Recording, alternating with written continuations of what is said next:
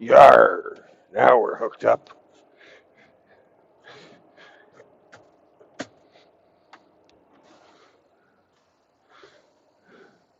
D153.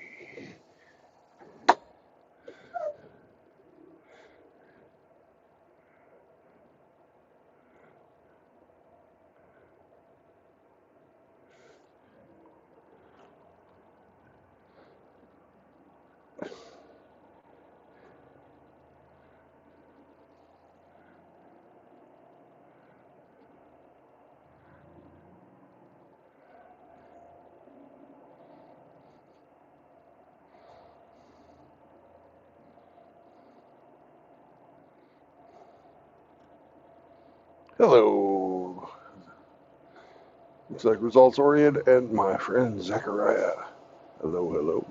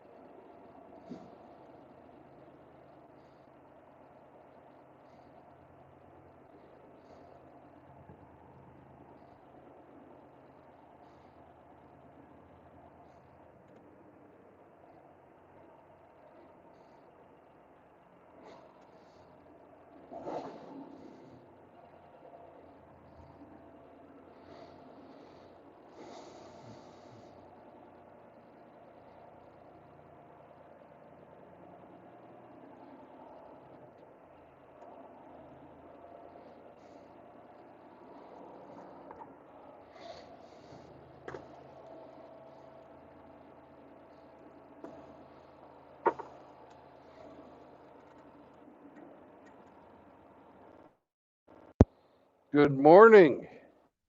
Good morning, Brandon. How are you today? It's a beautiful day to be driving around. Nice. You got a We're full looking. day ahead of you? Yeah, Good. Back to work. yeah. where Uh, where where are you, my big friend? I'm in East St. Louis. Still in St. Louis. Okay. Yeah, Did you hook up with the hamster last night? I did. We had a nice little meal. Awesome.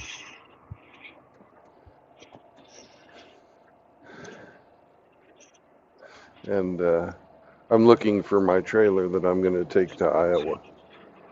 Is it empty or full? It should be full. Okay. They told me it was full. Back to Iowa. Okay, cool. Yeah.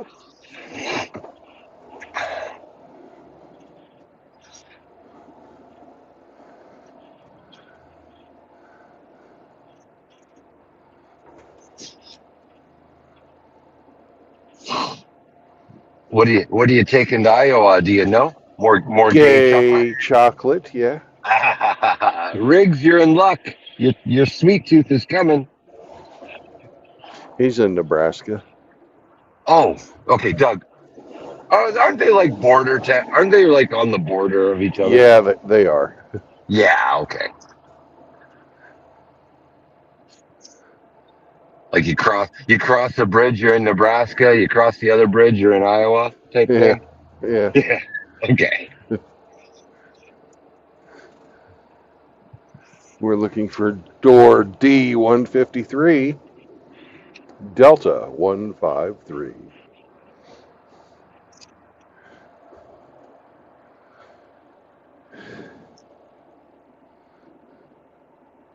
One ringy dingy.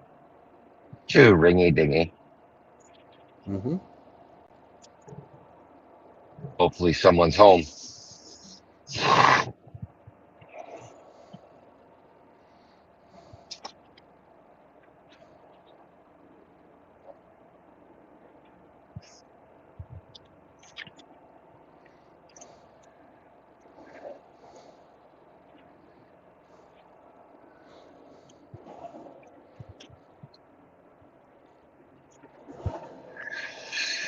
There's D153.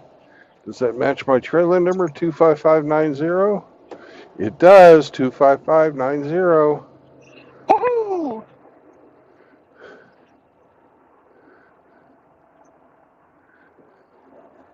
A fucking dumbass, man. Jesus Christ. It's gonna be one of those days on the road, I think. Really? That's too bad. Yeah, Hopefully that doesn't transfer to America. I hope so. I don't like dumbasses on the road. So I want to go that way, but the road's closed. So I have Mm-hmm. to go that way. And there's a train stopped on the fucking crossing. So fuck that shit. We're going to have to call you Bob Jr. Yeah, I guess so. Douglas Edwards, move your fucking train. Doug doesn't work for the railroad anymore. Oh, right, right. Ape, move your fucking train.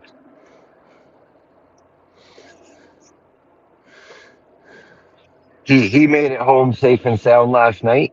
He about an hour later than he expected, but with a sore ass, he made it home. Yeah. He was riding for like 13 hours yesterday. So Dak tore him up. Yeah. Well, I think he wanted to go home for a vacation. He was fucking working too hard at Dak's place. Mitchell had him working for him. Dak had him working for him. He went back home for a rest.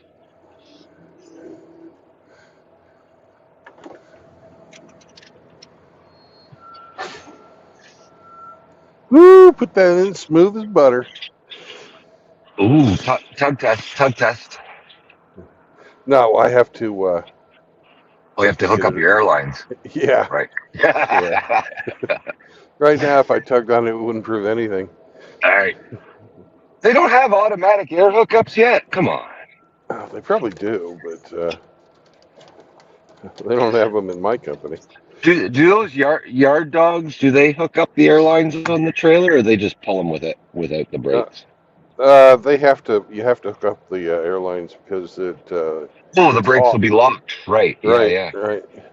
But we have our MGTOW sticker ready to go on. Nice. You got to be running out of them. I'm getting low, getting low. I'm gonna have to go see Smurf. fucking Smurf again. He was in one of the chats the other night when you were doing the late night stream. Oh, oh, you Ah, set off the alarm, man. yeah, it didn't like it that I had the fucking reverse still engaged. Oh, yeah. Kind of important. Yeah. Holy fuck! This trailer's been through hell. Fuck. Somebody fucking put the five slam of JAMA on it. I better take pictures of this. Ah, But first things first, we have to put this big test sticker on here. yeah, gussy it up first.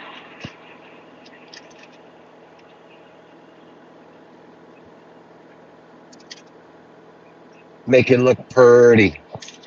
Yeah.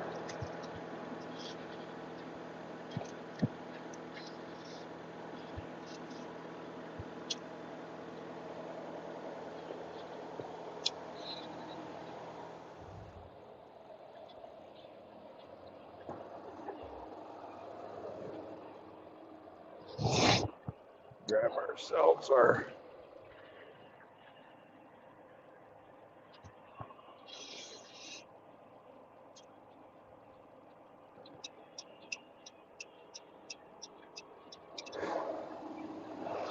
little tablet.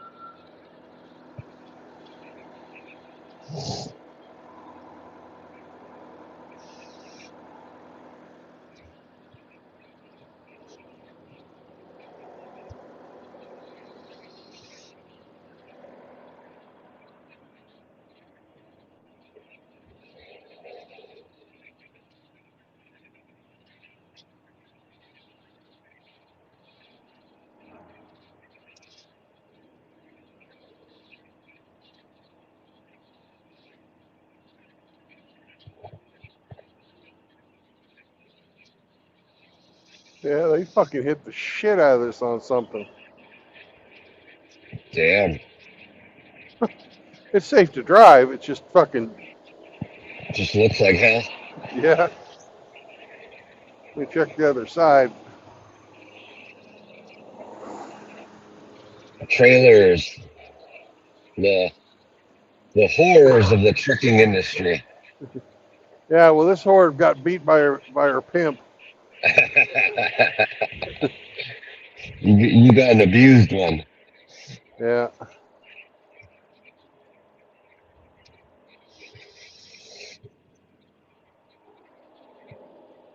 The other side must have been the good side. This side's had fucking two of the fucking structure panels replaced. You mean like the full length rails that run from front to back? No, I mean the sheet metal panels that they have the at the very front where they have the fucking double rivet pattern. Right. They're a lot thicker than the regular sheet metal panels Right. because, well, that's where the fucking king lock or kingpin is. Yeah, that's your hitch point. Yeah. Fun fact. I worked at a factory once where we punched all those holes in those side rails. All those rivet holes. Fuck, what a job.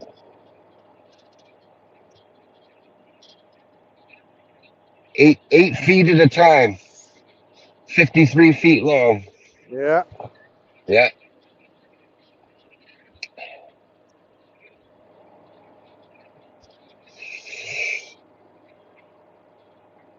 Fucking all those fucking punches would stick. Holy shit.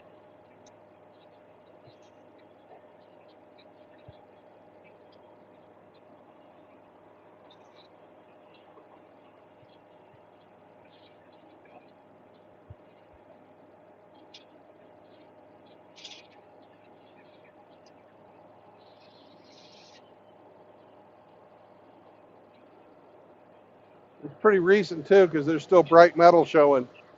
Yeah.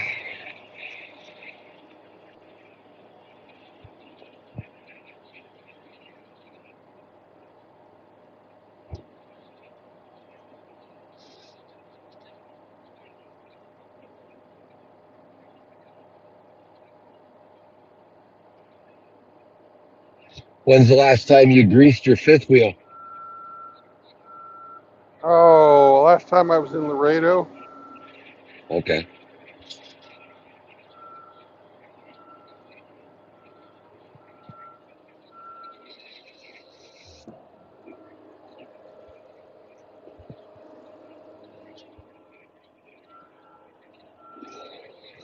When I'm down there and I have to switch out trailers, I always grease a motherfucker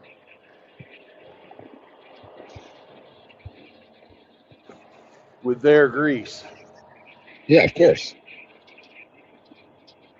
Okay. Paperwork's done on that fucking finding. Time to hook the motherfucker up and drive away. Hummer limousine.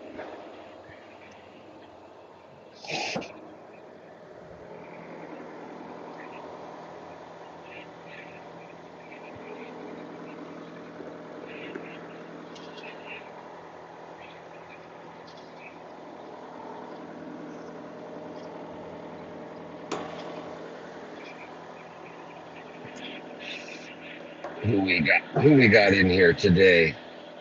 We got Grinch, Chrome Dome Omega, Mile High Ronin, Timothy Soka, Results Oriented, and Zechariah 12 and 8.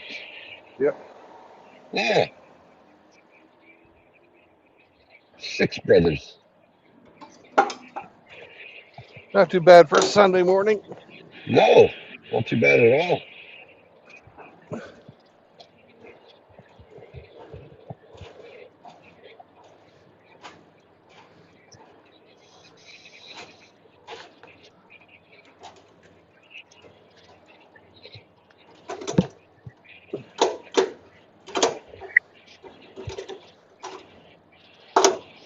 Grinch says he's in Springfield, Missouri. He's on a road trip this weekend. Yeah, he's going to Oklahoma.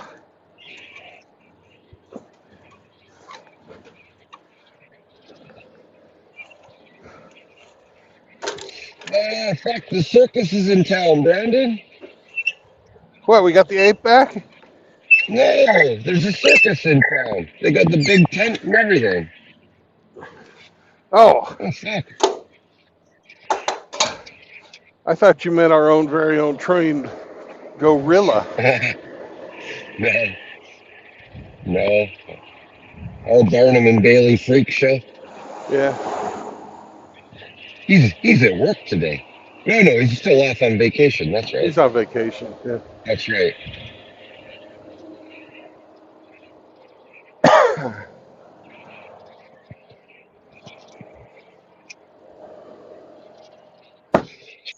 Funny. I know more. I know more about the brothers' schedules than I do my own sometimes. Fuck.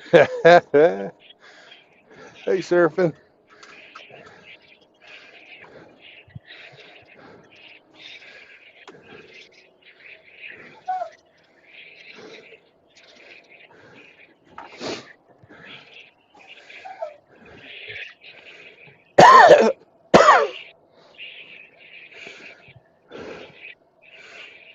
You're still suffering with that hay fever, huh? Oh, yeah, it's smoky as fuck down here today.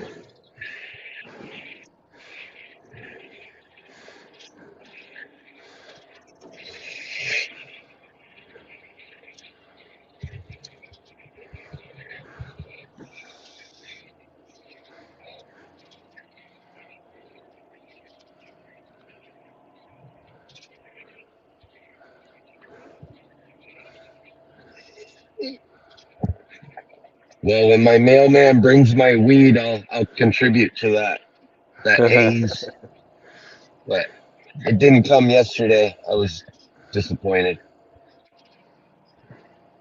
And today's Sunday. It won't come today. Have to wait for tomorrow. Oh, no. I know.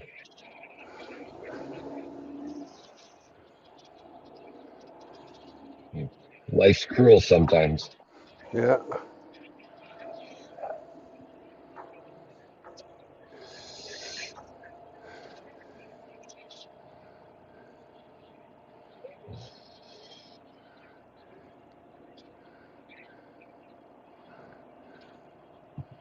Wonder how long it's been since this guy's seen his dick.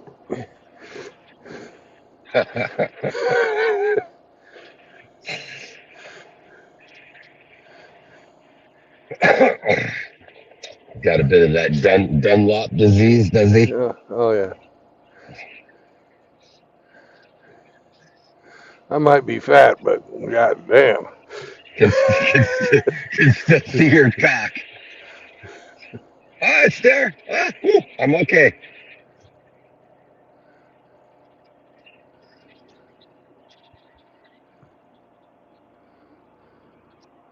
I'll get out of here before Swifty Swift takes to the road. We'll be all right. Right.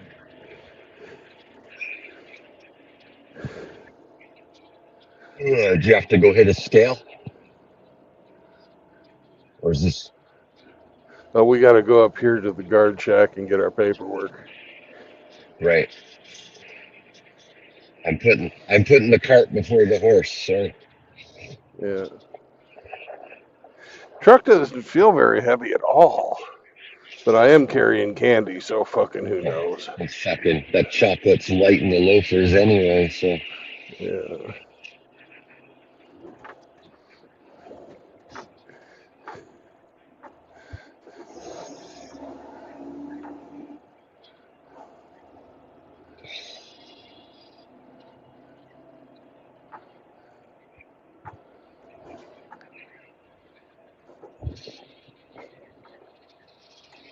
All right.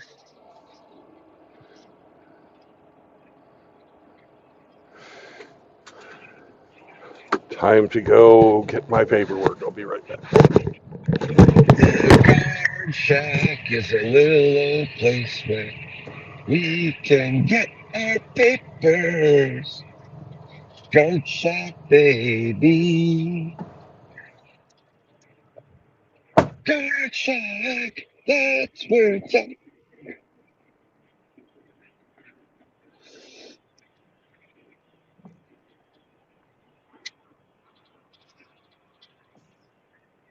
Who say what? Chloe just woke up and is looking out the window. What's up, D-Man?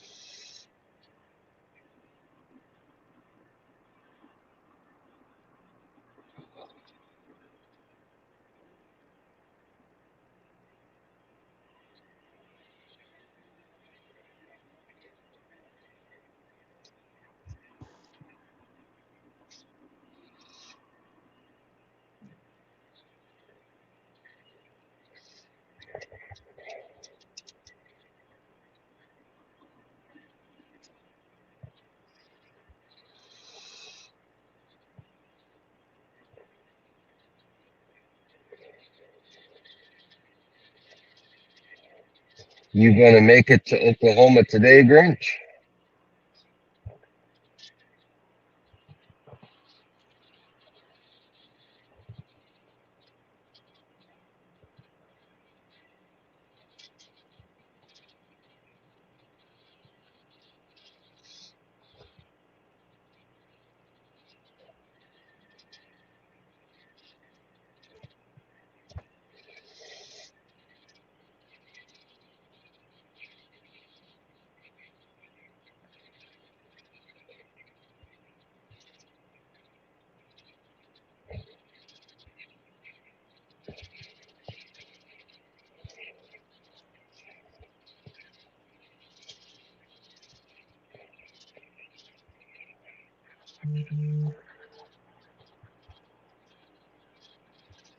The family barbecue is waiting on you. 6 hours to go.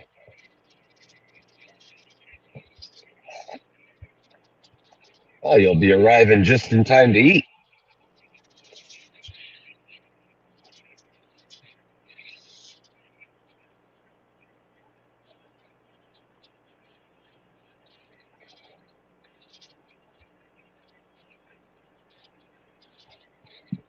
Morning, SCE.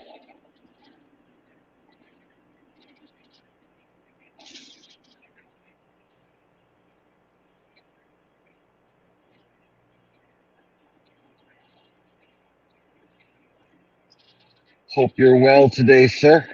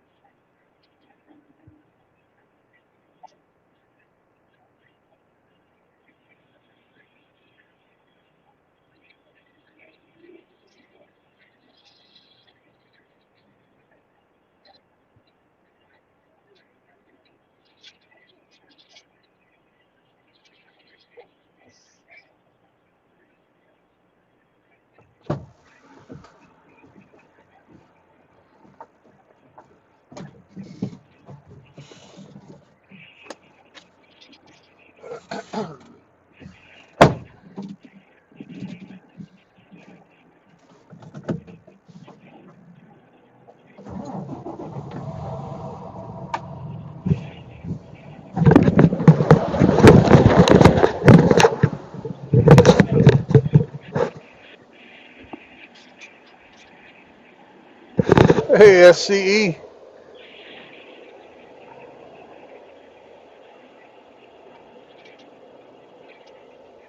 Oh, Oh my God, the monkey's flea, back. flea bags awake.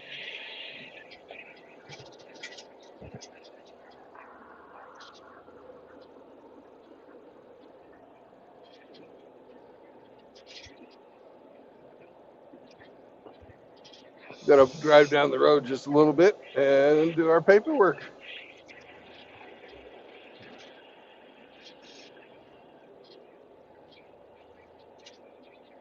I think we'll get a free truck wash while we're at it. Ooh.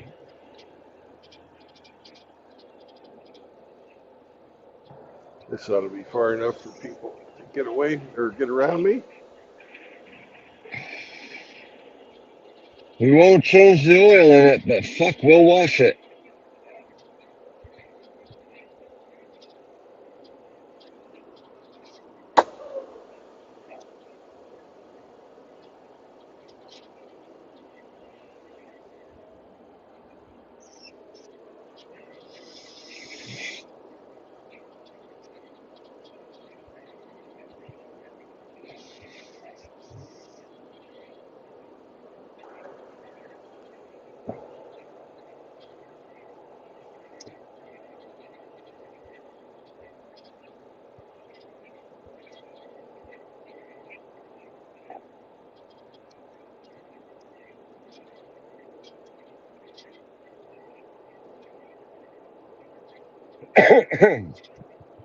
Almost at my destination.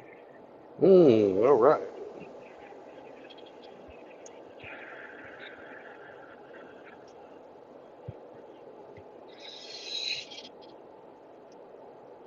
Change up those dishwashers today.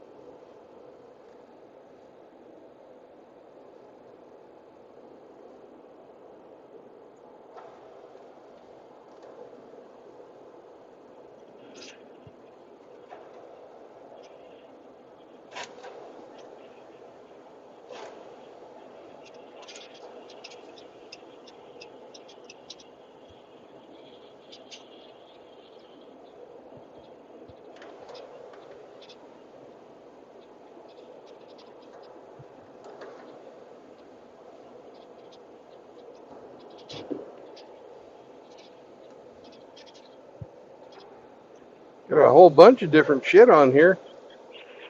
Oh yeah, Yeah. mixed bag. Oh yeah.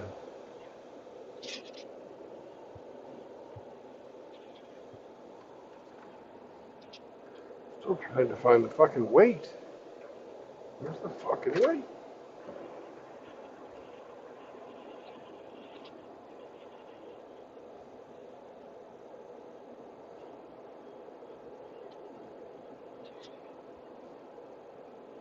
Okay.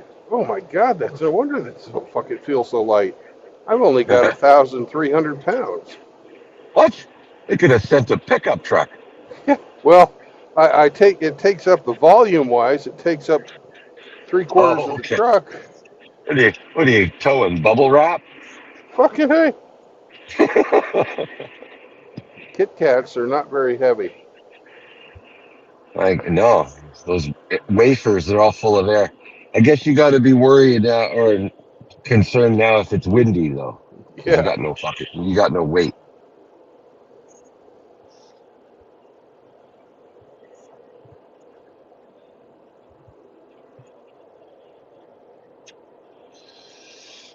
Oh well, you should get great mileage.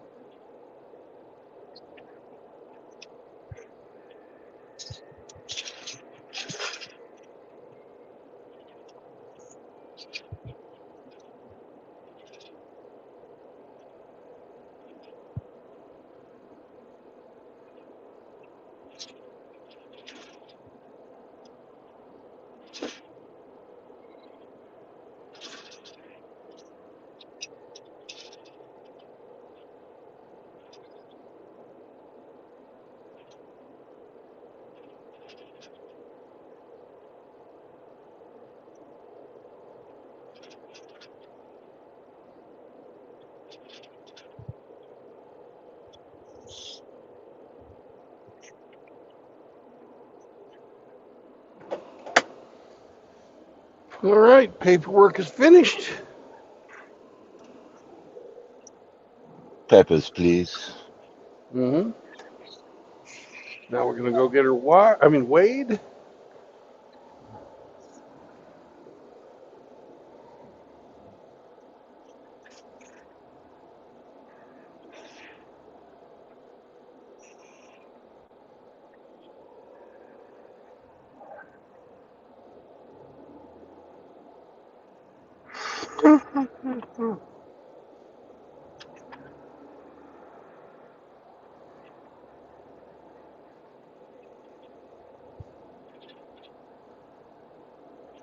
This thing is telling me my exhaust particulate filter is just about full. I can do that when they change the oil.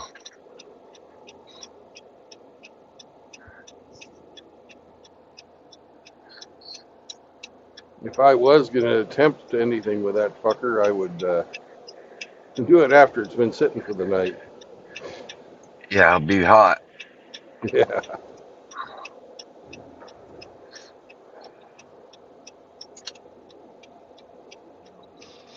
But if I start losing power, which I'm really not going to need on this trip, I'll stop in and have Loves fucking change it out with some guy with fucking better gloves than mine. Yeah.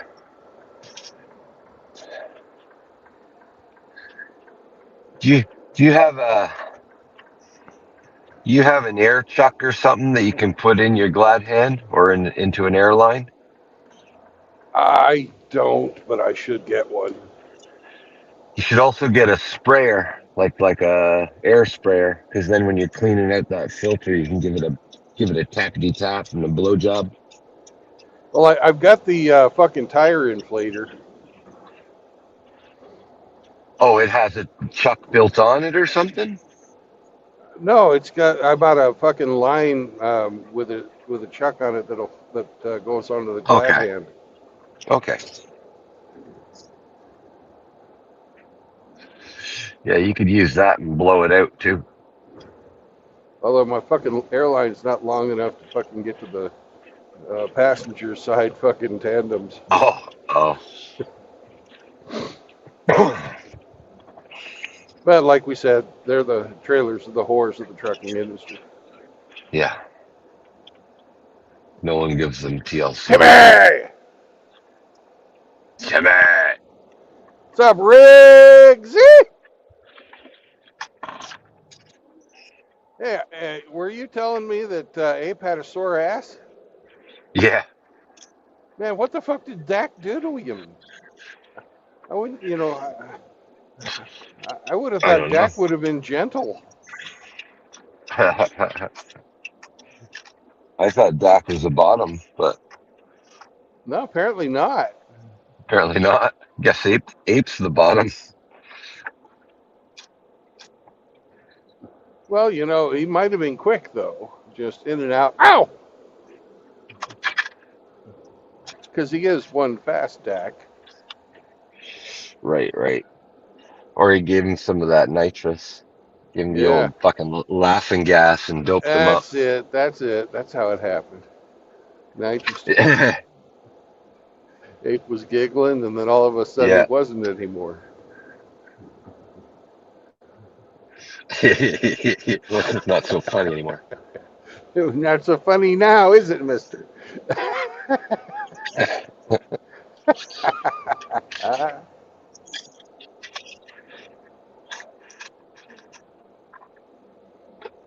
I don't hear you laughing anymore.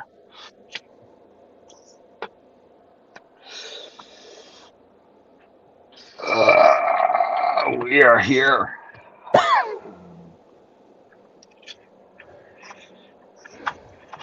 Now, Hemi, we have the option What's up? of going to Denny's Okay. Or or just driving. I'm going to drive on. I'm not going to fucking do it. I don't know why the fuck I'm hungry. That meal last night I had with Amster just did not fucking satisfy.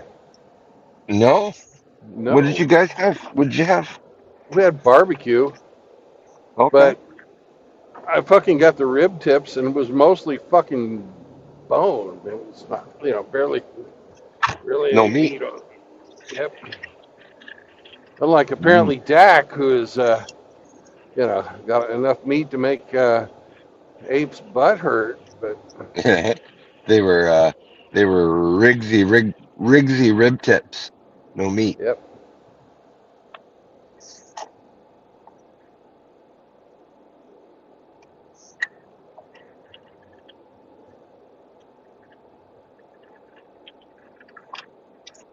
Oh, well, that's unfortunate. Well, when you got to stop to get it weighed, right? Grab a snack when you stop to weigh. I got snacks in the truck. I'll just grab one of them. Oh, okay. Then there you I go. got some. Have one I of got those some pork rinds. pork rinds. Nasty. I love them. I'm sure you do. People who do heroin love it too. Mm-hmm.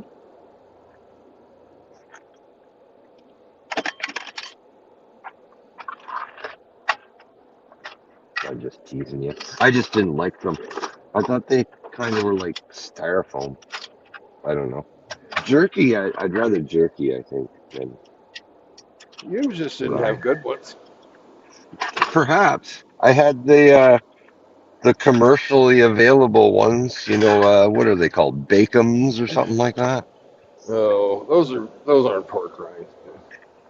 Well, it said so on the What's up, package. Mouth the Gape Ape? Welcome back to Nebraska. Hey, I'm in Washington, you fool.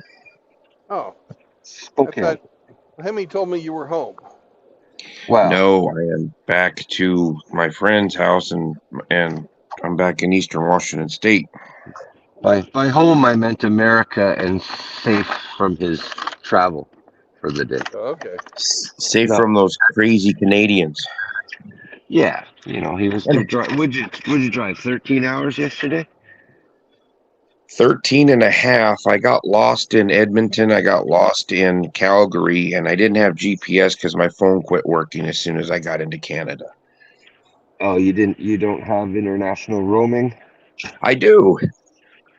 Oh, I do. But as soon as I got out of Kelowna, the GPS stopped and I could make phone calls, but every once in a while I could make a text message, or then it would turn it into an MMS or anybody trying to get me.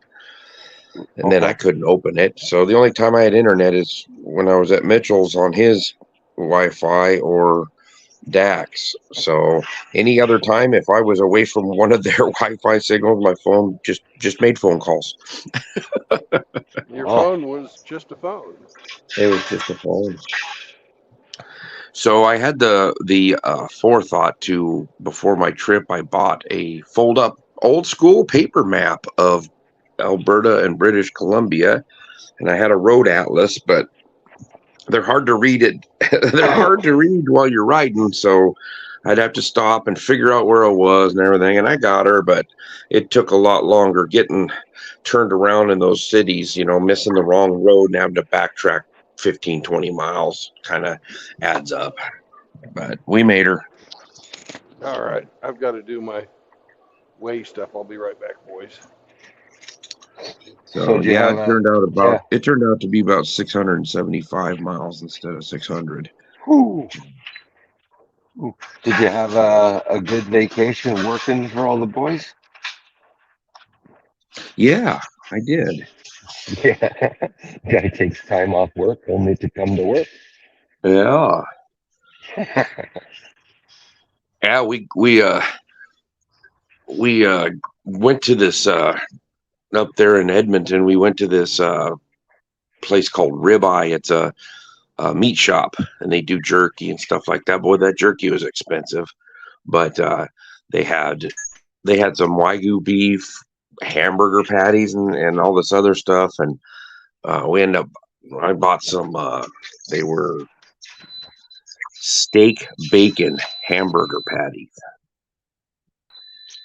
So it was all ground up steak and bacon put in it, and holy crap, were they good. Oh, yeah? Nice. And if you think about the price of them, that wasn't bad, because they said, all the guys they were at the barbecue, they said this burger would be $18 at a restaurant up here. Well, the burger itself was $6. The patty. So it was actually cheaper. I mean, if everybody would have went out to eat, it would have been a $200, $300 meal with everybody there. So it was a good time. And Dak didn't touch me in my no square or anything like that, like you're insinuating. Well, I'm just going off the evidence I had because Hemi was telling me that your ass hurt, and then you just left Dax. So, what's a guy supposed to think? Well, we can blame the ass hurting on a 2017 Honda Africa Twin. Honda did it to me. That and lots of roads. Okay, whatever you say. But it was fun. It was a lot of fun. I was glad I got to go do it for sure. So you're saying that your ass hurts, but you had a good time. Yes. Have you fueled up yet? Yes, I have. Well, that's too bad, because you missed a giant fucking bug guts on the windshield right in front of your camera. Oh. You non-professional bastard. It does kind of make it look like a little target site. You're smashing people as you drive down the road. That's not going to do nothing. You.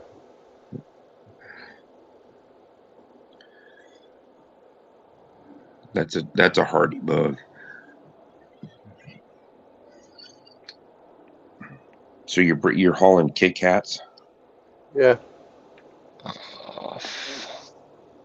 And not a hell of a lot of weight worth of them.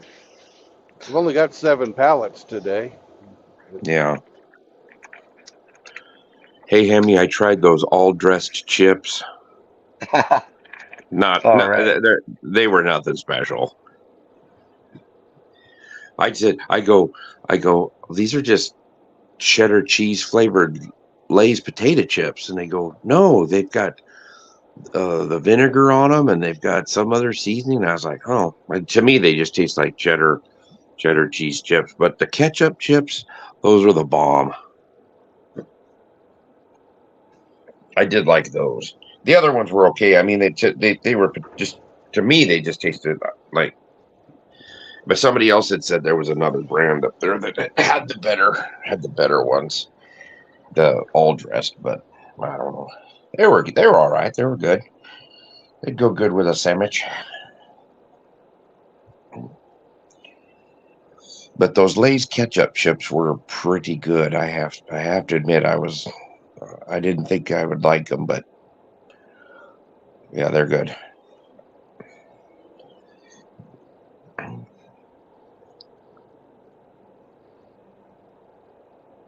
Well, it sure looked like you had a good time, man. I'm happy that you made it through Canada safely. Didn't get eaten by a bear because they took your gun away. I'll tell you one thing. The uh, it would have been 2 nights ago, and then yesterday morning in Edmonton. The fire smoke was so bad up there that you could literally look at the sun. You could just look up at it directly, and it was crazy because the sun had a I'm couple having of trouble spots on it. connecting to the Wi-Fi here. You could actually look up at the sun and see sunspots on it. It was like this little black spot at the 5 o'clock position. I was like, is that a sunspot?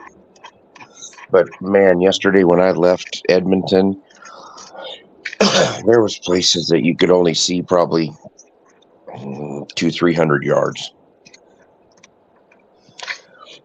So yeah, it was a little smoky.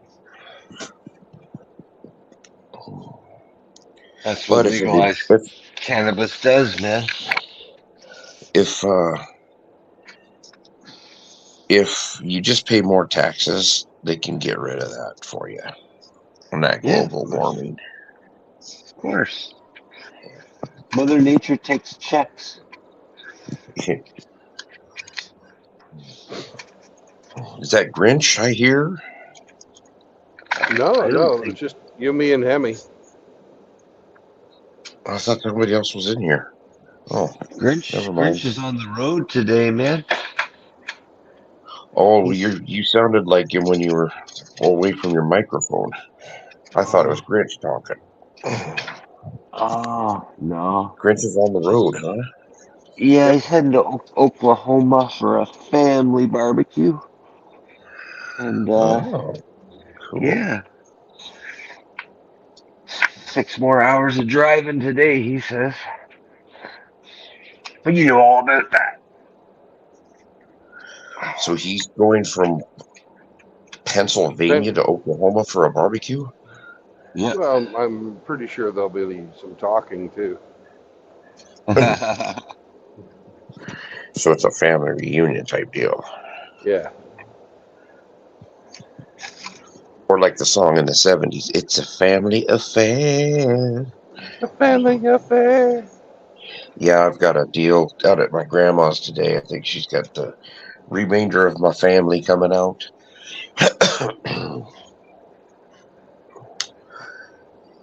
I think a family reunion for me would probably be about 12 to 15 people.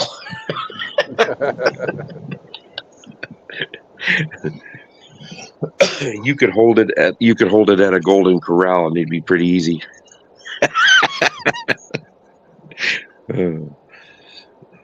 Yeah. So you had lunch yesterday or dinner with the hamster and you weren't satisfied, huh? Nope.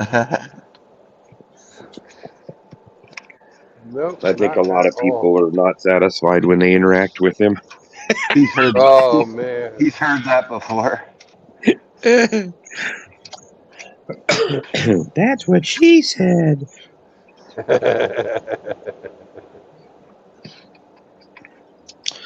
Well, boys, I will talk at you later. I've got a bunch of laundry to catch up on here.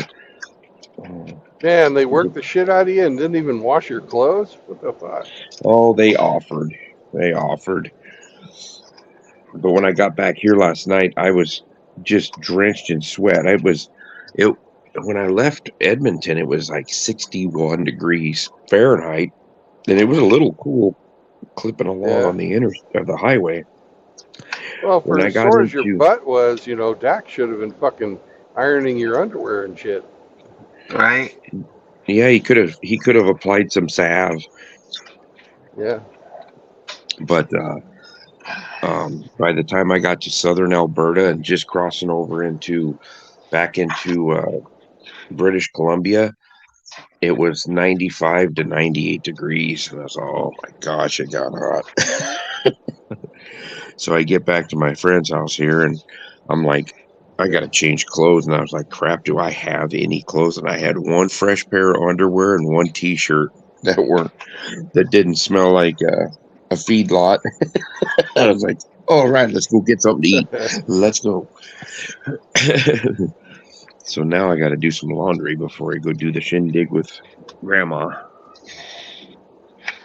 So I will talk to you guys later. Drive safe. Right. Bye.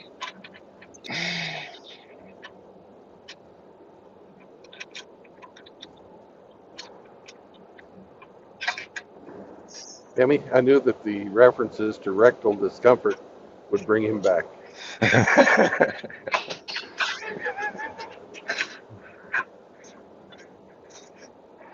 you know how to trigger him.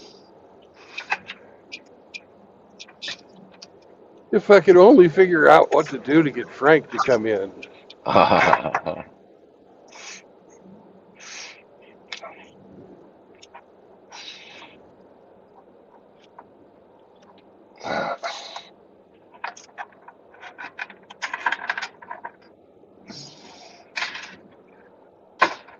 Bah! Bah, bah. Maybe. Welcome to Missouri, motherfuckers! Woo!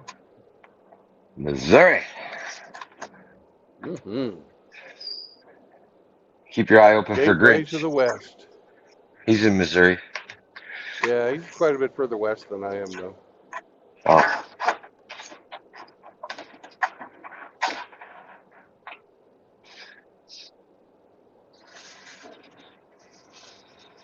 One dishwasher out.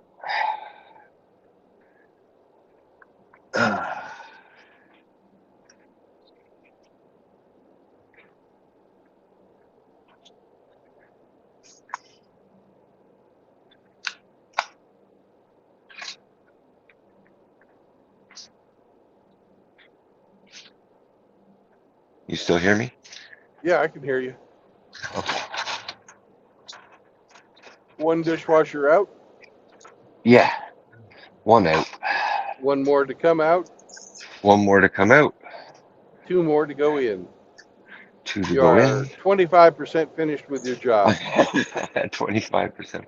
And I don't know what breaker it is, so we're doing them hot, Brandon. Excellent. If you really want to Yeah. know which one it is, just fucking touch the leads together. It'll click, Yeah, and yeah. then you'll know. Sure. Yeah, that's a good way to do it. Pow! I had a house once that had fucking three different breaker boxes in three different places from the three different fucking additions they fucking put on it. And the first time I had anything go wrong, I fucking was like looking for a blown fuse or a pop breaker or something like that. I had to fucking look in every goddamn closet in that house till I finally found the right one. Because they didn't put their breakers out, like in the garage where normal people do.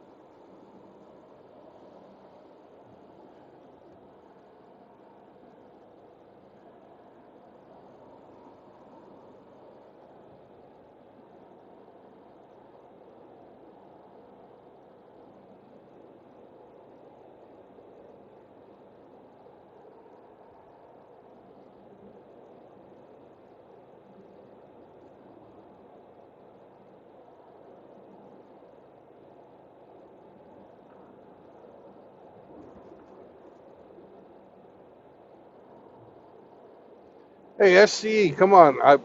The show. I got a truck question for you, and I can't read your answer.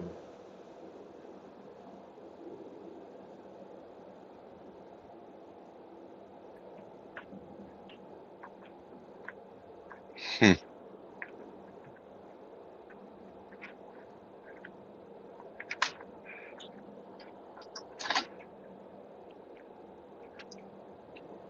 Oh, I totally cut out there.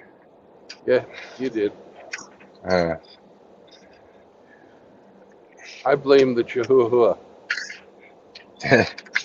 she's not here. Yeah, but she's listening. You know why? Why? She's all ears.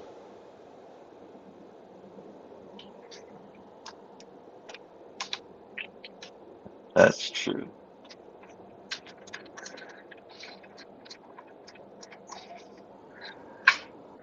She went up to the cottage this weekend. Hello. Hello? What's your question? Hey, I have the exhaust gas particulate filter light coming on. Where do I find that fucking thing, and is it something I could easily change or dump out? I'm No, pretty it sure. just says that it just means that you're going to have to cycle through oh a regeneration. Oh, okay. Okay, you're going to find it near the chamber that's off of your exhaust. What it's doing is that you've got like it's a chamber that builds up the residue from your exhaust, and so it basically it burns up the soot out of your exhaust system, and so that's what your whole regeneration is. Okay. I mean, yeah, you can replace that sensor, but you're just basically going to waste money doing it. I wasn't talking about replacing the sensor. I was just thinking, is there like a hopper or something that gets full of carbon or whatever the fuck it is? Why, yes, there is, and I mean, you're going to find it just right before it's part of your exhaust system, Okay. and you're probably going to find it somewhere near the air compressor. And the reason that I say that is because they use the heat from the from the settling tank to basically heat up the air around the air compressor, to where this way you don't get as much moisture into the air compressor. They want Okay. as much dry air into the air compressor as possible. So you're going to find it somewhere near the air compressor. Okay. But no, that's going to be just on your exhaust system. Look for that regeneration tank. It's probably going to be on the passenger side somewhere, and it's probably going to be not too far away from your exhaust stack. Okay. That was my truck question. Well, that's probably the wrong answer, but that's the only answer that I'm going to give you. Well, thank you very much, SCE. How you been doing, bud? I'm all right. All right. Yeah. Ridge would like to hook up with you and me the next time I'm in Oklahoma. Okay. I don't know when that's going to be. Well, normally we just hook up at the Petro downtown. So, Right. and I mean, he's going to be down there in like the Purcell area. It's like Purcell, Noble, Lexington. I mean, Yeah. that's kind of a strange place down there. I mean, it's kind of like those folks are a little different. What do you mean? Just rednecks They're or? they're no, they're a little different. That's all I can tell you, man. Okay. Yeah, they just do things their own way. It's like they're going to be really happy to tell you that that was the first capital of Oklahoma and all that stuff. But it's like I mean, it's great and everything, but I wasn't raised in Oklahoma, so Right. I'm happy for you folks, but it's like that doesn't really bother me either way. Yeah. Fair enough. So yeah, I saw that you were rolling around earlier, and I saw these what looked to be little lakes around there, and it's like trying to figure out where in the hell you were. And at first, I was thinking, man, this guy looks like he's in Oklahoma already, but you got all these little bodies of water everywhere, and it's like you don't see that in Oklahoma. No, Like, I was really close to the Mississippi River in Illinois. I was thinking, And all those little tiny lakes kind of makes it look kind of like halfway's like Florida, but it's like you don't have any of the palm trees and stuff in Florida, so it's like this is all kinds of whacked out. And it's like I was trying to figure out where the hell you were. Highway 270 near St. Louis. Well, as soon as you went back into Missouri, it's like, yeah, I know where he's at now. Yeah, you were on the top side of St. Louis right there. Yep.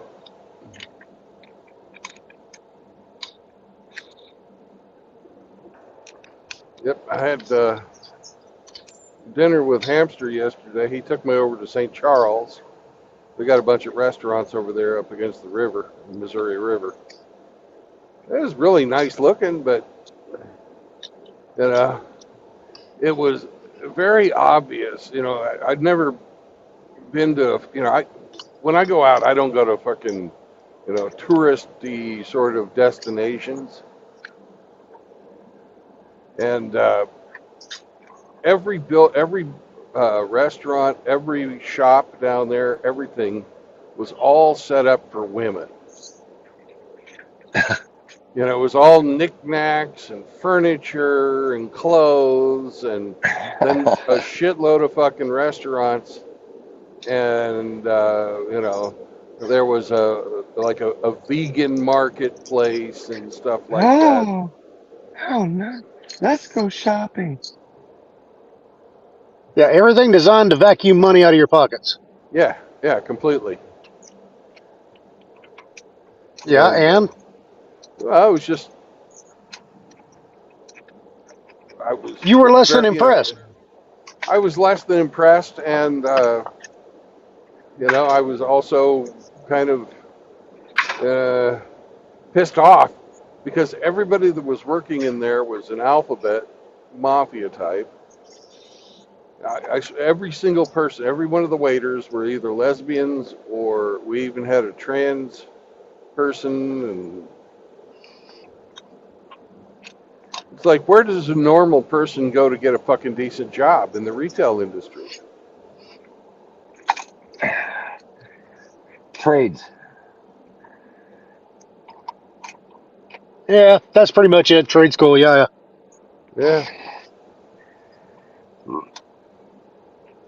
Okay, look, if you're wanting to be trendy and all the touristy type stuff, then you choose a lifestyle which is going to aim you in that direction in the first place. And it's like, if you're already inclined to be that way, then so be it. That's more fuel for the fire, okay? And then even at that, it's like you got to figure that everything that they're doing is designed to work the whole depopulation agenda, be just straight down the line. It's like, the reason that I say that is because, look, if you're looking to wipe out either one gender or the other, the best thing that you can do is make them attracted to themselves, to where this way they can't reproduce. And then unfortunately the downside of that is that it creates all these G rumors, and then it's like, from that point on, it's like, then you get these great movies that come out that's like, The Sound of Freedom and stuff, and it's like, oh yeah. People just don't seem to realize just how corrupt that Hollywood is, and why they're so against this movie. And it's like, unfortunately we're living in the last days, and this is the satanic system taking over, and it's like, what can you say? I mean, it is what it is. But that's just my opinion, okay? I could be totally wrong on that. Yeah.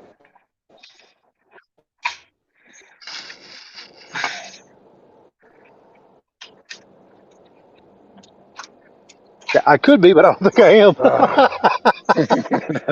No, I don't think you are either.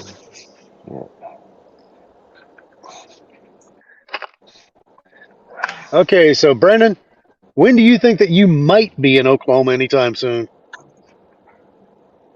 I couldn't give you an honest answer. I have, I have no clue. Okay, well then give me the dishonest answer then. Oh, I'll be there next week. Awesome. We'll see But you that's then. complete bullshit. So.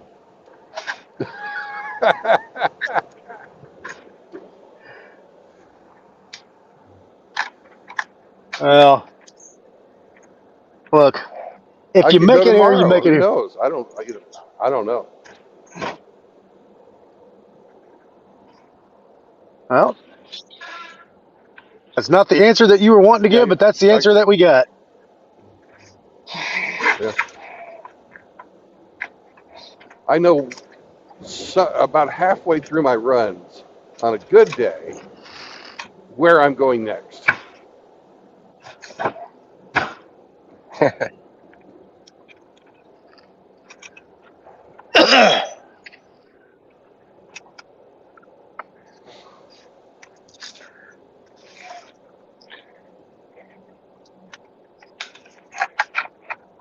Well, it really doesn't matter to me if you make it here next week, a month from now, just whenever you get here, just get here safe. That's all that really fucking counts.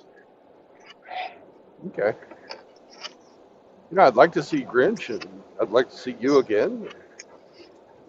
If it happens, it happens. If it don't, it don't. Yeah, exactly. It's, I only know where I'm going to be on the 19th of August. That's my parents' wedding anniversary. Their 59th. And my brothers and I decided that Mom wasn't doing too well. So, just in case, we're going to go celebrate their anniversary this year.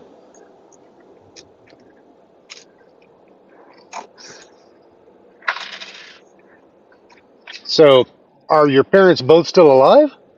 Yeah, And how old are you? I'm 56. You should I'm be so blessed, very man. thankful. I am blessed. You are extremely blessed. And my dad is really healthy. Mom is kind of, yeah, but she was born in 1936, so it's not like she's young. Now, she was slightly younger than my mom, but my mom's been gone for a long time, man. Both my parents have been gone for a long time. I'm an orphan now.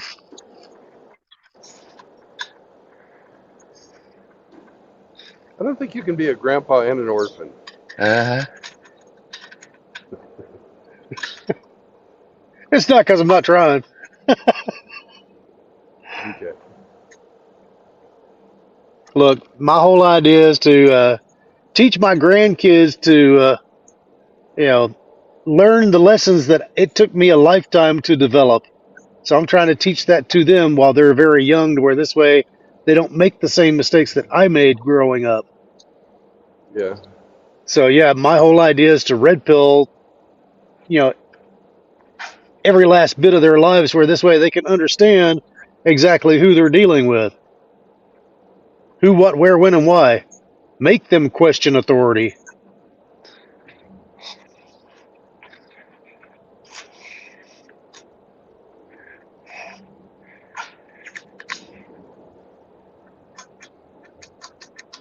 Now you have to ask yourself: is this paranoia, or is this just good common sense? Well, it's not paranoia if they really are out to get you.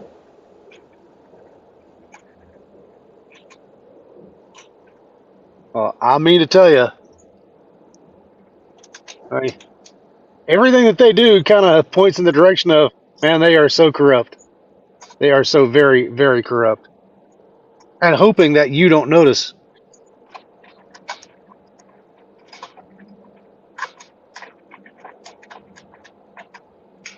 Yeah, that's how come I miss those conversations that we have, that, you know, we can talk and say just about anything that we want. at a dinner table and nobody's going to say anything one way or the other. You don't get shut down by a platform by speaking your mind. You don't get strikes. Not at Oh. the dinner table. No. No, Well, I pretty Brandon and I much have speak some. my mind on this channel anyways, so you don't have to hold back. If I get strike, so what? If I get a channel taken down, I'll make another one.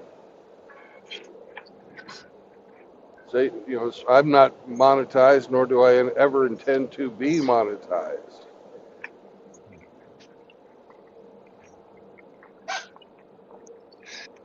I don't give a fuck.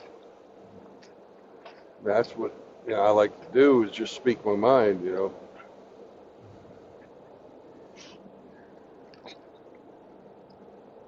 I don't particularly, claim to have any answers, but I know some shit, and the shit that I have spoken out about, I've been right. I don't open my mouth unless I have fucking facts. I was right about the fucking COVID. I was right about the COVID vaccine. Like millions of other people. Yeah. We're right about the fucking election being fucking stolen from us. We're right about the corruption. We're right about the 2 tiers of fucking justice out there. It's plainly fucking obvious. It's in our face every day. If you're a felon and you go and buy a fucking, gun while you're under the influence of fucking illegal narcotics, you're going to go to jail. The same is not true for the president's son. If I was to fucking mishandle classified information when I was in the Navy, I would have gone to fucking jail. The same is not true for fucking Hillary Clinton. If I was to lie to the FBI, or you to lie to the FBI, you or I would go to jail. The same is not true for the FBI lying to the American people. There's no excuse for the way, the sheer amount of fucking corruption that's going on. These assholes will tell you, hey, it's part of our job to lie. We have to trap people in. No, you're fucking lying. The standards of fucking justice should be universal for all fucking people in a criminal case. I don't give a fuck. If they can't fucking convict somebody without fucking lying, well then they're not really Their conviction is doing meaningless. their jobs. Yeah. Yeah, their conviction is meaningless. So Yeah, it is what it is. Yeah. Yeah. Now, who was that in the background that was like killing something with a hammer? That's Hemi. He's replacing a refrigerator, not refrigerator, but a dishwasher, and he's in the pull-out phase. He's working on his pull-out game. I was. His pull-out game sounds painful. Hey, he's Canadian. They're weird.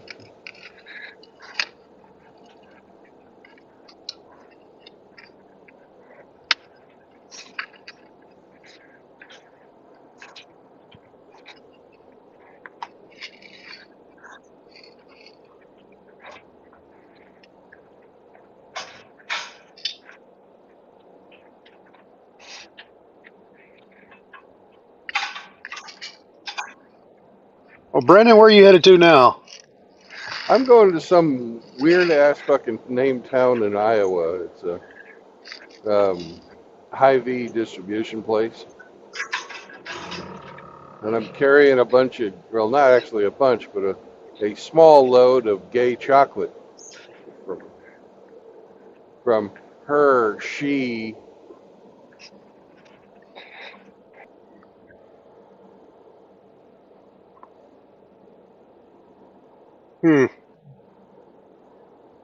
Well, anytime that I went to Iowa, I was always going to like one of these meat packing plants, or I was delivering to like a Wally World distribution center or just something. Yeah, Hy-Vee's a big time grocery chain up there. Yep. And hell, I delivered to a different Hy-Vee last week in Cherokee, Iowa.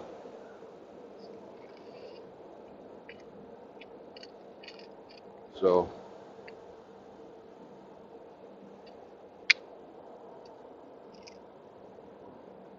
it was really nice country around there, and the land is still cheap, relatively speaking. It's about 4 or 5 thousand bucks an acre, which is tremendously inexpensive compared to most of the country. Well, that's just it. Is that anytime that you go somewhere to like say Iowa or Illinois, even though it's communist as it can be. I mean, Minnesota, just North Dakota, South Dakota, Nebraska, any of these places, you're going to be able to find some good, cheap farmland. But it also comes with like higher utilities because it costs a little money to last through the winters in these places. But I mean, you're not going to find any better farmland anywhere.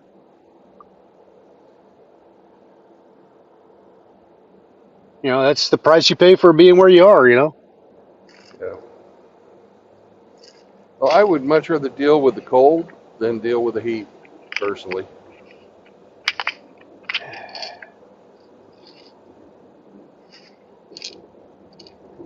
Um, for me, that's kind of a 50-50. I mean, look, I have dealt with the heat most of my life, and so it's not that big of a deal to me.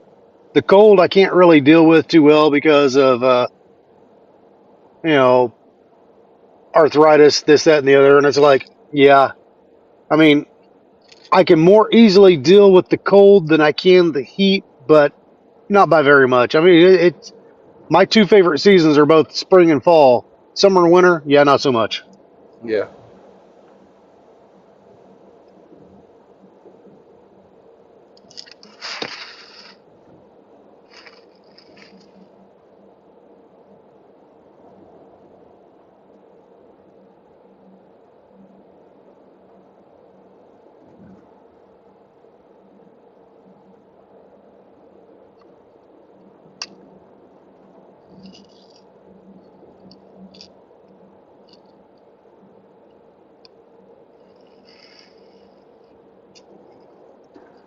I'll get back over the other lane. It's not so fucking bumpy.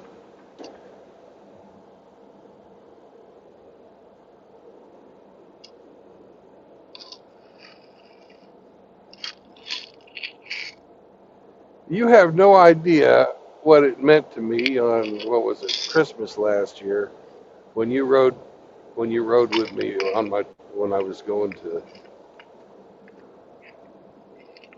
Kansas City, and you stuck with me until I got there. That was fucking awesome, man. It was Christmas and you were just trying to get home, man. Yeah, Believe me, I understand that better than most people.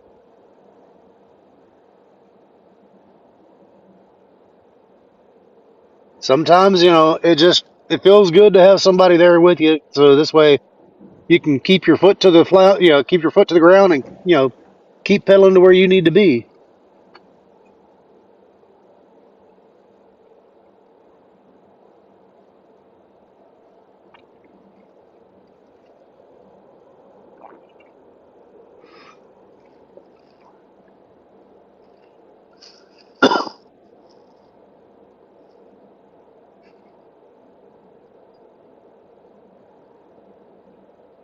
Well, how much further you got today? oh, dude, I just started. I don't have to deliver until 2 o'clock tomorrow, though, so it's not a huge deal. I wasn't supposed to pick up until 10 o'clock tonight, but they're at the Hershey factory. They're pretty fucking. They're pretty. They're pretty well on the ball, and I didn't feel like grabbing a load, driving all night. You know,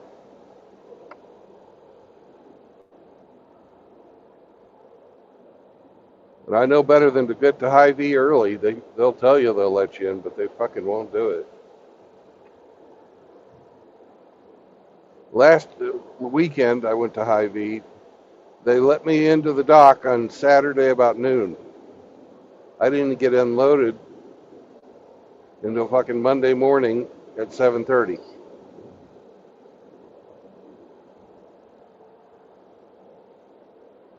Yeah, I had a situation similar to that one time. I was in like Columbus, Ohio, and I was like at this grocery chain, which we will just call Big Ursine. Okay, that's not the actual name of it, but it kind of is. Yeah. The Big Ursine. Anyways, they said, "Yep, you're late," and it's like I was there like 26, 27 hours early, and they said I was late, and it's like, no, I don't think so.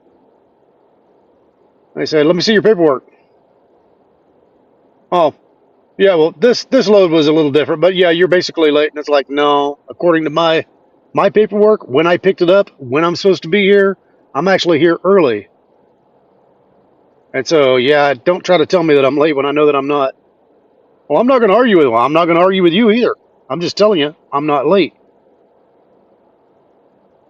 And when you do the math and you do the timing and you figure out when I was loaded, when I left, and when I got here, you'll see that there's no possible way that I could be late. Oh, him and I got along splendidly. Oh, I bet. So then, you know what they made me do? I sat there for 2 days. I even called my dispatch. I was like, hey, I actually got here early. Can you get me out of here? I don't really want to be here. And these are folks that were, you know, making good union money to sit around and play dominoes all weekend long while I'm sitting in the dock waiting to get unloaded, which didn't happen until Monday morning. And I got there like Friday night before midnight. It's like, oh, not happy. Nope.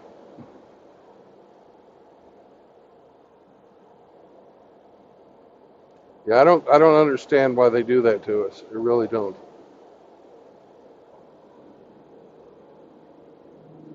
I think it's just a way to, you know, test your attitude, I guess. I don't know. I think they're just too fucking lazy to do their own jobs. I don't think it has anything personal to do with us. They know that we're fucking isolated, and all the office people are fucking home for the weekend. Nobody's gonna fucking do anything other than give them a little fucking 5-minute talking to.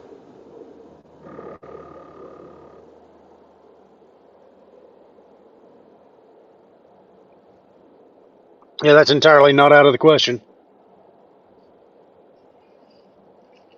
And it's not like they really care. Yeah. These days, companies are just fucking happy to have somebody fucking fill a warm seat in a chair.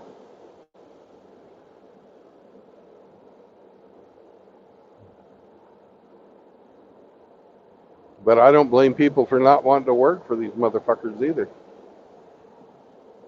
The woke garbage.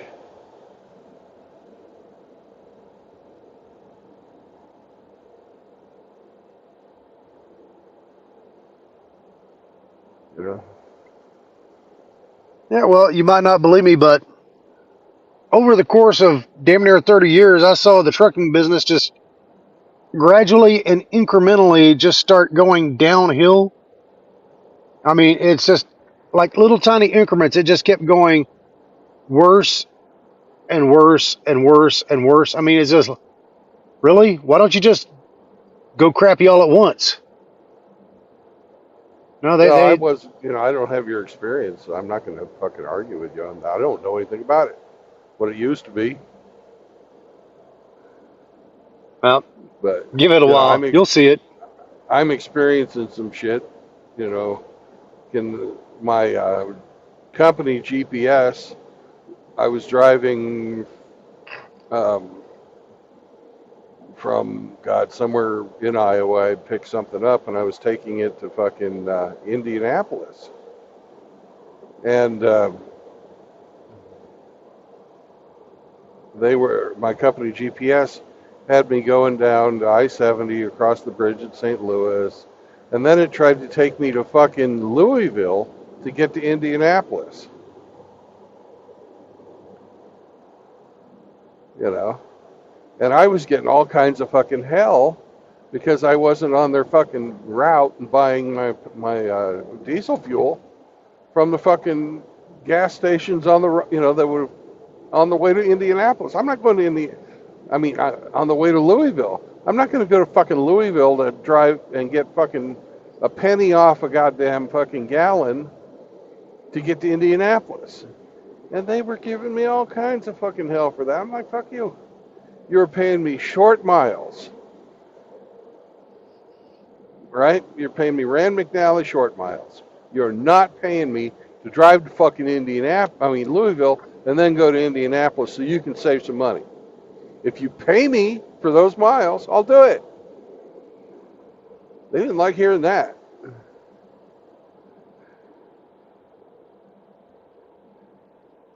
Yeah.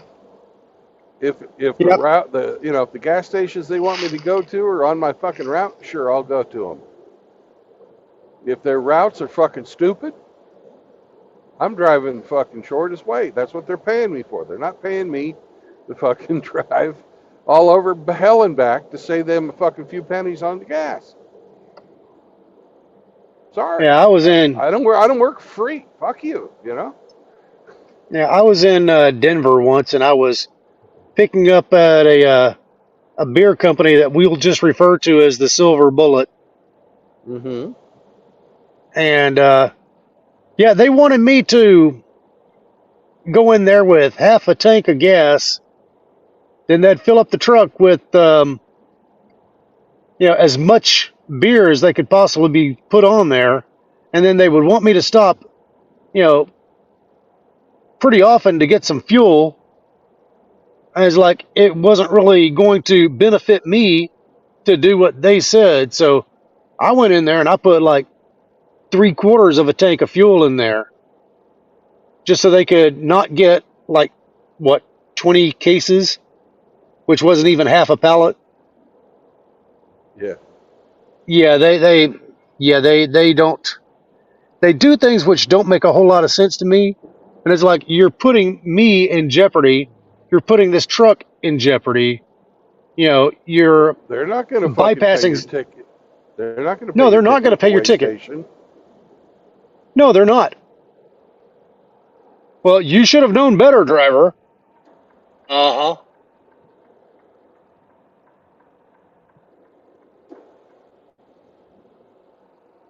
And even at that, I But had to bypass that first set of scales because after I did weigh myself out, it's like I knew that there was no possible way that I could be legal. So I kind of had to make a few navigational adjustments to get to where I needed to be. yeah, I weigh as soon as I possibly fucking can, preferably before I get on the highway. Exactly. You have to. It's always about covering your ass because they certainly won't. No, no, no, no, no. They will quickly throw you under the bus, too. Well, driver, you should have known better. Uh huh. You're the one who told me to do this. Nobody ever told you to do that. Did you get that in writing? Uh huh. I see how y'all are. Yeah, I've had a couple of times for him telling me to fucking, oh, just get going. We'll fucking email you the bill of lading. And I'm like, no, my signature's got to be on that motherfucker. Well, just do it. I'm like, all right, send that to me in writing. And they don't do it. So No, that's they fine. absolutely, they do not want to send you anything in writing.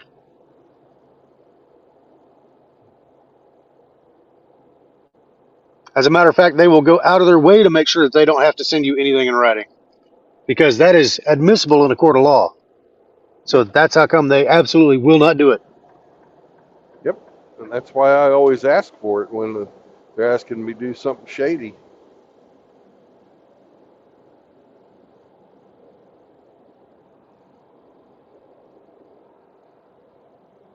you know. But I'm right about fucking this. You know, I'm not going to drive out of my way to fucking fill up with cheap gas unless they fucking pay me to do it. I get Yeah, paid by the they're mile. I get paid by the mile. Fuck them. yeah, they're not going to do that, and you know it.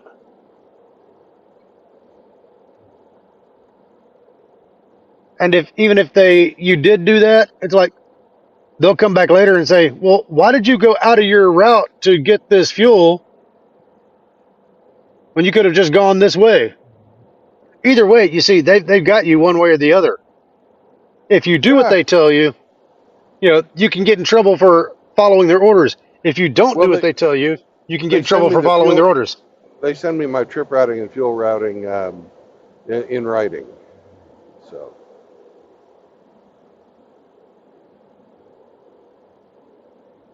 that way, you know, I'm covered on it that way if I actually did follow their stuff. But my dispatcher's never driven a truck. He doesn't know shit about fucking driving a truck. And all he knows is what his computer tells him. His computer says, hey, our company GPS shows you 120 miles off your route. Are you going to be able to make it on time? You know, and when he's done that a couple of times, I've been already sitting at the fucking dock getting unloaded. And I'm like, dude, check my fucking position, man. He's gotten to a point where he doesn't even fucking call me about that stuff anymore. But, you know, he gets these fucking automatically generated alerts, and he goes off of that. He doesn't do any fucking investigation.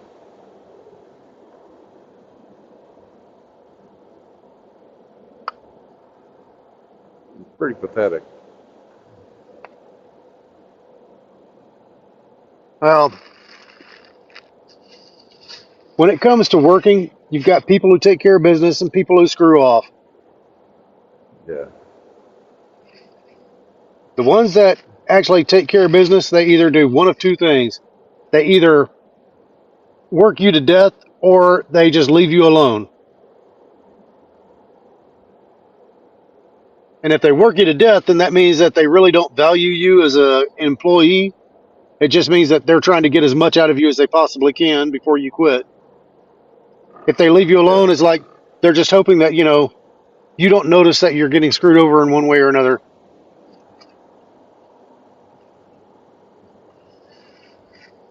Yeah.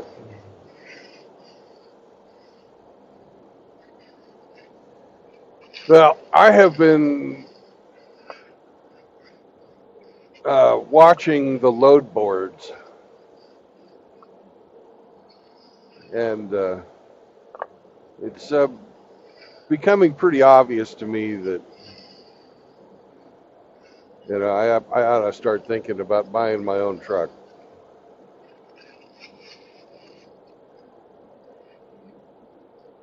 Because Okay. I could do the job of my fucking dispatcher. Oh, yeah, you could easily do his job, your job, and somebody else's all at the same time. You know, the only thing I'm until I learn everything about the new truck that I get is some mechanic and stuff. Okay. Even if you were a piss poor mechanic, you can still work the other aspects of the job and go get yourself, you know, some type of maintenance agreement at like, you know, a Peterbilt dealership or, a Cummins dealership or, Packard or wherever you need to go, just something to where, Right, right. you can get some type of maintenance type of agreement from an actual maintenance facility and you're going to be good as gold. Okay. The main thing is that, you need to run the miles. And so you need to figure that out in your head. It's like, hey, I need to run X amount of miles to make X amount of money to do this, that, or the other. So, yes, if you want to run the, the owner operator route, then you need to come up with this. You need to get yourself in a position to where you are working on a dedicated run, let's just say that, like say from Kansas City to Del Rio or El Paso or, something down at the border, because, you're always going to have freight that's coming in and out of the United States, you know. Right. So, you either want to go from like Dallas to Toronto or, Kansas to Laredo or Del Rio or wherever. I mean, it's just all the, you can get stuff like going from Kansas City to Miami, to where, they've got international freight that goes like, in and out of the boat docks there. And it's like, it just needs a way to get into the interior of the country. There's, as long as you get a dedicated route, that's how you make your money as an owner operator. Because then you're able to figure out, the amount of bills that you can pay, what you can do, this, that, and the other. Yeah, you can get things done. You can make it work. It's not going to be pretty. It's not going to be pleasant, but I mean, it's like you can figure out what you can afford, what you can do, how you can make your money, and how you can spend the least amount possible, still make money, still pay your taxes, and still, enjoy your life, with some reasonable time off to, actually live your life rather than just paying bills. Right. It's consistency is the key to that. So, that's the best I can tell you on that one. Well, I'm 1 year into a 5-year plan for saving up money to do my homestead and get my shop set up. And I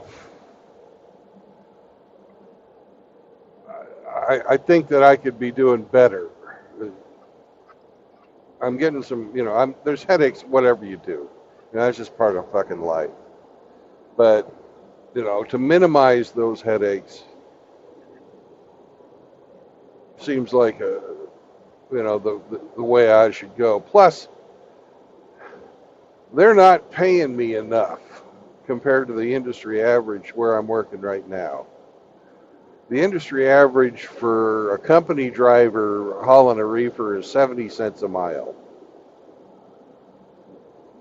Brandon, how much land do you own? 6 acres.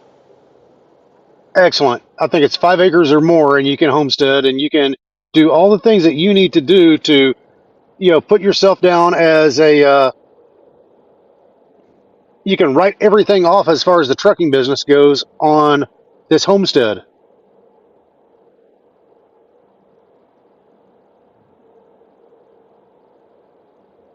Call it a farm expense? Yes, you can write it off as a farm expense.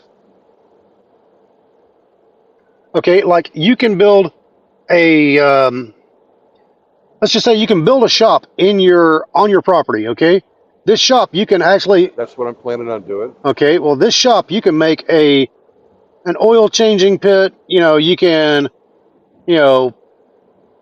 make do service your your brakes, do whatever you need to do from the pit. You can use this pit as basically a tornado shelter. Yeah. Okay, you can use this this shop with the pit as a storage facility. There's all kinds of things that you can use this particular land, and how you design the buildings to where you can utilize every last bit of it to pay your expenses. It makes a good tax write-off. You can make a little money. You can do what you need to do, and it's like, look, it's not like the government is going to try to help you in any of this. They're just going to be looking to hold their hands out. It's like, hey, you're making money? Hey, give up. Come on, hand it over. That's what their job is. Your job is to make sure that they get as little as possible. Yeah. So you do whatever you need to do to take care of business, and it's like, and you take pictures, you save receipts, you do everything that you need to do to where this way you can document it. You got it marked.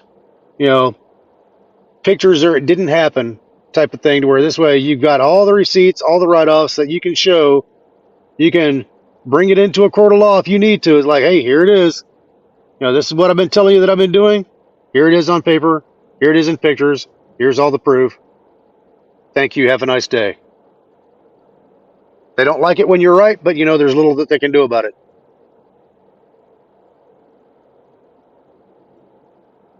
Play your cards right, and you can do all of this all by yourself. And I mean, you can do one hell of a job. Okay. I've known several truck drivers who are millionaires, and it didn't take them very long to get there. We're talking like 3 to 5 years, but I mean, they really, really, they humped it to get there.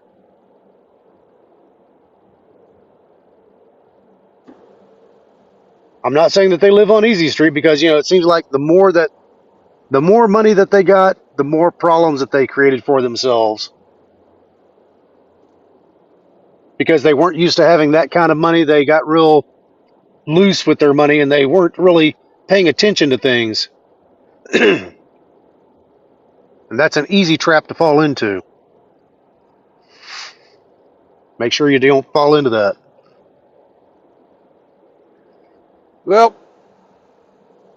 yeah, that's good advice. I've had money before. Okay.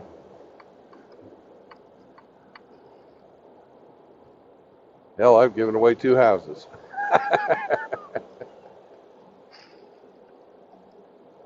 So,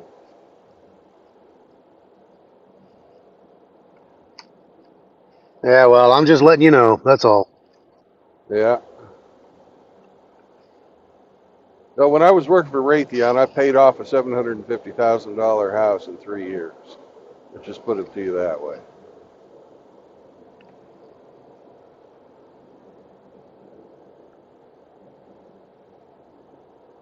I thought Raytheon did helicopters. Raytheon does almost everything involved in fucking defense work. They they started their initial business because they figured out how they could build radars with a fucking stamped metal. So they were able to fucking produce thousands of them for fucking World War II. They could, you know, do a lot of fucking automation for building radars, which is something nobody had ever been able to do. They were all fucking milled fucking castings and shit like that for the fucking magnetrons and that sort of thing. Raytheon figured out how to do it with fucking stamped metal. Then they're the primary fucking manufacturers of the cruise missiles and the fucking standard missiles 2 and 3. So they're fucking they put missiles on every fucking Navy ship. They put missiles in most of the fucking Air Force airplanes. Raytheon Missile Systems is a huge cash cow. Then they have a whole bunch of fucking special programs doing secret squirrel shit. So almost 500,000 people work for Raytheon. It's fucking huge.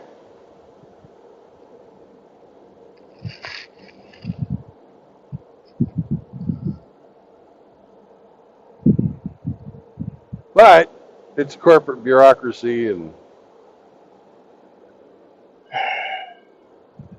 motherfucker to work for. When I got divorced, the motherfuckers would not take my ex-wife off of my fucking insurance unless I showed them my divorce decree. And I told them, that is not fucking part of my employment. You don't need to see that. Fuck you, I'm not showing it to you. I showed them the fucking cover page, which is what's a matter of public record. And I said, here, this is the divorce decree. This is all you're going to fucking see. But this is for our policy. And I'm like, fuck your policy.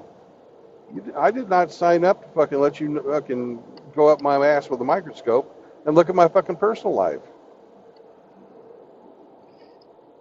I do not have any charges filed against me. There is no garnishment. You trust me with, I don't know, $100 million airplanes. You better fucking trust me with this too. Oh no, we can't do that. Blah blah blah blah blah. I'm like, fuck you. I'm not going to show it to you. No, and I can guarantee you why they were doing that. That's because this way they could say, well, he was financially compromised. We thought that he might have been, an agent or an asset of a foreign, power. And, yeah, that could have gone so horribly wrong. Good thing you stood your ground. Yeah. I mean, these people, they unscrupulous. I'm not going to kid you. I mean, they anything that they can use to try to manipulate you, screw you over at, your expense and not theirs, they'll do it.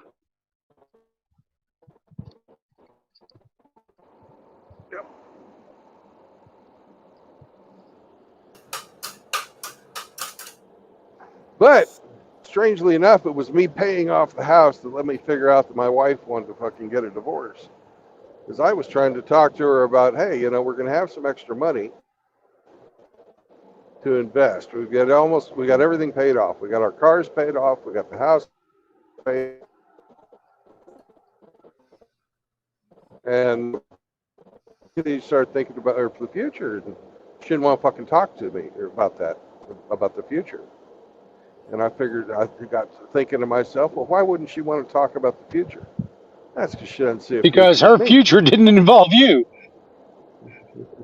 Yeah. That's exactly what it was. Her future did not involve you. So it is what it is. Yeah.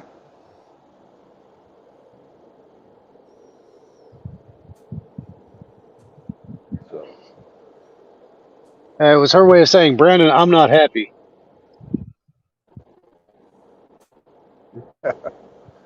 she couldn't, she had it planned out because I was putting her through school too. She was going to wait until the end of her semester to fucking confront me on it. She didn't want to disturb her schoolwork. And I'm like, fuck that. If this is what you're thinking, man, let's get it out. Let's get it done.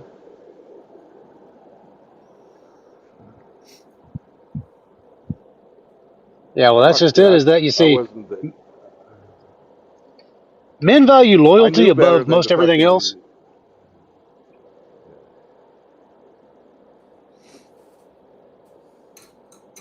Go ahead. I never caught her fucking cheating. I never caught her cheating, but I figured it out that she was cheating,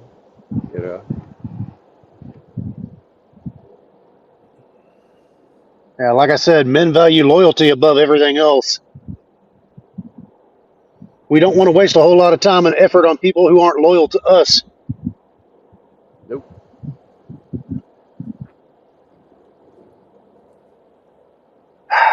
Unfortunately, yeah, hey, we're all prone to make mistakes, but you know what?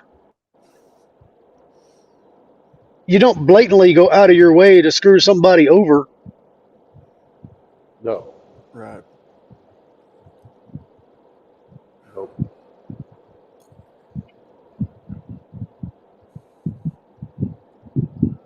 All right, now here's the situation: is that you see, you talk about women's nature and feminism, and it's like, yes, women actually can make as much money as men, but they pay a hell of a price for it, and it usually comes at the expense of never having children. If they're okay with that, then that's on them. They can go live in boxed wine and cat land. But it's like, if they want the children, then they need to get the children out of the way first. If you're going to, decide that you don't want to be married any longer, then you need to, have that set in arrangements before you ever get married. So this way, you're not going to be a burden to the person that you're trying to, get your,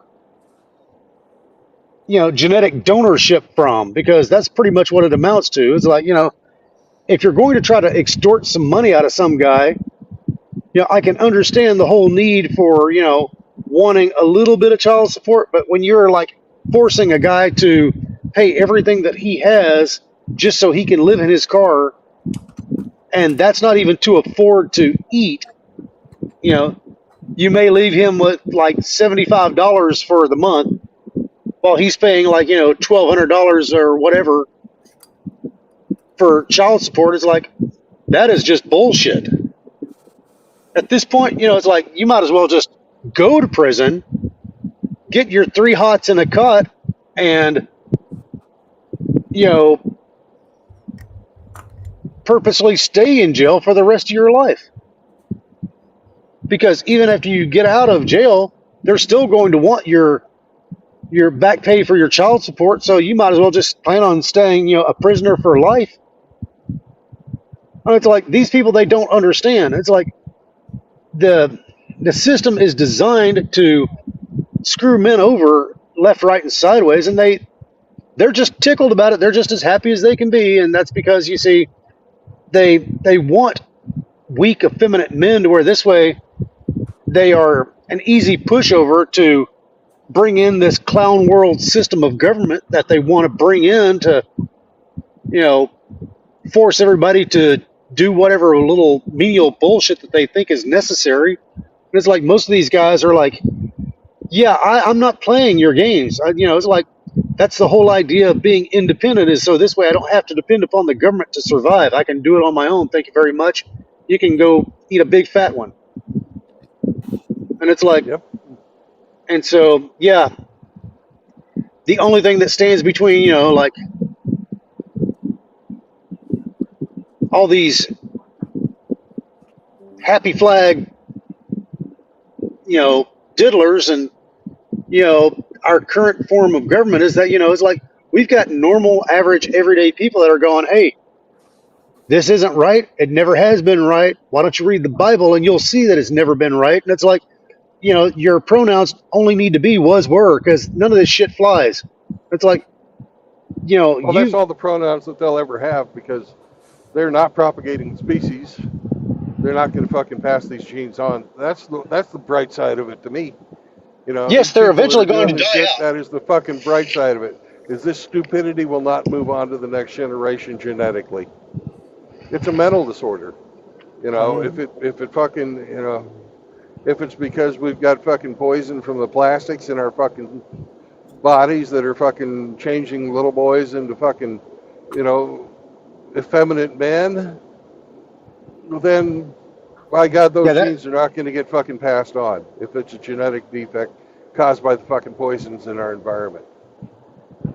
Well, not only that, but you got like atrazine, that's the stuff they spray on corn, which basically kills off the testosterone in men. Yeah.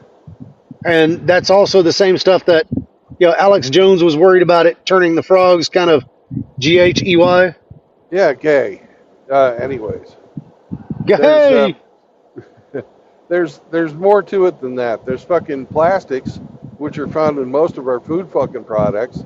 The packaging for them also has fucking chemicals that simulate fucking estrogen. Yes. Well, then not only that, but then you've also got like, soy and soy products. This is all from like the major food manufacturers. I mean, this is soy, when it's metabolized, it produces a compound known as daidzein,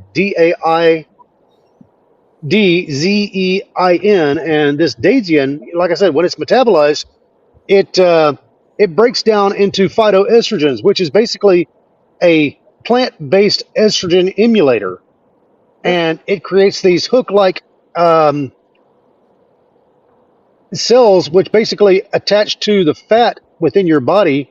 And it, like I said, it's kind of like Velcro. These little hooks attached to it is like, now the thing of it is that it strips men of their testosterone and it blimps women out like crazy. I mean, are we seeing a pattern here? Yeah. Mm-hmm. And so, yeah, let's get rid of the soy. Okay, not everything has to have soy in it. Okay. They take all the sugar and they like purposely put 3 times the amount of sugar into a product than what's actually needed. Yet we were much healthier in the 1950s and 1960s than we are right now. If you want to be even healthier, I mean, go live near the Amish and eat like them, and you'll be a lot healthier. I mean, our government is not helping the people. No. And then you take like your water supply. Okay, it's got fluoride in it. Well, fluoride is slightly irradiated. Okay, that's supposed to be just enough to kill off the germs, to where this way it's it's an acceptable drinking source. Well, not only does it kill off the germs, but it also kills off your little swimmers as well. And so each year you're seeing a drop in the amount of testosterone that you have just floating around. Whereas if the government would just stay out of this, we might have an actual decent society, which is going to be good and healthy.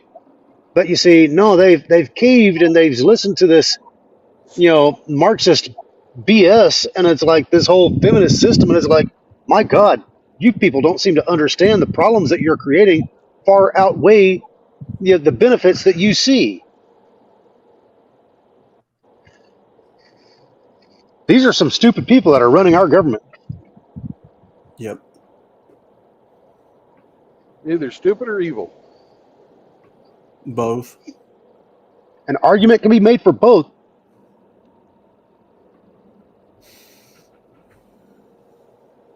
Deadly combo, stupid and evil. Yeah. Well, General Patton always said that the most dangerous man in the Army was a highly motivated idiot. Yeah, well, General Patton also said that we were fighting the wrong army. Mm.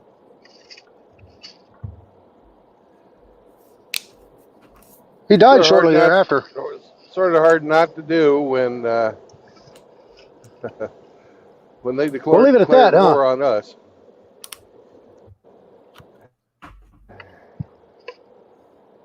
We let the fucking Ruskies slide for expediency.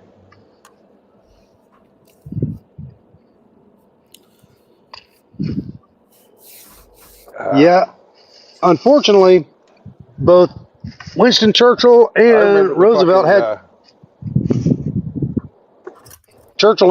had advisors in their ear giving them bad advice. Yeah. Well, I remember the fucking Molotov-Ribbentrop Pact. Most people fucking don't even know what that is. But until the fucking Germans attacked Russia, they were fucking allies. Yeah, they kind of divvied up Poland, didn't they? Yeah. Germany fucked up. But Germany definitely needed to have been attacked. You can't convince me that they didn't. Because they're some evil motherfuckers. Hitler was an evil motherfucker.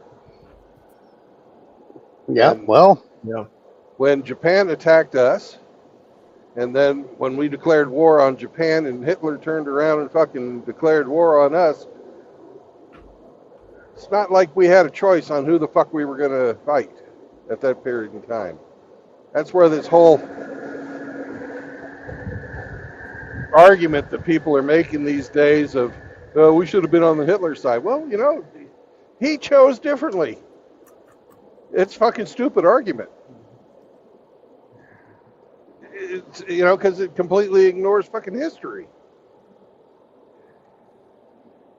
When Germany declared war on the United States, that kind of was, they chose.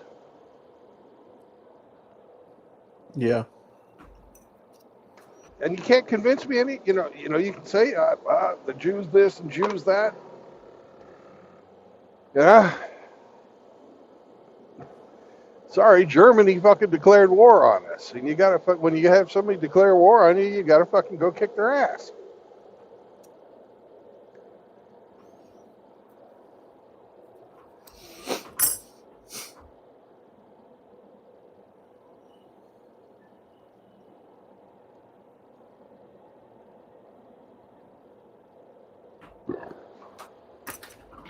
And, you know, the fact that a hell of a lot of fucking communists were Jewish,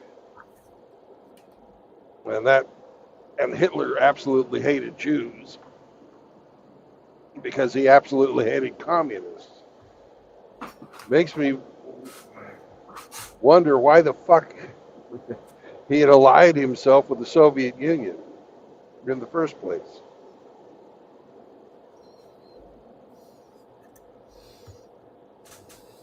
Because the Nazis and the Soviets fucking split Poland in half and said, here's your half, here's my half.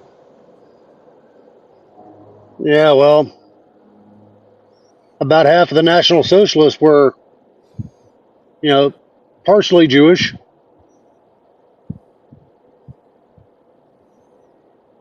Well, it's I mean, socialism. well, I mean, you know, if you Communalism. want to take a look at it, it's like supposedly Hitler was half Jewish.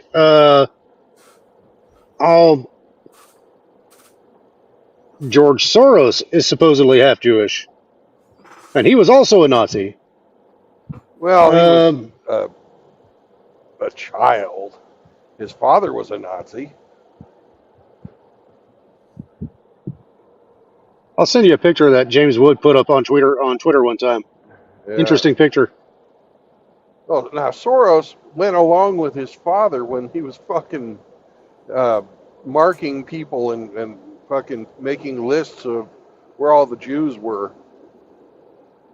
You know, he was participating, but you know, he was still just a child during World War II.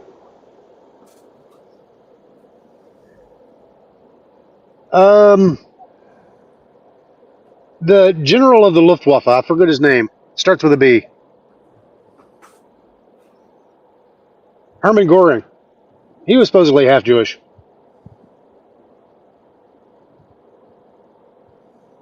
So you kind of have to wonder if there's a lot of them that are half Jewish. Why are they going after the Jews? And then why are they going after communism? I mean, there's a lot of that just doesn't make any sense. And it's like, it leads me to a lot more questions than it does answers. Well, the thing that when you get into a situation like that, because I don't know whether or not these guys were like half Jewish, like you're saying is true. I'm going to take you at your word because you're a friend of mine, and I will freaking, unless I find something else different, I'm going to believe you. But the reason that he hated the communists was because the communism portion of it is an international kind of fucking thing. And, you know, they even had fucking communists trying to spread revolution everywhere. And they would have these conventions called internationals, where they would bring people in from different nations and educate them in communism and show what a worker's paradise would look like there in the Soviet Union. Rah, rah, go team. Marx, whose, you know, nationality and origins and genetic makeup, I don't know, was funded by the fucking Rothschilds. And the Rothschilds, even though they lived in Britain for a long time, were Jewish and are to this day. A lot of the international bankers were and remain to this day Jewish. And I think that Hitler did not like the international banking community, and he did not like internationalism. He was a nationalist.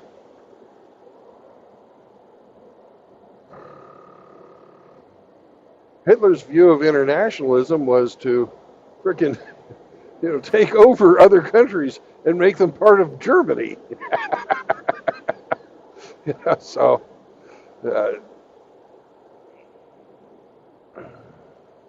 No, internationalism is basically, that's another word for globalism right now.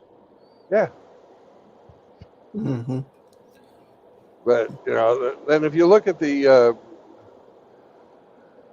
look at the Jewish religion and the hardcore Torah guys, they live in these things called a kibbutz, right? Mm-hmm. It's communal living. It's communalism. It's fucking socialism. If you're an Orthodox Jew, your religion supposedly passed on down to you from fucking Abraham is, you know, in their interpretation, is social. Mm. The parents don't have control of the children. The children are raised communally. Mm-hmm. It takes a village to raise a child. Yeah, that's where a lot of this shit comes from. And people never fucking point that out. Okay. If a child can't feel the warmth of his village, then he'll light the village on fire to feel its warmth.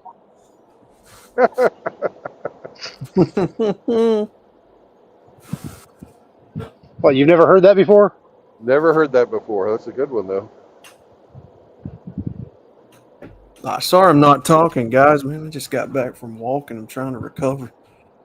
Well, we figured you were just waking up. No. The humidity outside is just awful, man. Oh, God. And Riggs farted in my general direction. Of course he did. Oh, man. Yeah, that heat outside's brutal, man. I had to cut my walk short.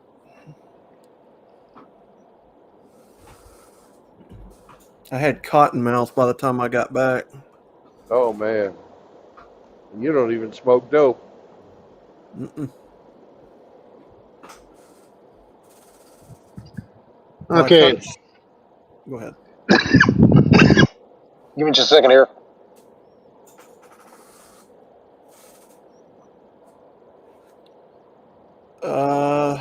Seraphim, and guys, you can correct me if I'm wrong. I'm going to try to quote socialism and communism best I remember off the top of my head. So if I'm wrong, I'll look it up.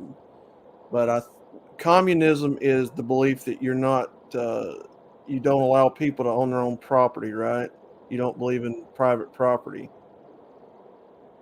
right? The government controls the means of production. And I think socialism, the state controls means of production. Is that right, or do I need to? Well, in communism, the state owns the means of production. Okay, yeah. In socialism, the government controls the means of production. They don't have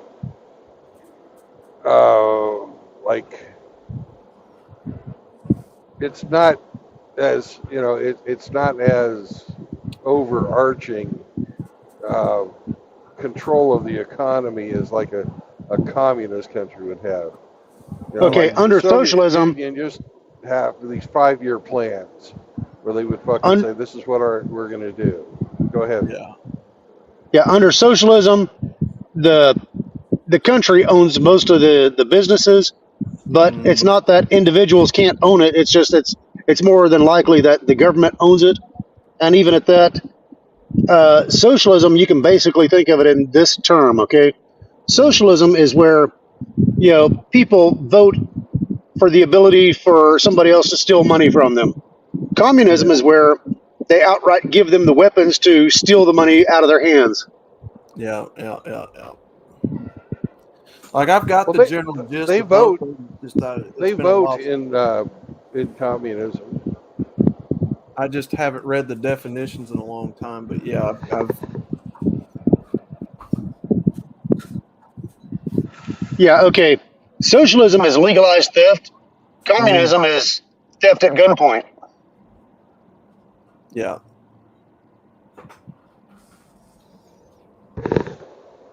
Well, I guess we've got it. We're living in a communist state then. 'Cause if you don't fucking pay your taxes, guys with guns will come. Huh. And that all changed around 1913, didn't it? Mm-hmm. Amazing No, how that worked out. whenever they pay or whenever they passed the 16th Amendment.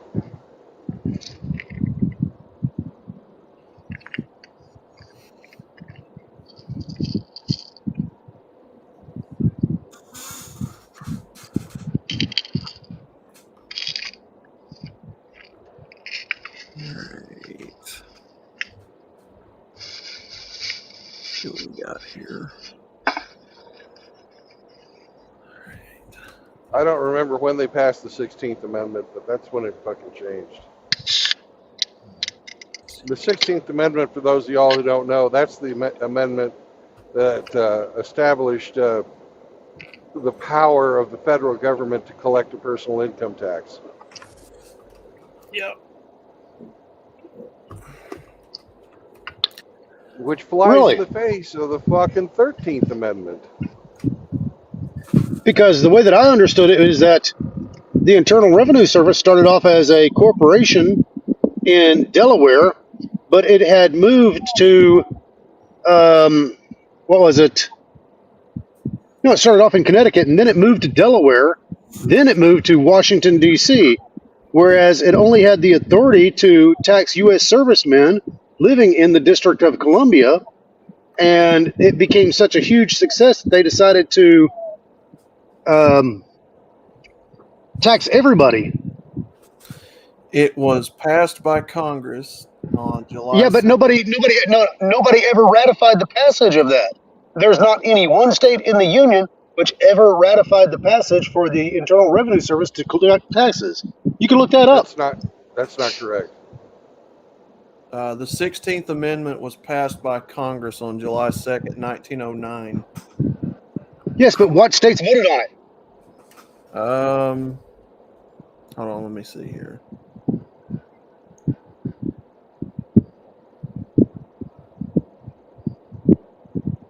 Big Now the paragraph. shady part is different states had different copies of the fucking amendment with different wording. That's Yeah. the fucking shady part. Mm-hmm.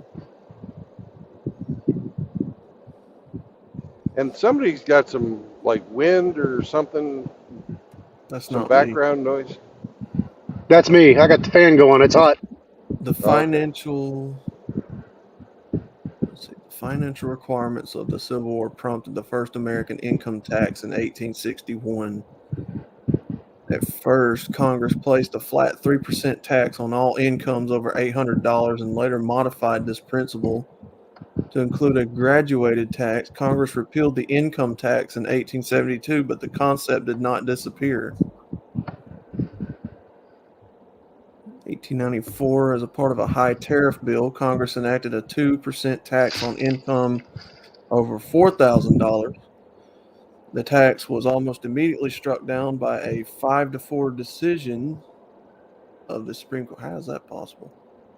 Even though the court had upheld the constitutionality of the Civil War tax as recent as 1881, although farm organizations denounced the court's decision as a prime example of the alliance of government and business against the farmer, a general return of prosperity around the turn of the century softened the demand for reform. Democratic Party platforms under the leadership of three-time presidential candidate William Jennings Bryan. What? Who was that? However, consistently included an income tax plank. The progressive wing of the Republican Party also espoused the concept. And then, of course, it talks about 1909. Well, according to Go ahead. well, what they did is when they ratified, they set out what the amendment process is. They vote on it in Congress, and then they send it out to the states. And it's got to be ratified by 2/3 of the states. Yeah.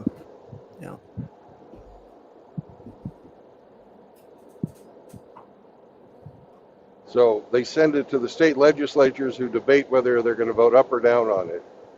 and the state legislatures don't have the ability to modify it. So it's an Did up you or say that down was the vote for the 13th or state. 14th Amendment? Well, the 13th Amendment is the amendment that does away with slavery and also indentured servitude, and says that only the United States government has the power to work people as slaves or indentured servants, but only if those people have been convicted of crime. Mm-hmm. Now, income is what an employer pays you for your time doing the job Yeah. in most cases. Like, I don't get paid by the time I spend. I get paid by the miles I cover. Mm-hmm. But for most people, they get paid hourly, which is a segment of your time. Indentured servitude is where you agree to slave or to work for no compensation for a set period of time. Right? So, if the government is taking 28% of your income, that means that 28% of your time that you're working for another business or some type of an entity, that 28% of the time belongs to the United States government. That's why they can take your money. Mm. So you're basically, for 28% of every hour, a indentured servant of the United States government, which turns you into a fucking commodity. Yeah. That's why I don't think taxes are legal, because we have constitutional protections against indentured servitude. Now, the Supreme Court does not agree with me, because they have Mm-hmm. upheld the constitutionality of income tax, because there's a constitutional amendment saying that it's within the rights of the United States government and state and local governments to tax your income. But definitely, it's got to be done as a constitutional amendment, because that's the only way it supersedes previous constitutional amendments. Yeah.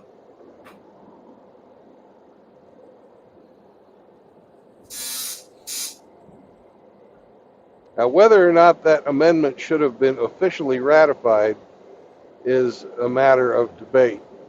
But every time they've tried to challenge it, those challenges have also been thrown out of court. Go figure on that one, huh? Nobody ever would have saw that coming. You want to take away our source of income? Fuck you. No, you can't.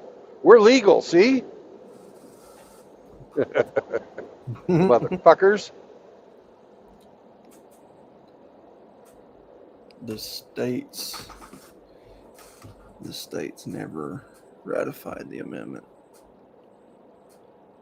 Yeah, I think that is true, because I'm not reading anything about the states ratifying it. Well, now it was ratified by 2/3 of the fucking states, Okay. but the same version of the fucking constitutional amendment was not fucking given to all the states. Mm-hmm. Mm-hmm. That's also been brought up in court. And guess what the fucking result was? They said there wasn't enough deviation to decertify the fucking vote. Which, in my opinion, is horse shit. So when you get a contract, everybody's fucking contract must be exactly the same. That's the way it works in business, and that's the way it should work in fucking government. Mm-hmm. There were Shoulda, coulda, shenanigans woulda in one afoot. hand. Yeah, shit in one hand and fucking wish for fucking change in the other. Which one's going to fill up faster? Apparently, the one that's got 81 million votes for the most popular president ever. Yeah. You know, I can't wait until I die so I can vote Democrat. Mm.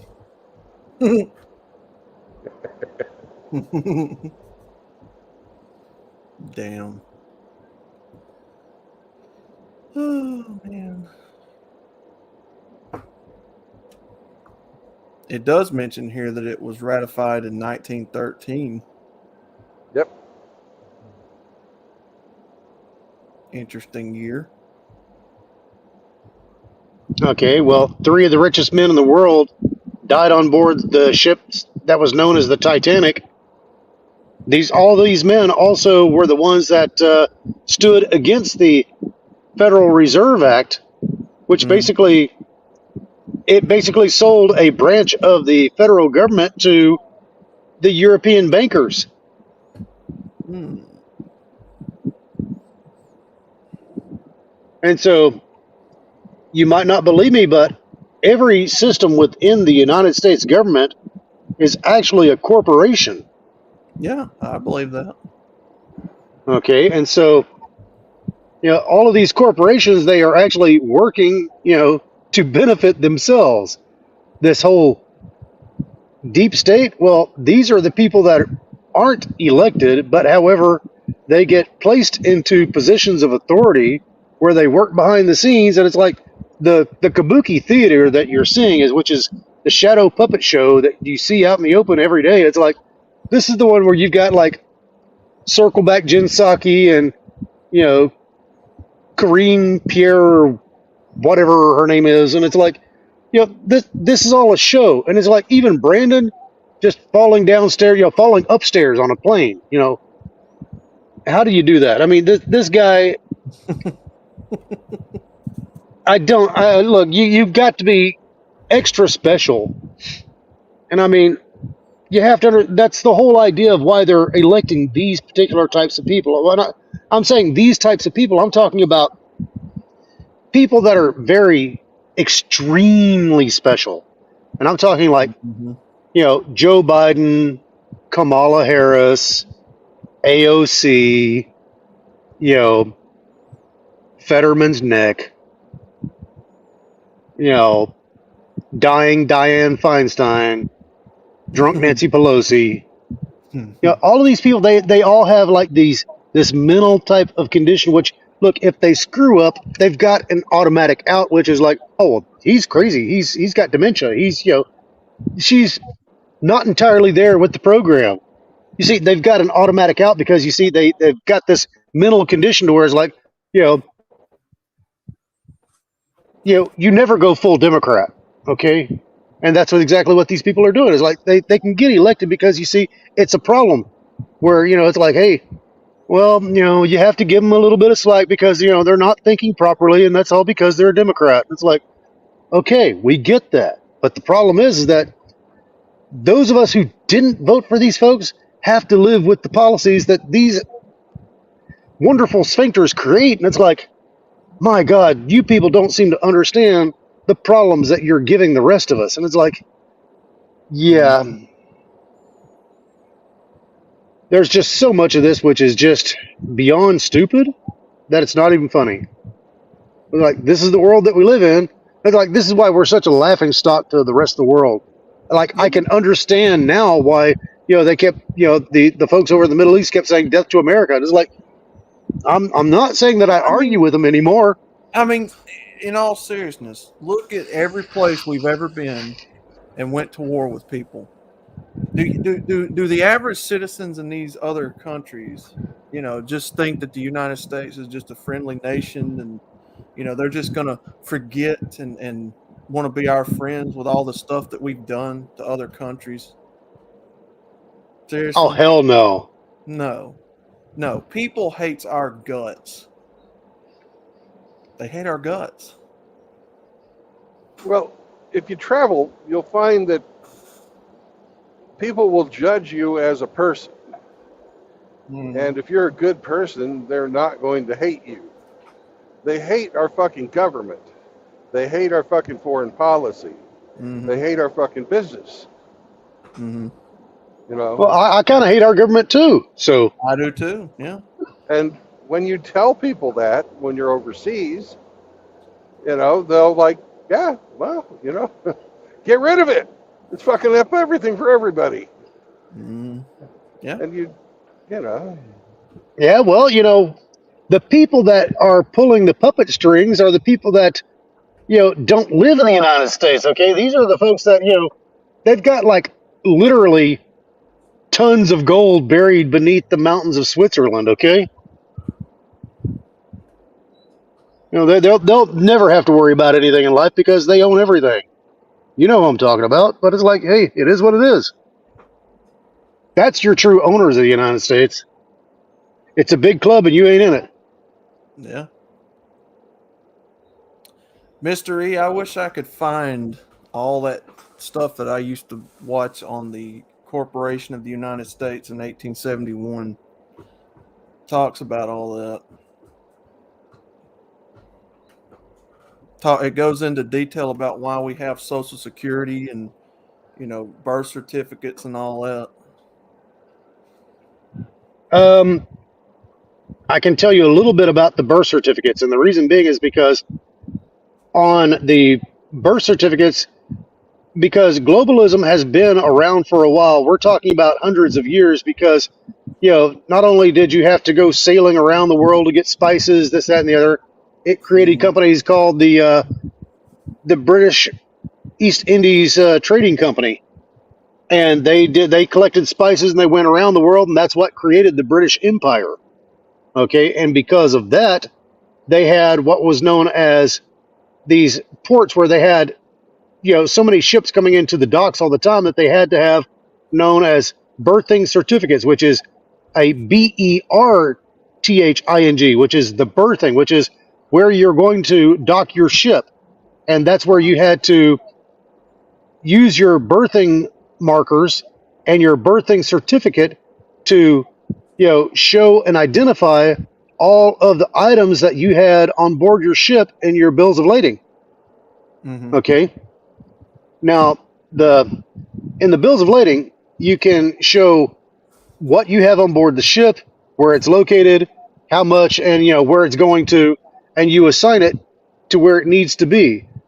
Okay, and because it worked out so well, they said, you know what, we need to do this with the slaves as well. So they started doing that with the slaves, and they did this in what was known as the birth certificates, which is BIRTH, which is, you know, you birth a person.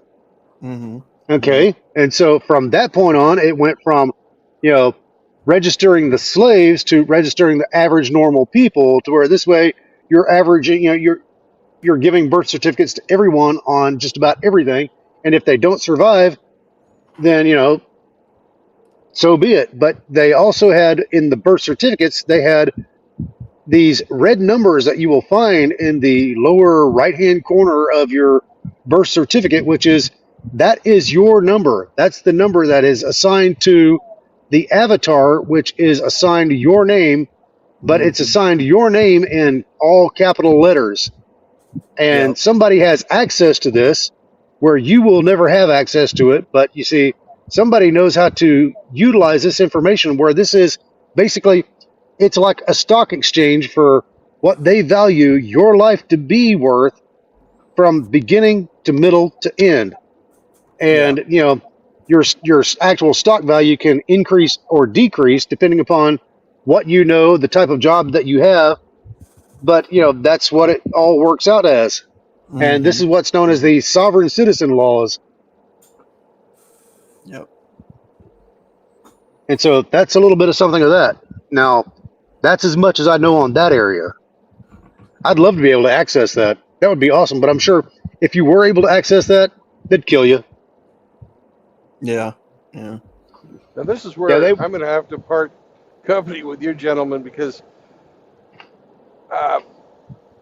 historically the church has kept records of births and deaths.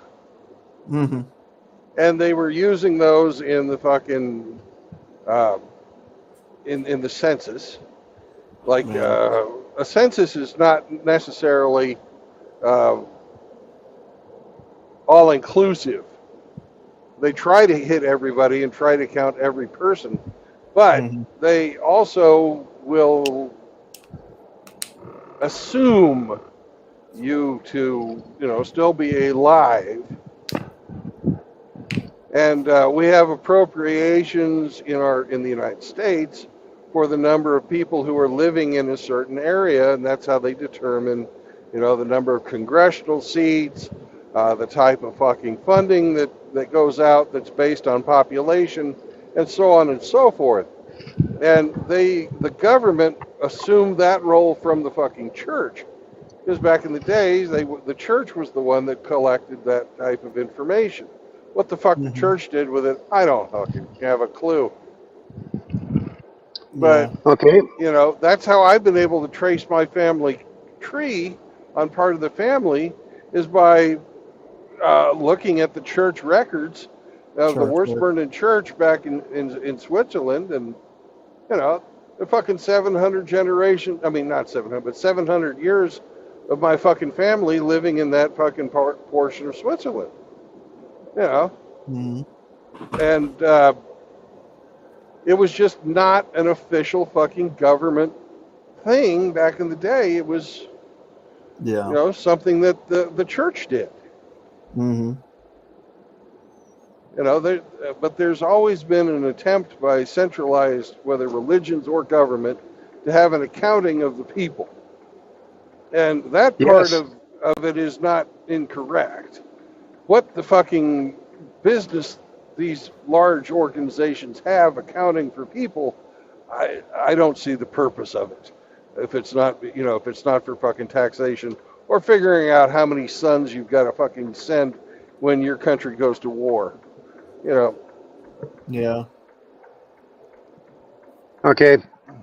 Even Joseph and Mary had to, submit to the census. Right.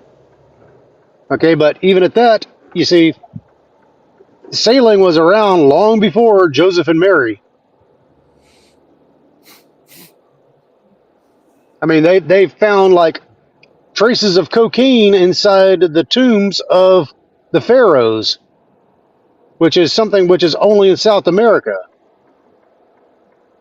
They found Roman aqueducts in Mexico. There's a lot of information that we're just not being given.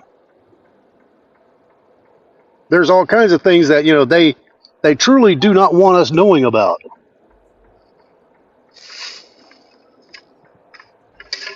Yeah.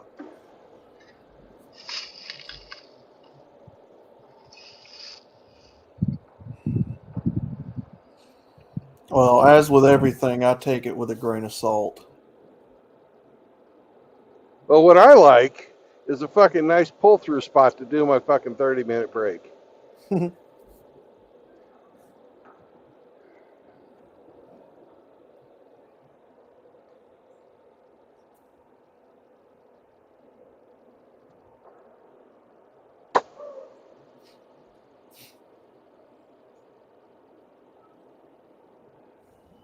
Now I'm going to go empty my bladder.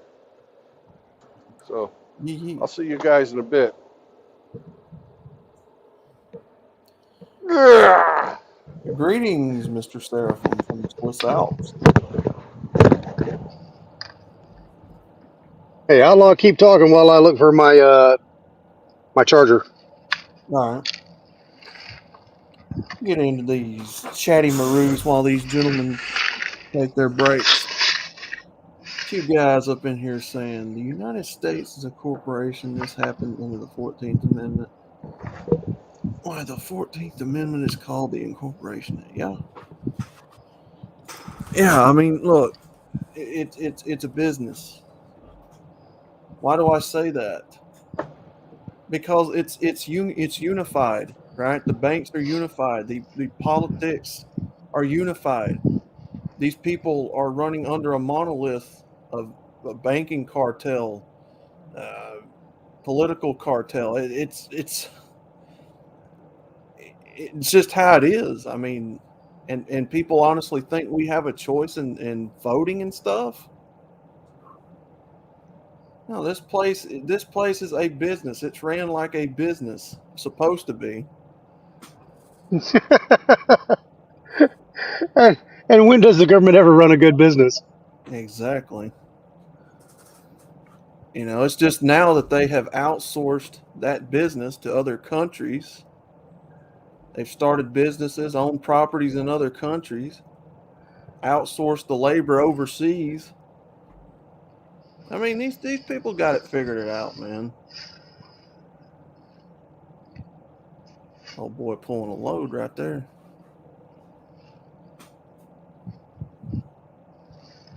I have a salt stick for you.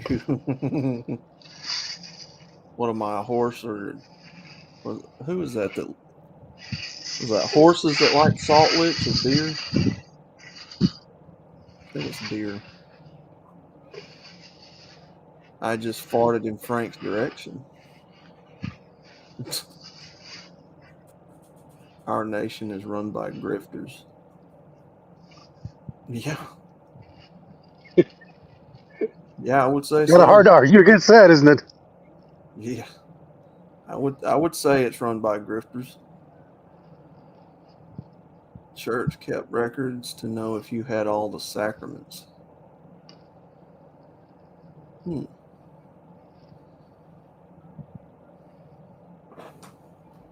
Those records were also used for inheritance.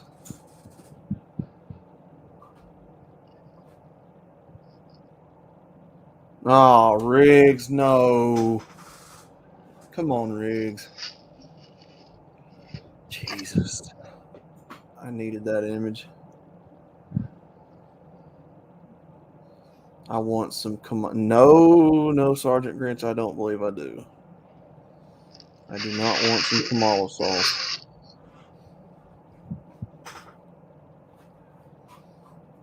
Mm-mm. Mm-mm. Yeah, but you can understand what I'm talking about whenever I'm telling you that, they look for a prototype, which is basically, it's kind of like, how sharks are all mindless, but they just constantly have to feed. Mm-hmm. Well, okay, well that's kind of like what Democrats are. I mean, they're mindless, but they have to, move about and just kind of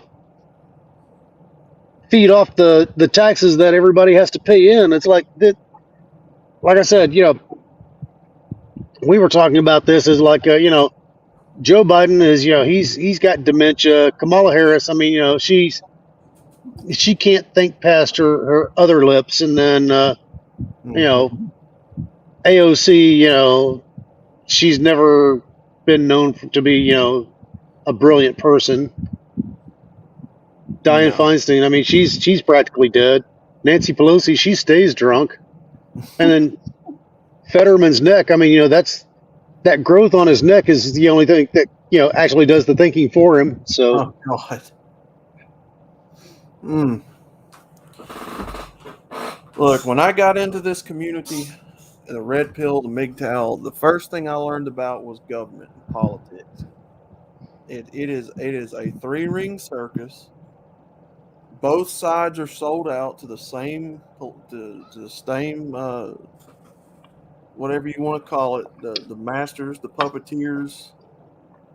They're all funded and campaigned by the same people. All these news reporters, all these they're all actors on television, reading off prompters and scripts, saying what they're told to say, doing what they're told to do.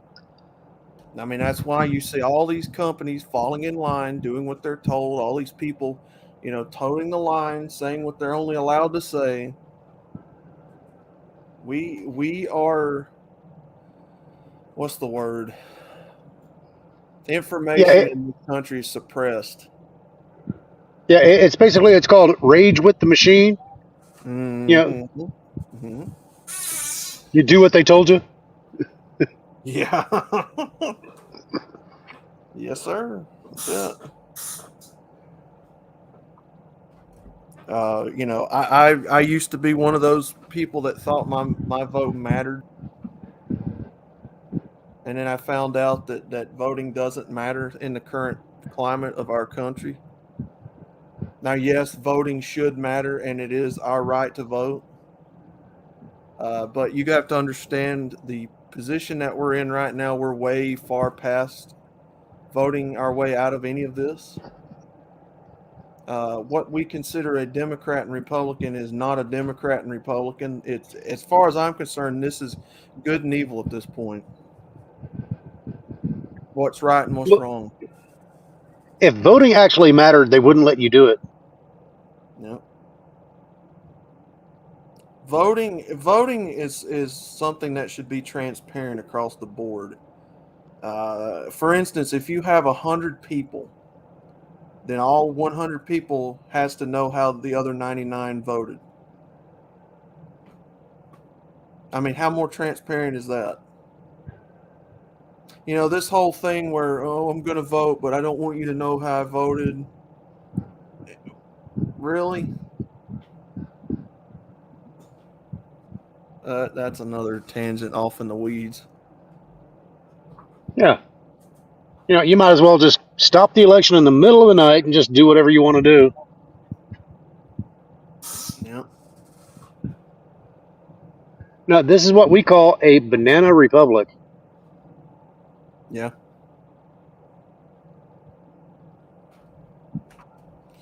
Yes, it is. And so at this point, I'm thinking, what they're going to do is this. They're going to just constantly strip little bits of rights here, there, and everywhere. A little bit here, a little bit there, a little bit here, a little bit there. And they're going to just constantly keep stripping away everything until you have absolutely nothing left. And it's like, then when you go to fight them, it's like, you can't, because you've already given away everything. So at what point do you have to stand up and say, hey, look, you know, the founding fathers were right. You know, you got to stand up and fight for, you know, what you believe in. Yes. Absolutely. Absolutely. It's a maintenance of our freedom. Like I keep telling everybody, it's an ongoing process. The fight for freedom is not a destination. It's an ongoing process. It's you have to constantly fight every single day to maintain it. We lost that fight against the government a long time ago, folks. We ain't in control of this government like we're supposed to be. Yeah, what you're talking about is Beastie Boys. You have to fight for your right to party. You know. Personally, I don't know. I don't know how you fix this unless it collapses, and I don't see it getting fixed. No, it's collapsed by design, and the reason that I say that is because, look, when you take a look at everything, it's omnidirectional warfare. You're being attacked from each and every direction. No matter which way you look, you've got something that's incoming. Okay, I'm talking about, like, well, they're talking about the food poisoning, the water poisoning, you know, the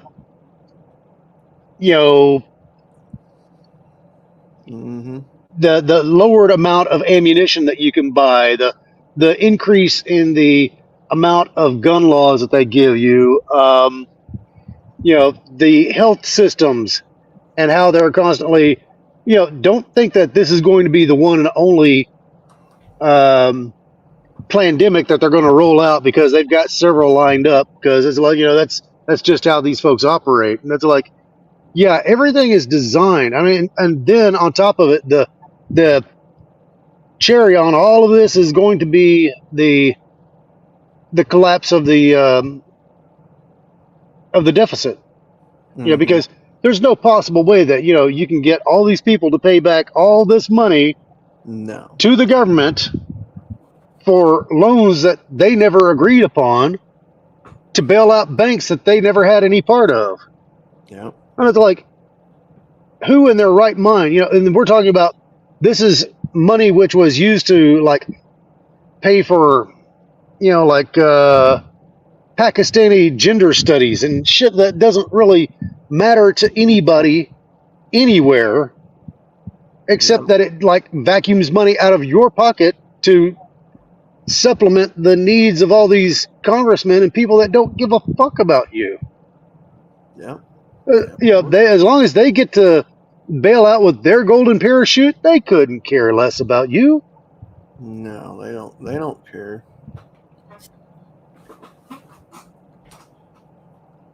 No, you are a cog in the machine. You are a serial number to these people. Once you have outlived your usefulness, you are replaced. When you're viewed as cattle, a renewable. That's the thing. When people are viewed as a renewable resource instead of individual, that's what you get. Now, if this old fucker breaks down, we can just go out here and, replace him with a newer, younger person. No, that's just it. You see, now you understand why Elon Musk was worried and concerned about the whole, population collapse. Because look, with the Transformers, look, it doesn't matter. I mean, if they transition one way or the other, they're not going to be able to reproduce anyway. Mhm. Okay, and then not only that, you see, when they say that they're coming after your children, well, they damn sure mean it, because they have no other means of reproducing. And I Yeah. mean, that's not, even if they wanted to go back, if they've been on these puberty blockers, well, that automatically shuts off their ability to have children, because that like an automatic sterilization for them. So no matter what, they're killing their own people to prove a point. And it's like, hey, congratulations. It's like you're eliminating all the Democrats. And like, I mean, I'm not saying that it's a bad thing, but it's like, you sure you want to do this all at the same time? Mm-hmm. But hey, you do you, boo boo. I mean, whatever. Yeah. If normally I would post up these, the suicide hotline somewhere, but like, for like MGTOW, red pill, I'll do that. I will, it's like I'll slap that number up there. It's like, hey, if you think that you're having some problems, hey, reach out and get a hold of these folks. Don't kill yourself. But it's like, but if you're going to vote for policies which are clearly clown world in nature, like, I wish you the very best in what limited time that you have left in your life. So, yay. I'm happy for you. I hope that you find the peace that you're looking for. Yep. Absolutely. And it takes a lot for me to say that, because like hell, I struggle to stay alive every other week myself. So it is what it is. Yeah, it's I don't know.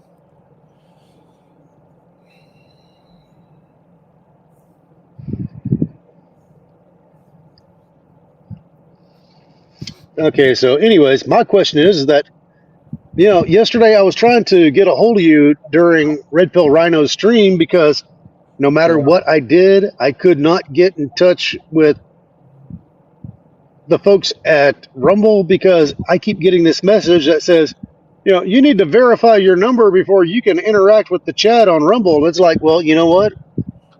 I put in like 5 different emails, and each one of them tells me that I need to verify. And I've verified each and every one of them.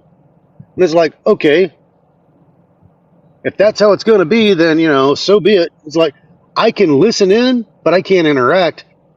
Yeah. I don't know. See, I've already kind of been eyebrow raising my eyebrows at Rumble anyway, so I don't know. It's this alt tech and stuff, man. I've been trying to stream over there for the last several months, but they're telling me I've got to connect it with my StreamYards and upgrade the plan. It's fucking money, man. Yeah, it's all about the money. Look, I don't know anything about Rumble, but what I do know about is that it was about 4 or 5 years ago, whenever we were just getting the Discord going, and we started gathering up all the MGTOW content creators into a single network, and it's like I kept telling them, hey, look, eventually YouTube is going to come down on everybody, so we need to find some alternate means to broadcast. And so I went looking at 2 different platforms. It was BitTubers and Library, and Library TV became Odyssey. And Library TV is like, now they did really well during the testing phase, because I was there on the for their Android beta testing, and I also did the Android beta testing for BitTubers as well. I was like, BitTubers did okay, but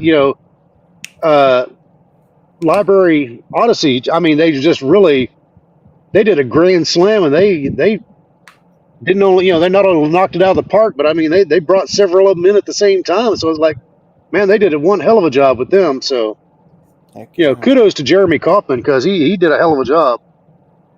Yeah, heck yeah, man. But it's like, it's not as navigationally friendly as, say, Rumble. And I mean, neither one of them are as navigationally friendly as, say, YouTube. But I mean, YouTube's got 20 years of experience on everybody else. So, yeah. Look, I am really hoping that Zeitgeist Eater can, pull out a miracle with this anti-platform of his, with the Mirror Project 2.0. Yeah. I mean, I don't know. What was the deal with that? He's got it on the back burner for right now. I mean, he hasn't shut down the Mirror, but however, he's put it on standby for right now. I think he's getting the final pieces worked out. I mean, he's getting everything in order to get ready to launch, is what I believe. So I could be wrong, but he's been making moves in that direction, as far as I can tell. Yeah. Now, I mean, it probably wouldn't take a whole lot to set up some rack space for him, and put him on a mining server. But it's like, we'll see what happens when it happens, right? So, I'm not going to make any promises here, there, or anywhere. But I mean, it's like, if all that he needs is just some storage, it's like, hey, we can set up some storage for the guy. Heck yeah. Absolutely. Yeah, because that's a lot of content just to let go.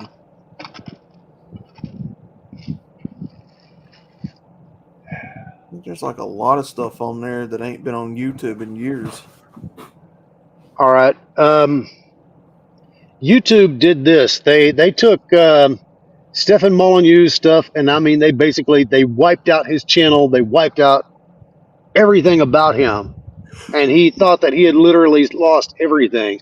And he had over 250,000 subs, pretty close to 350 if you want to get truth. And it's like, they pretty much just wiped him out. And if it hadn't been for Zeitgeist Eater, I mean, he took everything, he put it on the Mirror, he got in touch with Stefan Molyneux, and he said, hey, I've got a copy of all your stuff if you need it.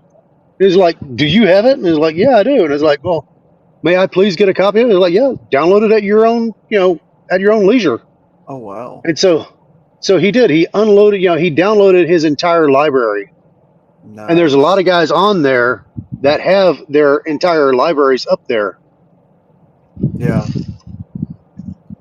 Yeah, that's what I'm saying, man. That would be a really harsh loss if that went down.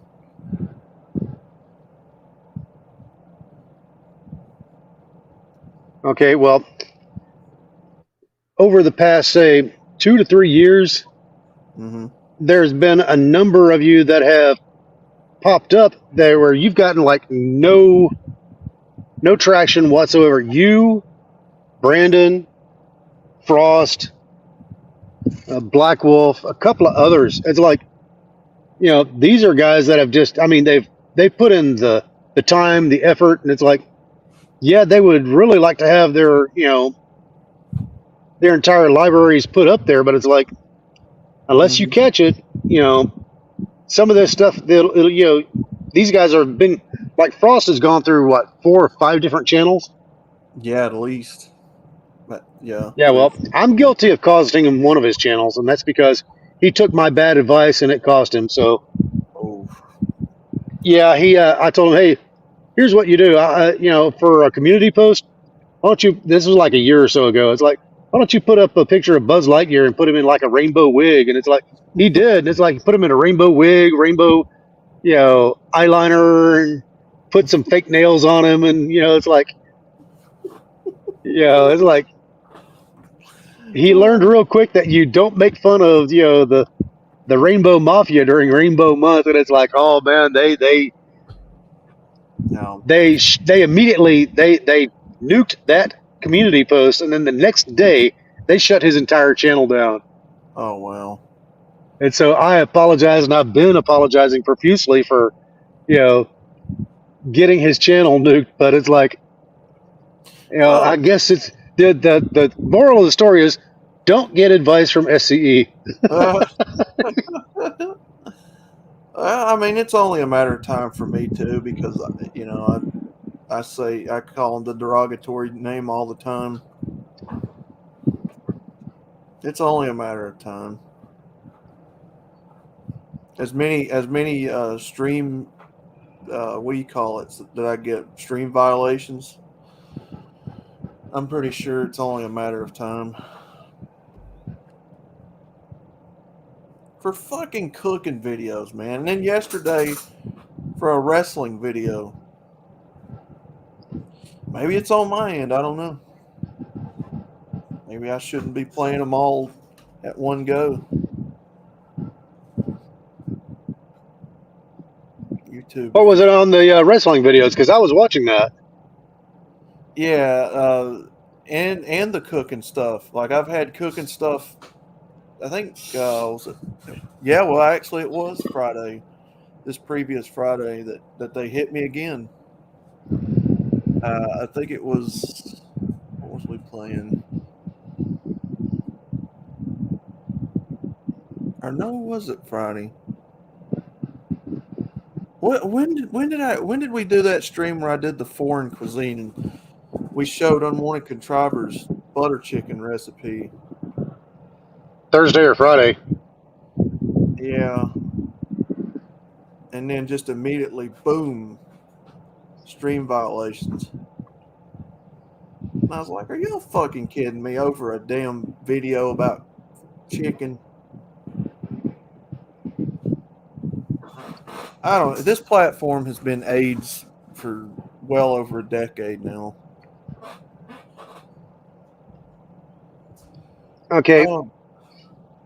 You have to understand that the vast majority of the people that watch this platform, Yeah. 70% of them are male. And of that 70%, 70% of them are conservative. Yeah. Okay, so that means basically right there that half the people that are watching this are conservative men. Okay, so that's straight off the bat. And so they want to get rid of conservative men, or they want to change their opinions on things that they really have no business trying to change their opinions. Like, look, there's reasons why these people are like boycotting, like Bud Light, and avoiding places like Target, and they have their reasons.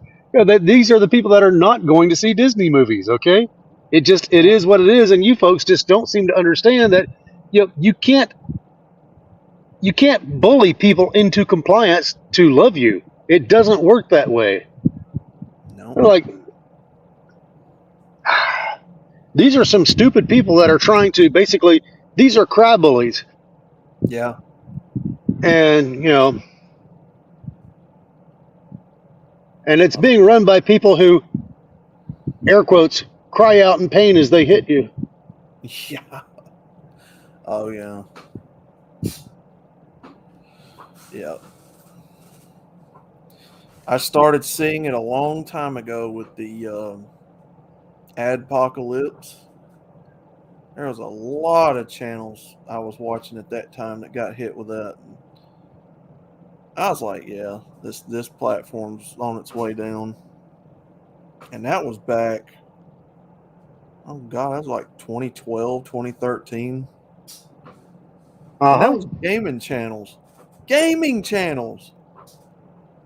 You know, that doesn't even involve politics. It's just gaming, right? You know, you're playing the newest release of whatever comes out. You may talk about it or give your opinion on something or something like that, but it's generally a gaming platform. Nope.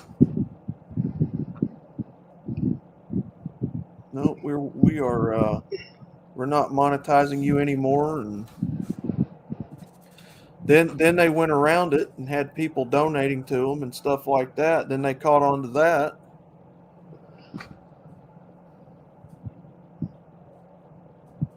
This whole no, we're going to withhold funds because you said something we don't agree with type bullshit. So Yeah, and then not only that, but then you got like PayPal and all these other places that say, "Oh well, we're going to regulate, the way that you say things, because if you say something that we don't like, then we're going to withhold your money." Like, who gave you the authority to do jack shit? see, that's what I'm saying. Yeah, that's what I'm saying. That's how come, look, when they tell you, don't give money to these people that hate you, being Yeah. dead on serious. Oh yeah. Yeah, definitely. And that's a big reason why I quit drinking Coca-Cola. I quit, eating a lot of these brands. But then I get to thinking, it's like, well, look at all of the products that these companies also make. So you literally have to get off this grid if you want to quit supporting this stuff. In my opinion, right? Yeah, Go to your own. everybody that you're seeing, all the major corporations that you're seeing in these Rainbow Mafia Month type thing, Yeah. is every company that's on the entire stock exchange. So it's like, good luck trying to avoid them because you can't get away from them. No matter where you go, there you are. You're going to have to deal with them. Mm-hmm. So, all the products that these people own that they operate and they make on the side other than the main title brands, I mean, it's ridiculous.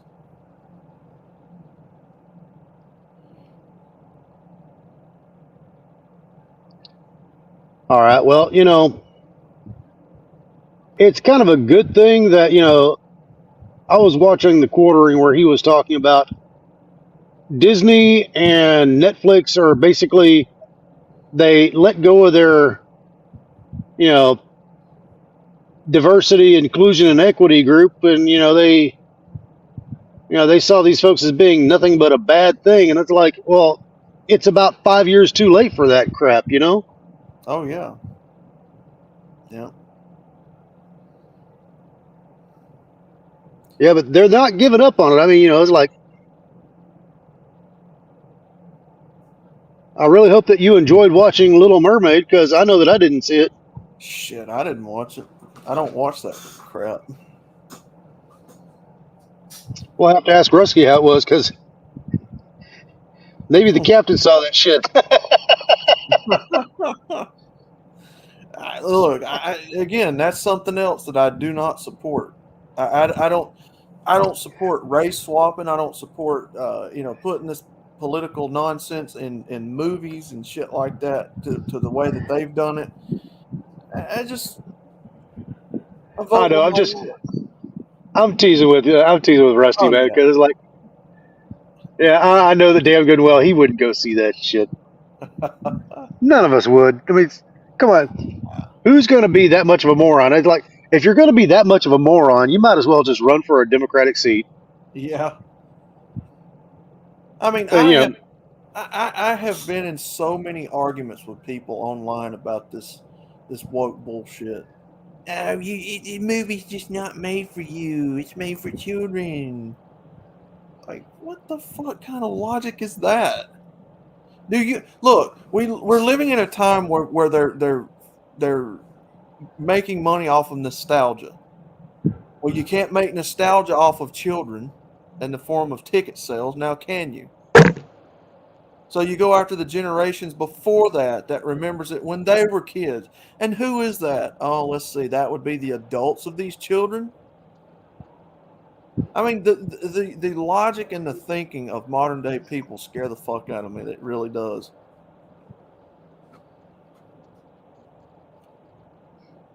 I think the older I get, the more introverted I get. People just scare the fuck out of me, man. No, well, wait till you get just a little bit older, and it's like it doesn't scare you as much as it just pisses you off. It's like, you took something good and you totally destroyed it just so you could prove a point. Are you really happy now? Well, apparently not, because you're doing it again. You're doubling down on stupid. It's like, how come you're going to do this? It's like, what in the fuck possesses you to do something stupid like that and think that it's a good idea and how you could possibly come out on top? And it's like, who are you going to try to market this and sell it to? Oh, that's right. The same people that, the 1 to 2% that you think is going to be the future. Well, hey, guess what? These are the people that can't reproduce. And it's like, that's how come they have to G-room all these, younger people. So this way they can, put them, try to, SE re-indoctrinate them into a certain classification, which, is like, you folks are you're beyond evil. You're beyond stupid. Yeah. And it's like, check. and so, every day is like, man, I thought that I was all pissed off when I was a teenager, but damn, the older that I'm getting is like, man, y'all are really pushing this limit with me. It's like, I didn't want to be an angry old man. It was like, so the only thing I can think of is that, it's like, I'm living out that Metallica song, One, Oh, yeah. Yeah. Absolutely. Johnny, is that you? Thought I heard Johnny in the background. I just let 2 people in. I didn't really check who they were. But Hemi. it's Hemi. Hemi and Johnny.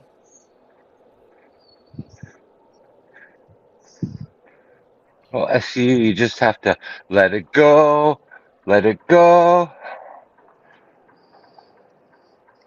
Uh-oh. It says, I wanted a 13, but I drew a 31. Somebody's offspring around here.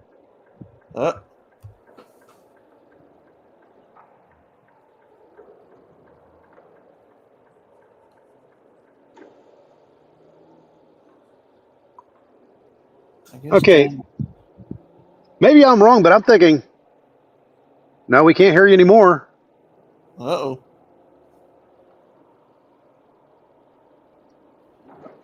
Well, Johnny, I heard you. Whoever that was dropped. Yeah.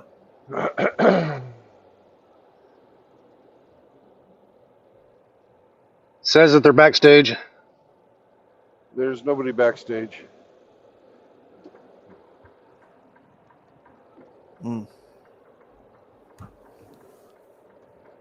I blame Hamster.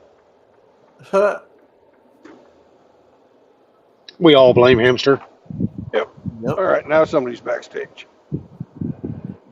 Yeah, it's Johnny. Oh, yeah, Hamster was on a roll yesterday, man. That was some hilarious stuff, man. He was going to town on that. Johnny. Hey there, how's it going? Not bad, Wes. man.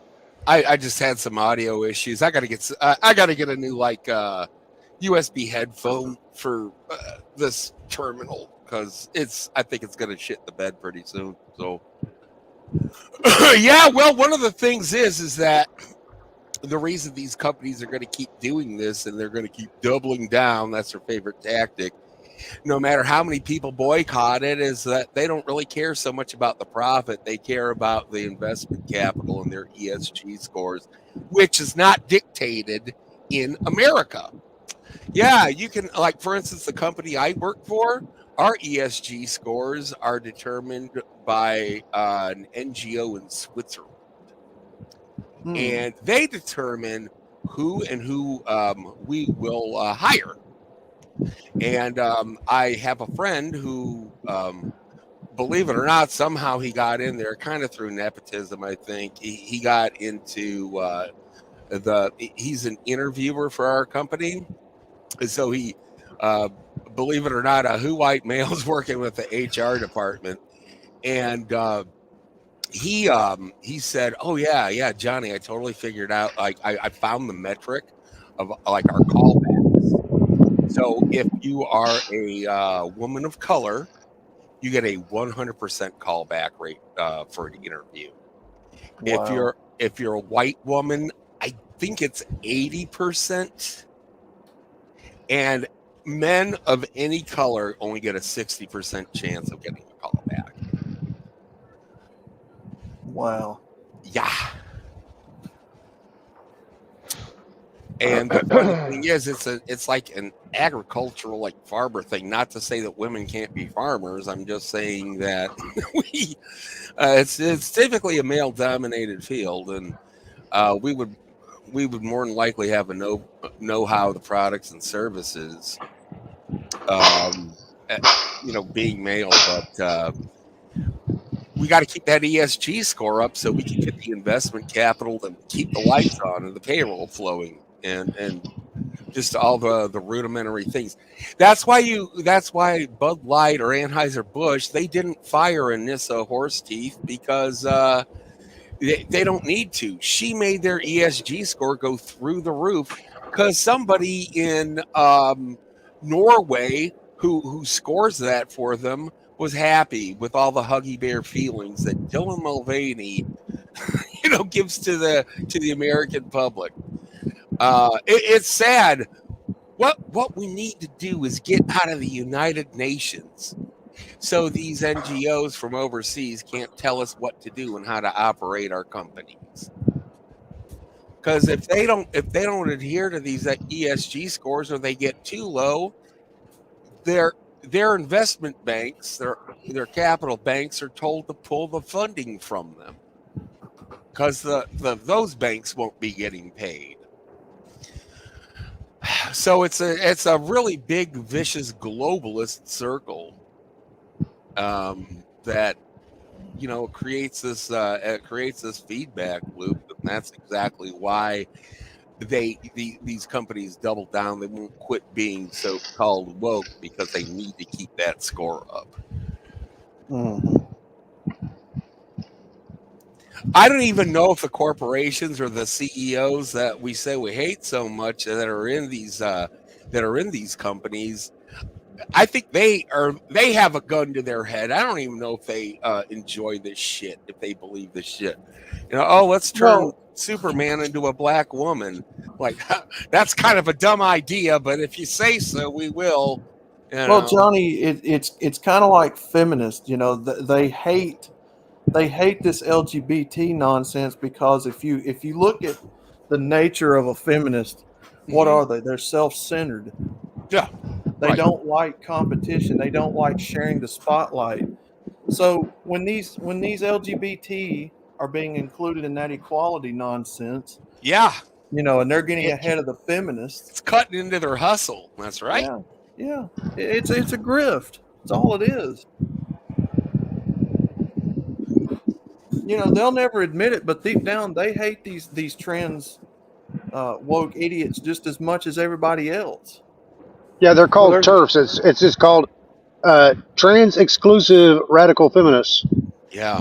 Yeah, and it's just that they know they can't come out and say how they really feel because then it will null and void, the way people perceive feminism, which is equality of the genders and shit like that. They don't even say equality anymore. They're actually saying equity. They're Equity. They're admitting that it's a zero-sum game now. 5 years ago, no, they said equality. Now they're saying equity. They want it's like, for us to get here, we got to knock it down a peg. Got to kick it down a notch. Okay, well, here's the deal: is that look, if you have way more than one or two genders, then let's just say that you got 400 billion genders. Okay, then that kind of wipes out the entire need to have B in the LGBTQ whatever spectrum. See what I'm saying? Because then the buy says that there's one or the other, doesn't it? I mean, it kind of looks that way to me. Mm-hmm. So when you're saying that, it's more than one gender, well, then why don't you put that in the LGBTQ thing? Or is that another one of the plus plus plus things that you're putting up there? Which the Mm-hmm. plus is just another, that's just another map on the wall, I guess. Yeah, but I mean that's the thing. Oh, we don't want the maps. No, that you don't want a map. Absolutely not. But that's the thing, though. They just keep inventing new ones every day. Like for a joke, I said that I was Scooby sexual and my preferred pronouns are zoinks and jinkies. And it's probably a fucking thing. That's the thing. Mm-hmm. It's I mean, they don't stop. They're like little kids role playing, I want to make like a magical ranger half orc who's part dragonborn. They just Hey, that sounds like D&D. well, yeah, exactly. It's role playing, exactly. Except you could differentiate fantasy from reality. You know what I mean? These people, I don't think can. They're actually trying to bring their LARP into the real world, into the business world, into the business sector, and they're very pushy about it. Everybody to respect that authority. It's fucking stupid, man, and that's the reason why not just media but our products and everything are turning into shit because of these horrible policies that the corporations are forced to have a gun to their heads to do. I feel bad for the CEOs. I never thought I'd say that, but you know what? I mean, I am a capitalist, so there's always going to be corporations. There's nothing wrong with that. But now that they've been compromised by these fucking NGOs, No, I don't feel bad for them at all. The reason that I say that is because look at how many of them openly and willingly, they just roll over and play dead for these. They do and because they that's how they get paid, by complying with them. Well, how much is your soul worth? Well, they are a greedy lot, aren't they? Look, what's the value of a human life? I mean, what's your soul worth? I mean, these are questions that you have to ask these kind of questions. Like, look, I mean, I'm not any kind of authority on this, but I'm going to go back to Hammerhand's statement of morals, ethics, values, and principles. It's like, I for lack of anything better to put there, it's like you got to have that. Otherwise, it all just falls apart. I think all of us here are pretty well versed on morals, values, ethics, and principles. And, I think we should have a voice on that. What if there is something where you have a corporation that starts demanding children take puberty blockers? I mean, I don't know how that would happen, but let's just say that's what happened. It raises their ESG scores if they, push puberty blockers on little children. I mean, that line has to be stopped. That has to be, you can't go past that, right? But I mean, would they? Yeah. It looks like they might. So yeah, I mean, I can understand the CEOs are culpable. Johnny, they know that this is the line that people are not willing to cross. They have found the line, and now they're going to attack that line harder and harder and harder. No pun intended. Mm-hmm. Yes, by all natural rights, protect, defend the children at all costs. But now they know where the line is, and now they know where to attack us. Yeah, and I mean, God forbid, like you guys were talking about maps earlier. I mean, when the slippery slope fallacy isn't a fallacy, when that becomes mainstream, and these corporations are going to be forced to push that too. It's like, oh, man, boy, they're absolutely forced to push it. Yeah. Oh, man, boy, love's okay. You're just being a fucking bigot. You're not. You're just not. You don't understand, man. You know what I mean? It's like, yeah, we do. It's a fucking sick crime. Yeah, we just want to be accepted. We just want you to use our pronouns.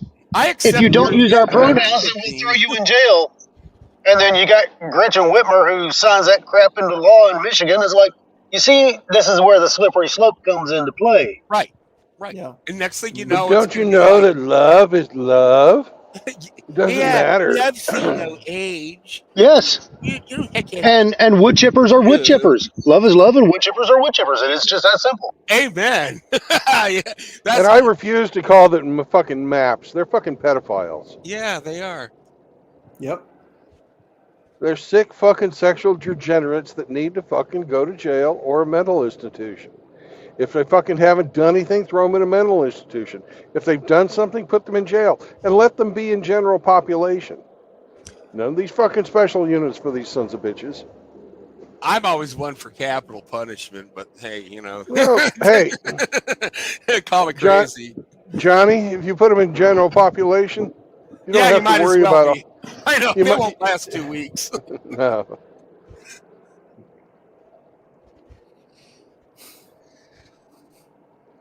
Yeah, they don't have a long life expectancy in the clink.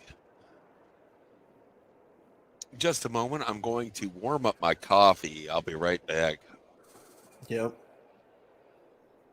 Well, it's like SC said way a while ago. I mean that's why you see so much crime being committed now. There's no motivation to stay on the straight and narrow because it's almost to the point to where it's worth it to get thrown in prison and get 3 hots in a cot and a place to sleep out of the weather. And I mean, you've got to make it to where crime means something again. And punishment means something again. At least it's a start, I would think. Okay, most people don't have any particular idea of just how bad it's going to be. It's going to make the Great Depression look like a walk in the park. Yeah. Yeah. It's going to last decades. It's not going to be like a year or two.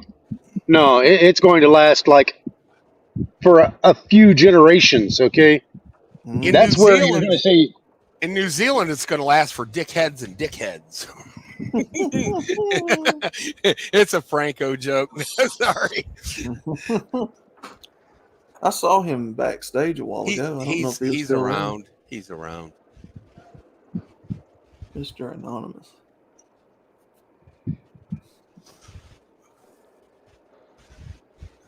Mrs. Butterfly. Yep.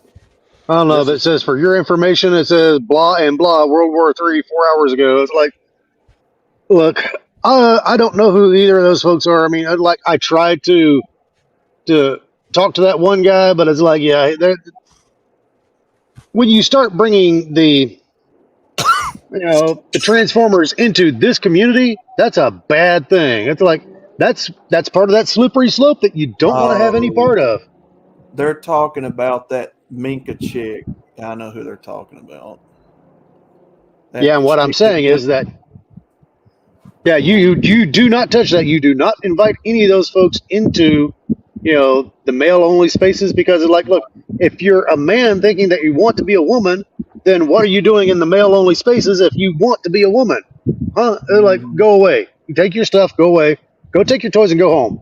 Well, that chick that he's talking about is the one that Good Mother tried to coach. That's not the transform. I know who you're talking about, though. So why are you guys? It's a male only space. Why are we even fucking bringing Good Mother into any of this? She's not a man. No, I was telling SDE who that was. Yeah, and I'm just saying, look, I couldn't look. Good Mother, she does what she needs to do as far as taking care of these crazy college professors, and her belief is that she's sorting these crazy women out, and it's like, as long as she Great. stays in her lane, I don't have any issues with her. But it's like the folks that come into our spaces are like, and I'm talking specifically these guys that they talk like they want to be a mentor and they don't know jack shit, and they think they're going to be doing something useful and productive, and it's like, yeah, these folks they don't know what they're talking about. And it's like I tried to reach out to one, and he wanted to have a conversation with Undead Chronic, and it's like, yeah, and I gave him that opportunity, and he just totally he blew it off. And so it's like, I got no pity for the guy. They're like, I hope that he, keeps all of his comments turned off, and that he keeps his live streams private. It's like, so this way, nobody can see what the hell's going on with him. Well, He had to do it on his time. well, I'm going to be honest. I strongly disagree with trying to bring women into this community, because I saw an example of it last night of why it does not work and never will work, and that's why I don't rinse them. I don't let them up on panel on the Outlaw channel, because it's a man's channel. It's a man's space. That's why we need to have a show from Tim Elgato, Fishing with Tim. Yeah, today what we're going to do is we're going to fish with Tannerite. It says in the Bible, why catch one fish when you can kill them all? Look, we're going to have to throw this one back. It's small and girlish. That'd be awesome, man. Sergeant Grant says my name is Darth Invader. Darth Invader. Yeah. Franco thought that was funny. Hey, Franco, why don't you come up here? Why don't you come out of New Zealand land and join Americans? America. Okay, Tim America. was talking about, remember the MRAs, and it's like, there are a few of us that actually do remember that bringing women into the MRAs is basically what destroyed them. Yeah. And the problem is that too many people gave their lives. It's like, and what I'm talking about is that, there are people that you have to question how they died, the circumstances involved, what they were thinking, what they were doing, perceived beliefs. And what I'm talking about is like, you got like Roy Den Hollander and Mark Angelucci. These were both MRA attorneys who were both fighting for the same things in different courts. But however, now supposedly, and this is the official story, is that Roy Den Hollander flew out to San Bernardino, got inside of a FedEx facility, got a FedEx truck, drove up to Crestline, which is north of San Bernardino, and killed Mark Angelucci in his own home, went back to the FedEx facility after making deliveries or whatever. I'm not sure, but then flew out to, back out to New Jersey and killed the son of federal judge Esther Salas, wounding her husband, and did that from another FedEx facility, doing the exact same thing. It's like, yeah, there's lots of aspects of that story which just don't add up, which,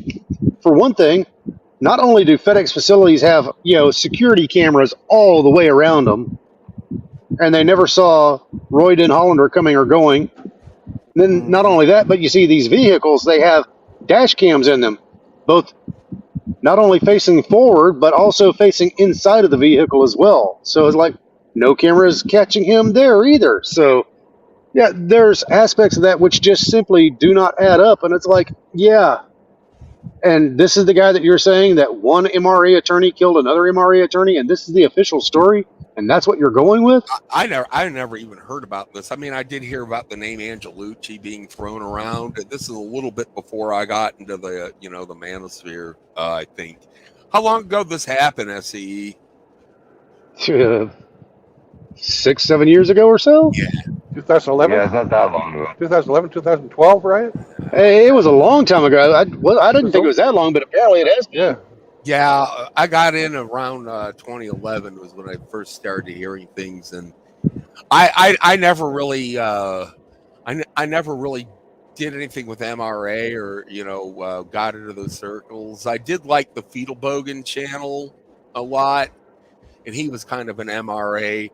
Bernard Chapin was sort of a MGTOW, big time MRA, sympathizer. But that was about it. I do know though that like right from the get-go, you had Karen Strawn was just kind of like, okay, move over Dean, move over Paul, move over Warren. I speak for the men. And that's where the Honey Badgers started, and now there's no more MRA. It's gone. Mm-hmm. All right. Well, I'm not going to say anything on that, but I will say that, there are certain aspects of that which basically, if it hadn't been for the women that joined in there, I would say that they would still be fighting an uphill battle, but however, they would still be there. Uh-huh. They would be relevant, but it's like, yeah, they hooked their wagons to the wrong ponies, and it cost them dearly. Well, yeah, I'll say that. You don't hear about Dean Esme anymore, Paul Elam. You don't hear about, John the Other, who kind of went MGTOW after a while.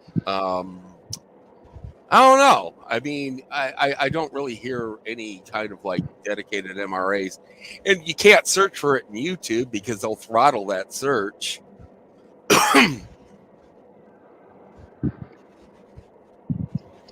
Yeah, I don't know. I mean, look, we've got some particular problems, and that is, you've got all these air quotes red pill content creators, which are basically, these aren't red pill. These guys are, they're just flat out pickup roaches, and it's like, Yeah. and they think that they're doing great favors for the MGTOW red pill community, but it's like, all that they're doing is they're taking a giant dump on MGTOW, and they're using red pill as a stepping stone to try to push their little programs and their narratives to try to get you to buy into their pickup artist course. And it's like, there's a couple of these guys that are just flat out criminal, and you know who I'm talking about. Sure. And then, you've got a couple of them that, look, they have these legal sponsors as their, representation. Okay. So you pay for the course of this pickup artist, you take their bad advice, you get like a Me Too, or you get a false allegation, and you're going to need that legal representation that they, have as a sponsor. Okay. So then they get a kickback on that whenever they sponsor, they suggest the sponsor to represent you in court. So they get paid three ways. They get paid by you buying their program.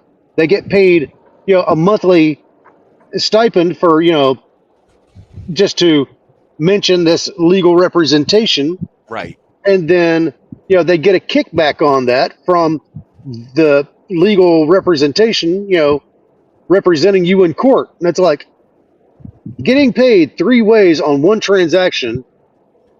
And it's like, yeah.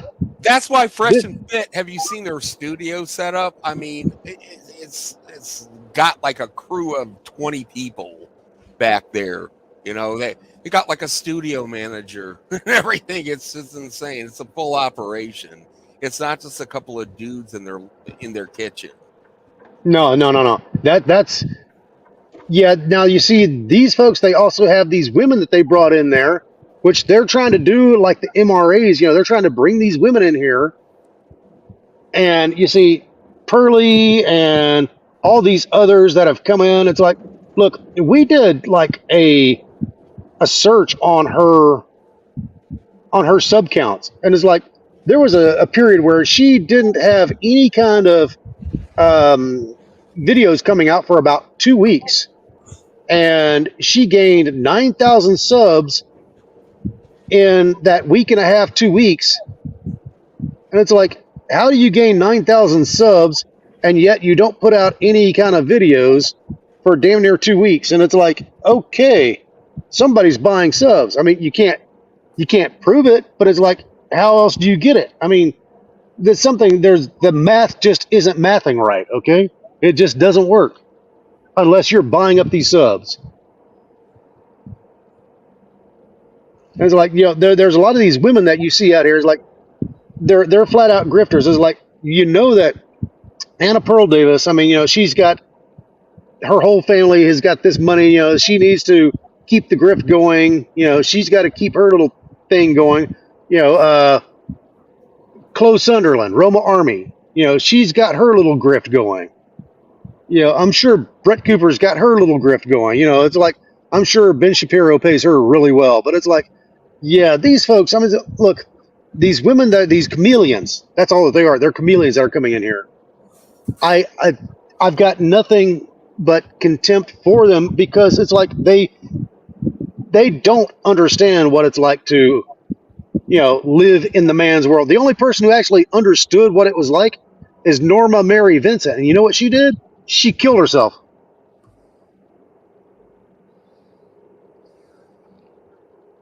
I don't know.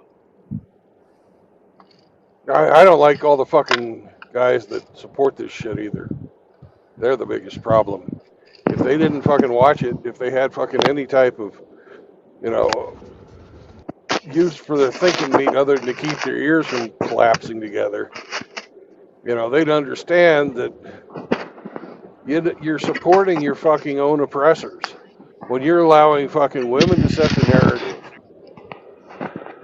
You are giving your power away to the fucking enemy.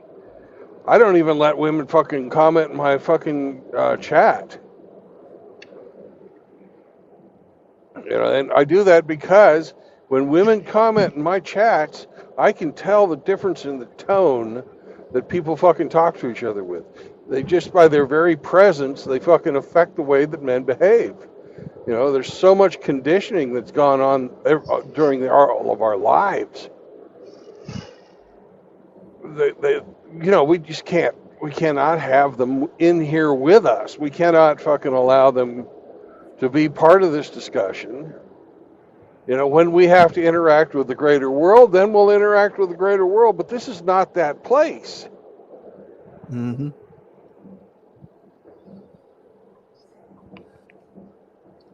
Well, you see, then you get all these. I'm not going to say that they're. I guess you'd call them. They're our critics, okay? And they say, well, these are all misogynist woman haters, and it's like, all they do is just spout out all this hatred all day long. It's like, look, nobody cares about what these women do. We want to help the men.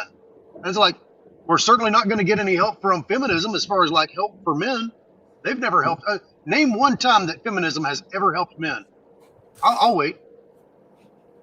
About the only thing that feminism has ever done to help men is to help men wake up to the fact that they're getting screwed over as badly as they are.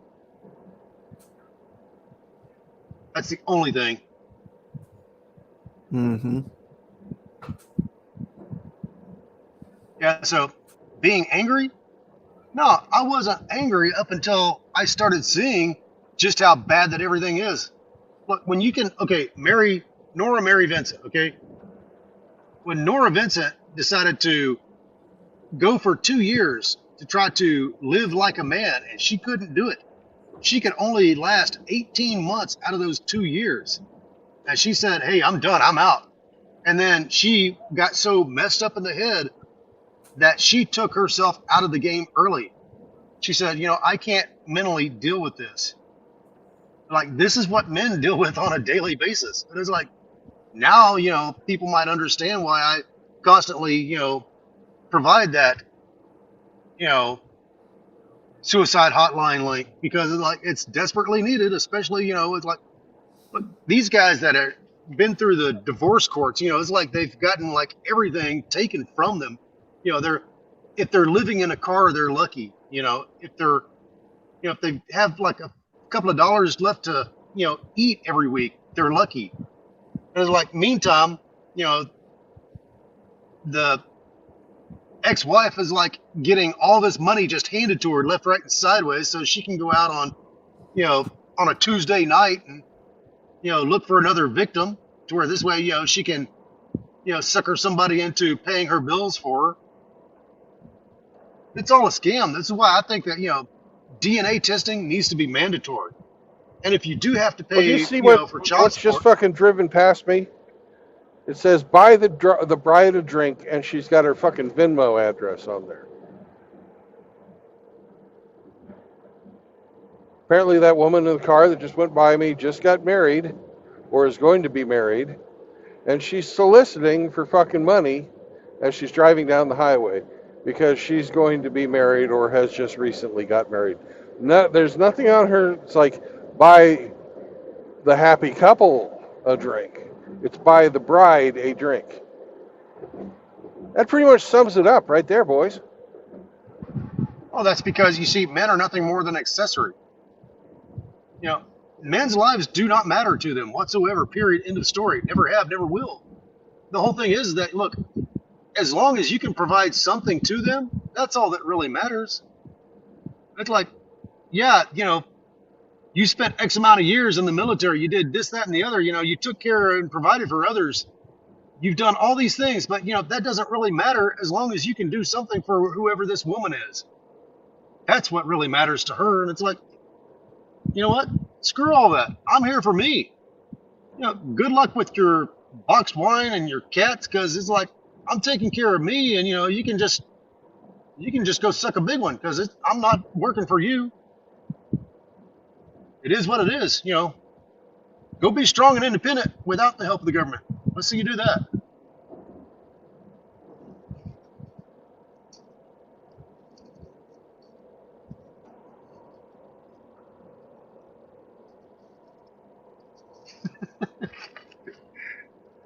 Can you not hear me What? anymore? No, I didn't hear you at all until just now. Dang, I went off on a rant too. Oh well. Well, did anybody hear me at all? Yeah, I can hear you now.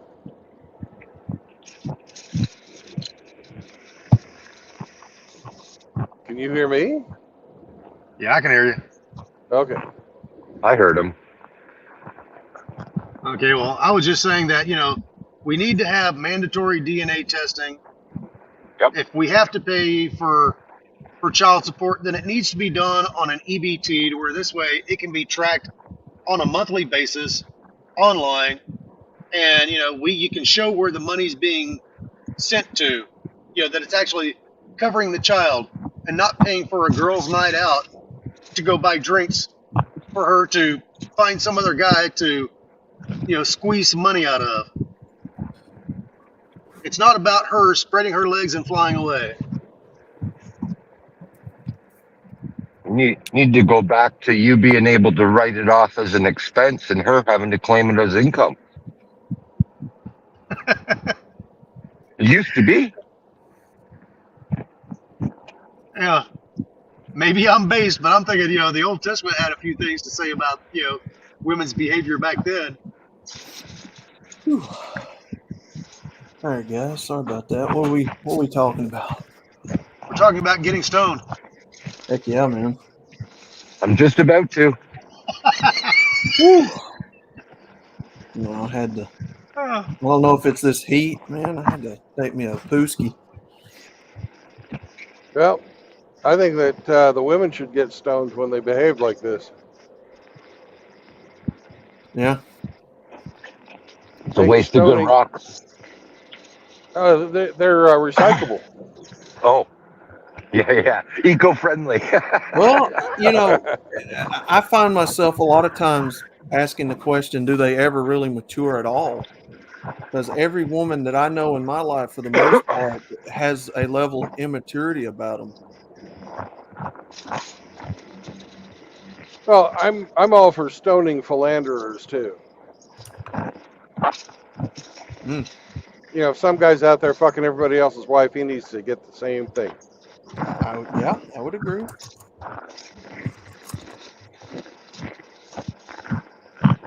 I mean, all the women in my family have a level of immaturity that I don't know. Does it exist? Who knows?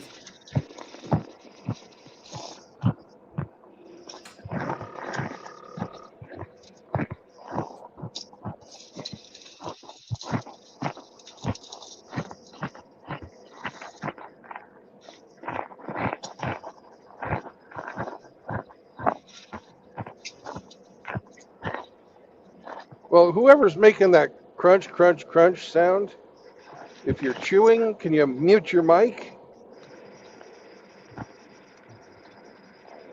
Yeah, I was just thinking somebody strapped on a feedback and they're going to town. That's what I'm saying. Ah, Himmy got the munchies. No, I'm rolling a joint. Yeah. This is why, to a large degree, I have to believe that they're immature. You know, they're willfully ignorant, immature individuals.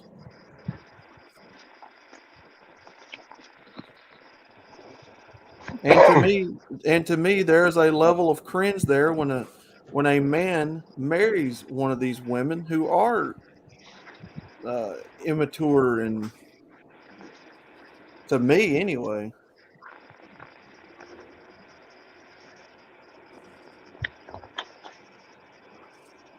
Well, you live your life on fucking easy mode. You don't have to fucking develop any more further as a person once you start growing a set of tits. Yeah.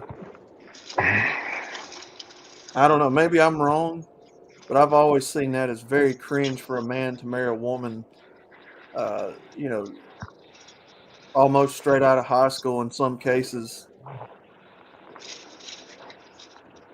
who's immature as the day is long, you know. Well, think I about don't know. yourself when you got out of high school. How mature were Yeah. you at fucking 17 or 18? Mm, That's a ball of fucking hormones. yeah. Let's see. But society had the expectation that you would grow up and be a responsible man. Yeah. Oh yeah. Oh yeah.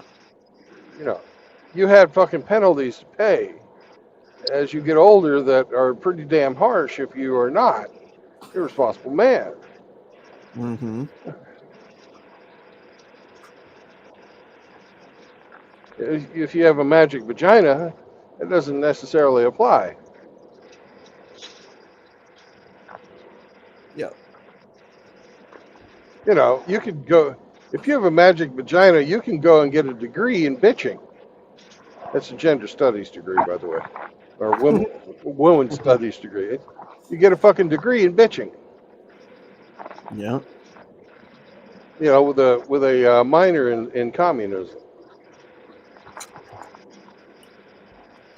Well, I can't speak for other guys, but I was typical 17-year-old, thought he had life figured out.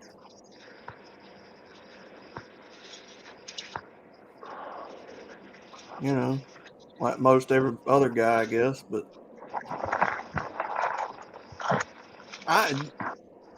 there's a lot of women I still see now, even into their 30s and 40s, that are still immature, like they're still in high school.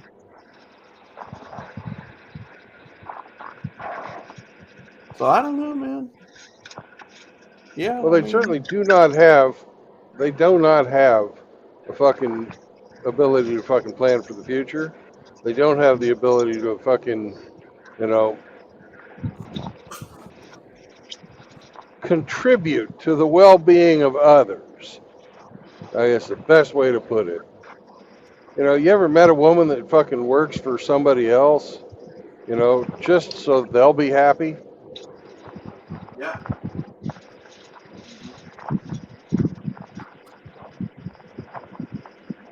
I don't know. You know, even my own mother, God rest her, you know, she's a beautiful, beautiful person, but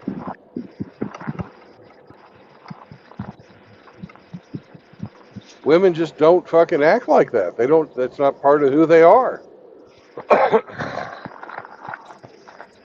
Well, we shouldn't expect them to be anything other than they are, but at the same time, because of their nature, they need to be fucking, you know, they need to not be put in positions where they can take advantage of society at large. They need not to be put in positions where they can, you know, adversely affect the fucking propagation of the species. Our birth rates are down below replacement levels. Our species is in trouble.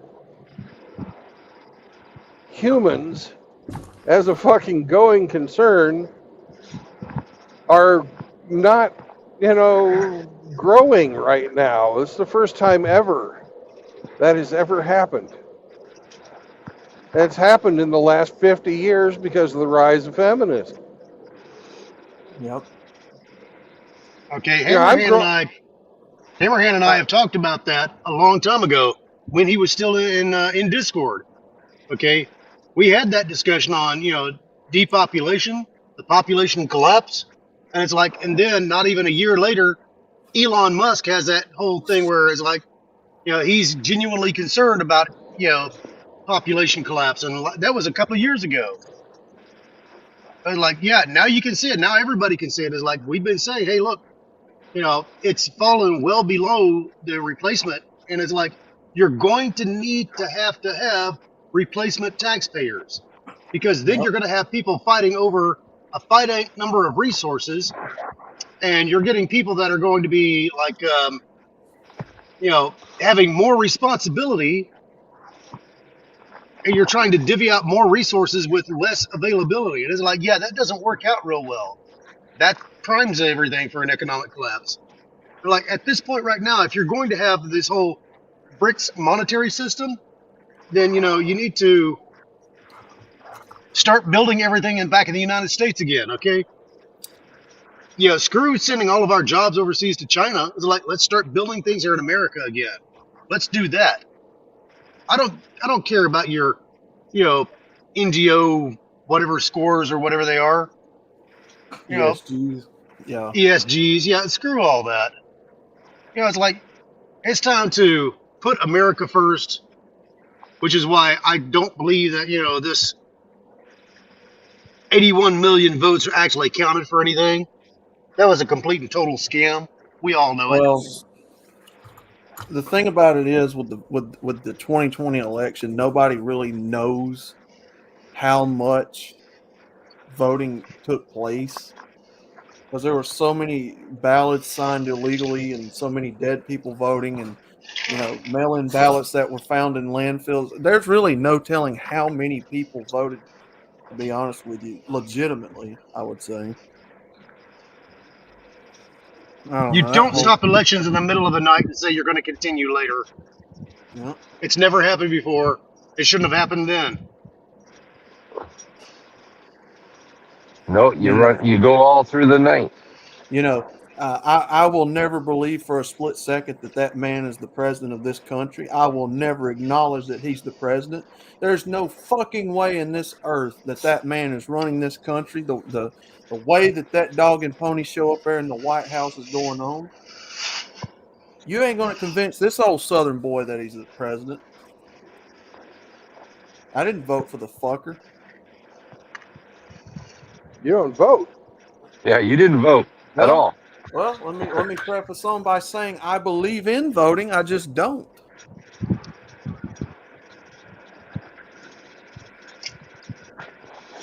I didn't vote for him either, for the record.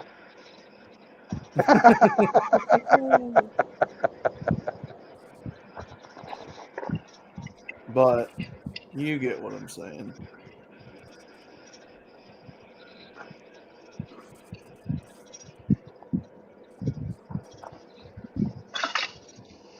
I mean, you're seriously going to sit there and tell me that man's running this country? Well, no, I'm not going to tell you. Into the ground. No, I know nobody will, but I'm just saying metaphorically.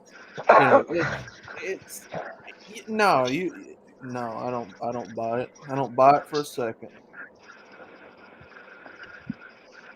I'm not having my intelligence insulted by this dog and pony show we've got called the government going on right now, with this man tripping upstairs and fucking falling off bicycles and shit like that. No, I don't buy it. Come on, man. I don't buy it either. I'd be more inclined to believe that Frank's Pet Sheep's version. Absolutely. That's right. I don't think anybody thinks Frank's Pet Sheep's a virgin. No, fuck no. Stretched out. He wallered out.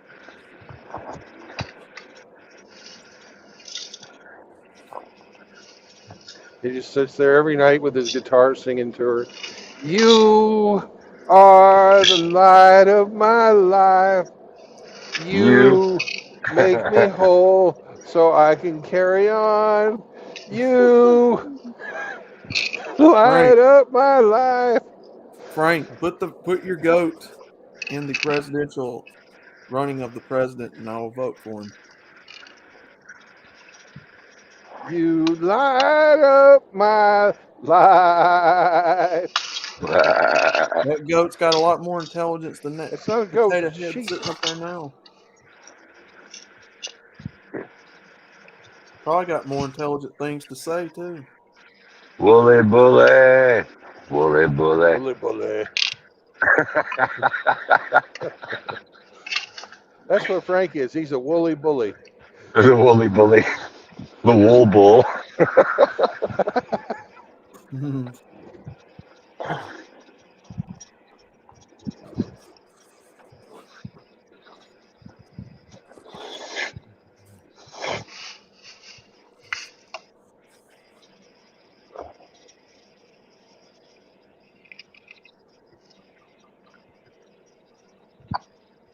How many more years does he got? 2? Yeah, I think he's. Year and a half. Year and a half, right? That's right. They'll vote. It's not this November, is it? It's next November, right? 2024, right? Yeah. Yeah. Yeah. Yeah. Well,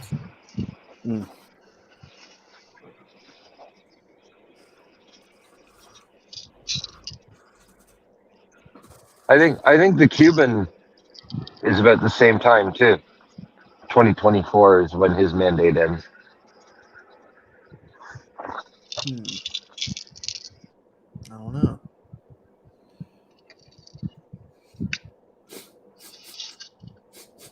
So, has anybody been paying attention to France?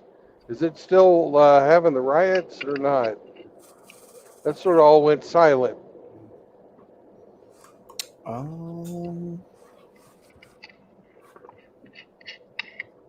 I heard about it a week or two ago. Yeah.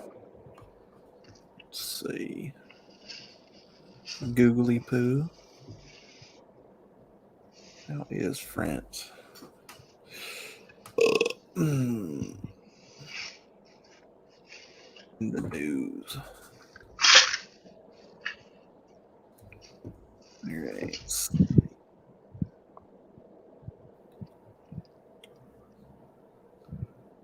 French. So, according to one day ago, French authorities banned protest against police violence in Paris. So, I guess they're trying to stop people from protesting over that now, I guess.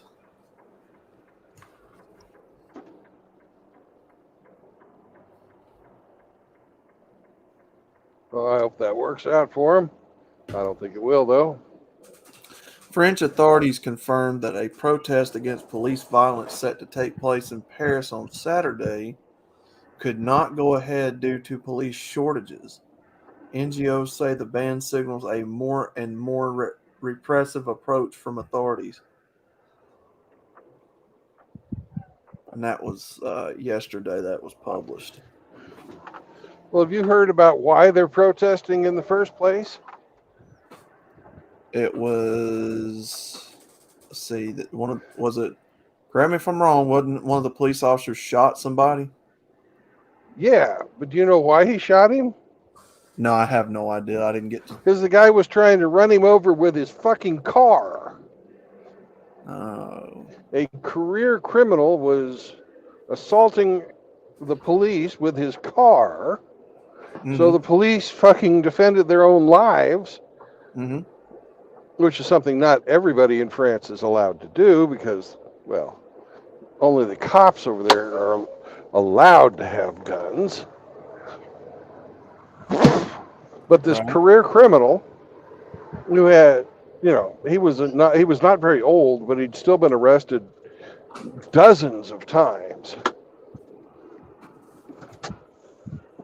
But since, he was a follower of Islam, Mm-hmm. that made it oppression.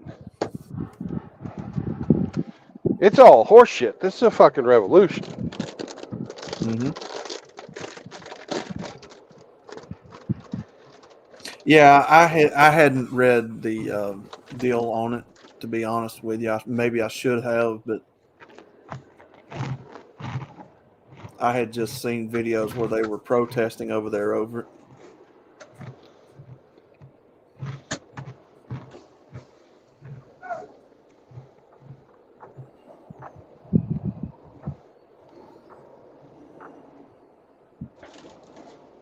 I had to get the pork rinds, Heavy.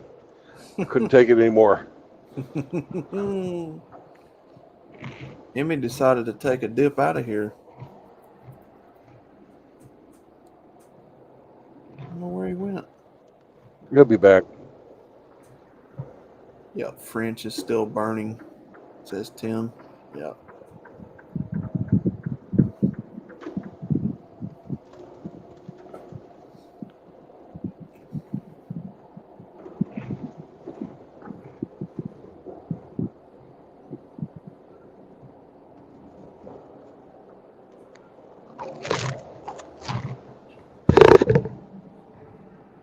It's still World War III in France, says Tim.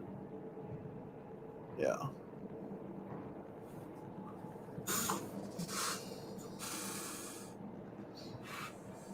Mm.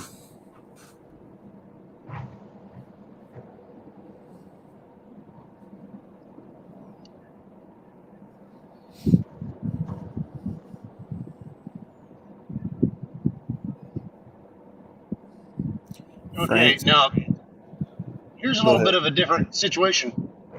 If you remove the fathers from the homes over there, you Mm-hmm. know, these kids go out of control. They gang up together and they create these, struggle snuggles mobs where they just kind of go rampant. Whereas over here, Mm-hmm. they just play their video games. It's like, yeah,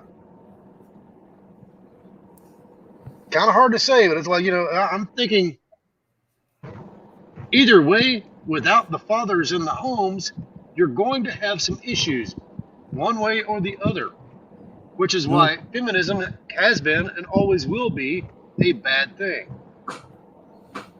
Yep.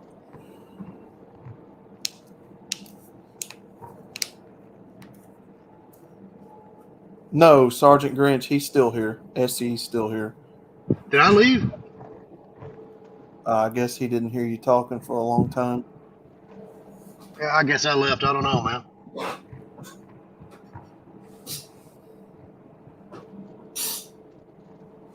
Can you not hear me? Yeah, I can hear. Then I must have left.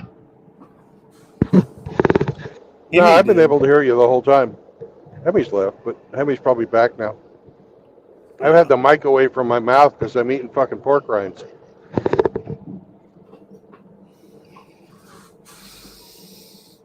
Where is the father to kick this 17-year-old jackass? Just saying. Sorry, I got booted. So that must be you talking about the 17-year-old was the one that tried to run the cop over. Is that right? Let me go look that up.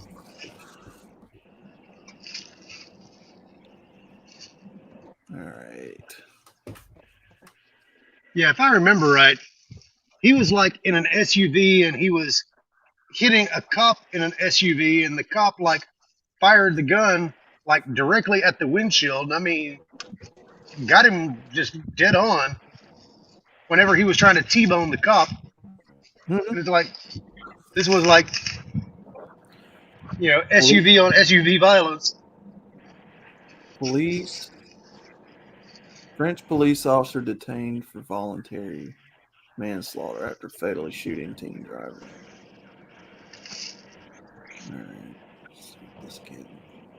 Fuck around and find out. Violent protests shook western Paris suburbs overnight, Wednesday, June 28th, after police shot dead a teenager during a traffic stop and then appeared to have lied about the circumstances of the killing. An officer has been detained and is under investigation for voluntary manslaughter. Why are they saying he lied about it? See the video. Oh, come on. There we go.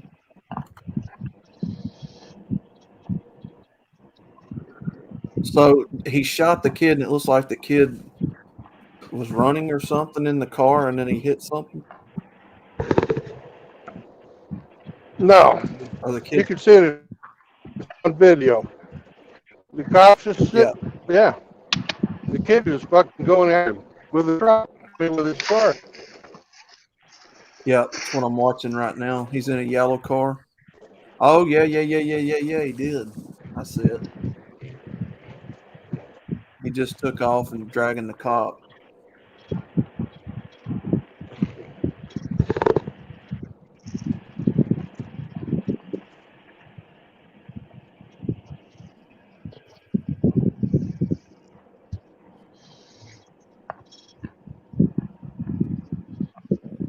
And then he must have shot him, and then the kid drove into a pole.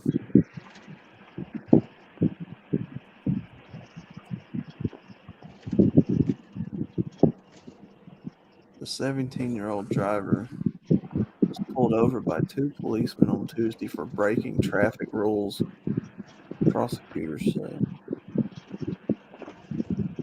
Police initially reported that one officer shot at the teenager because he was driving his car at him. But this version of events was contradicted by a video circulating on social media and authenticated by AFP. Who is AFP? The footage shows of two policemen standing by the side of the stationary car, with one pointing a weapon at the driver. A voice is heard saying, "You are going to get a bullet in the head." The police officer appears to fire at the driver at point blank range as the car abruptly drives off, advancing a few dozen meters before crashing. No, what I saw was them trying to run from police, and he drugged the police officer. And at that point, the kid took his life in his own hands.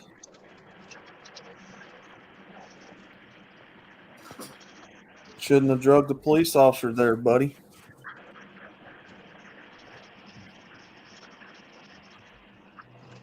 I mean, what do you think's going to happen when you take off from a traffic stop with a police officer telling you to get out of the car? And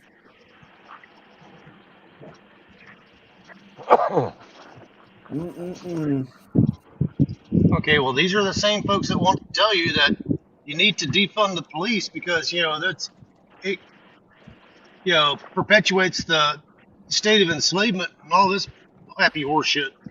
Mhm. And I'm going to tell you just flat out, you do not want to live in a society that does not have some type of police force to it. Right. Yeah, I believe that. Well, it's like I tried to tell, I can't remember what his name was here about a month or so ago, talking about laws and stuff on here, driver's license. And I said, you have to have some sort of a, governing structure keeping people under subjection to a degree.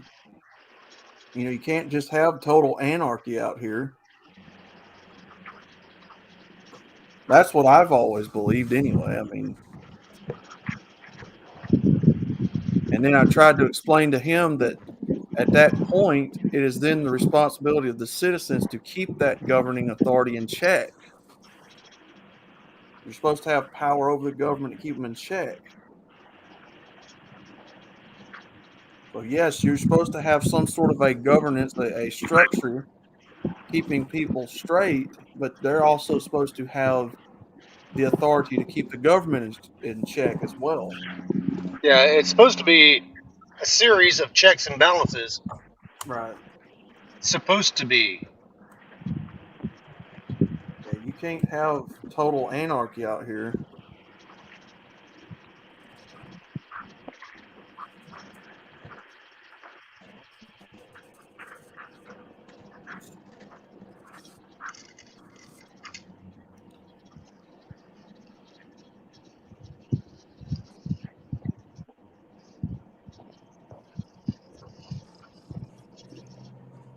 I don't want anarchy, but you know, I don't want paramilitary police either. Right. You know, when I Exactly. was a kid, the cops wore blue. Now they wear black for a reason. You know? Tim Elgato says rules can be corrupted by people. Exactly, Tim. Exactly. Absolute power corrupts absolutely. That's why people needs to be informed and educated on knowing how to curb a lot of that. Good morning, guys. Whoa. Rusty, What's up, Rusty? Oh, I just wanted to just chime in on your conversation. It's something that I have studied intently for years. You know, the rise of the military police. Two things need to happen. Uh, and let me state that my votes with overall with what SCE said. You don't want to live in a society that without some sort of enforcement. However, two things need to happen. Number one, police officers need to lose their qualified immunity. They need to get back down into the Yeah. trenches with the rest of the citizens. I am subject to civil lawsuit when I screw up. Okay. When I make a mistake, whether it is on purpose, which would be malicious negligence, or whether it be by accident. Okay.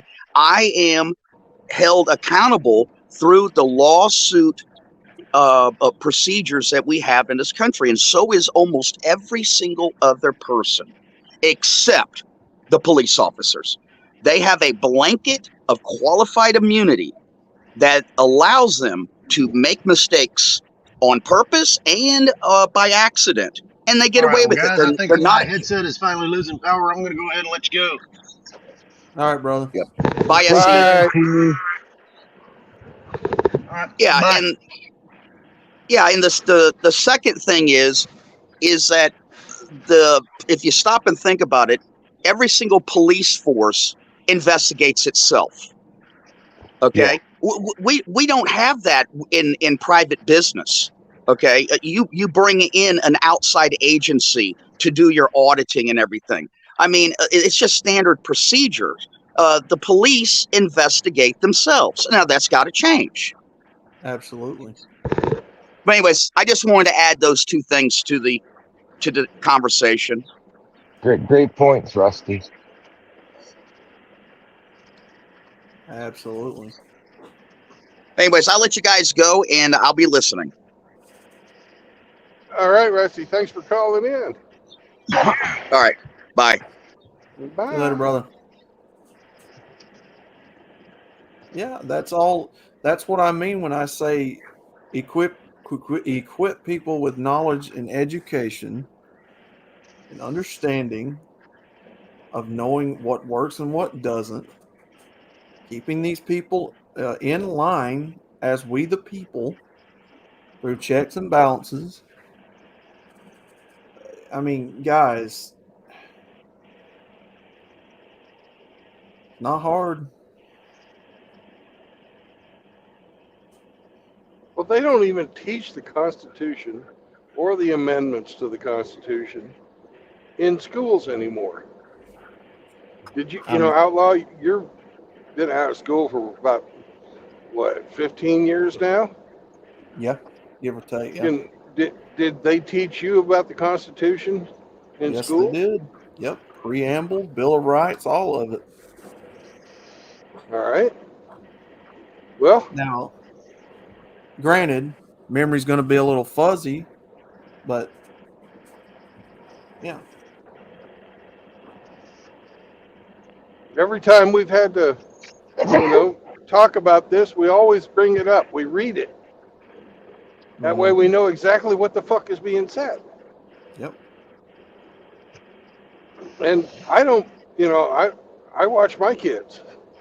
None of my kids were taught the fucking Constitution. Mm. They got to learn what the three branches of government were, and that's about as far as they went. Yeah. They were actually taught that the fucking electoral college was put in place because there wasn't enough fucking good enough communications to decide to vote any other way, which is complete horseshit. Yeah. We have an electoral college so that we don't have a direct democracy because our founders did not believe in democracy. Yeah. Constitutional republic. I pledge allegiance to the flag of the United States of America and to the republic for which it stands. Yeah. It's not a fucking democracy. You hear these motherfuckers talking about democracy, popular vote, blah, blah, blah, blah, blah. We're not a fucking democracy. Right. But we have over half of the population that believes we are. Mm-hmm. You always hear them talk about democratic reforms. Mm-hmm. And just look at the name of the fucking party that are out there. We have the Republicans, Yep. and we have the Democrats. Their fucking names tell you who they are.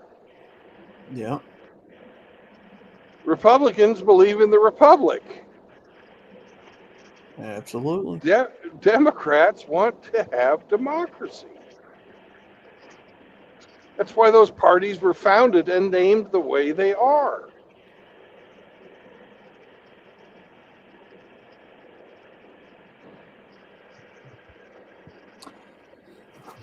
Nobody will fucking talk about that. Well, you mentioned a while back doing a stream talking about Constitution and Bill of Rights. Maybe it would be a good idea to do one. Now, again, understand, guys, it's been a long time since I've read up. Now, I need to read up on it, get familiarized with it again. But, yeah, they taught us these things. Cursive writing. We learned the Constitution, I think, in middle school. 8th grade is when I learned it. 8th grade. Yeah, that's about right. 7th. I think it was 7th or 8th for me, too. Yeah, preamble, Bill of Rights, how bills get turned into laws, stuff like that. I mean,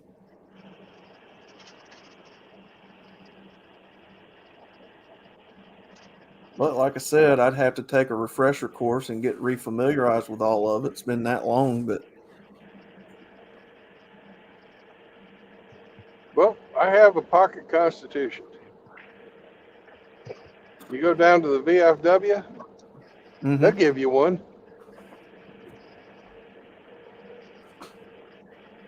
Because every American serviceman swears an oath to defend the Constitution against all enemies, foreign and domestic.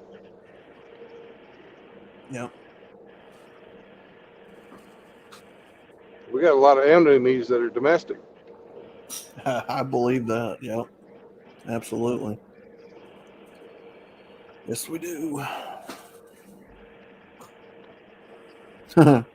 I believe in Jesus, 308s, and Grinch, says Sergeant Grinch.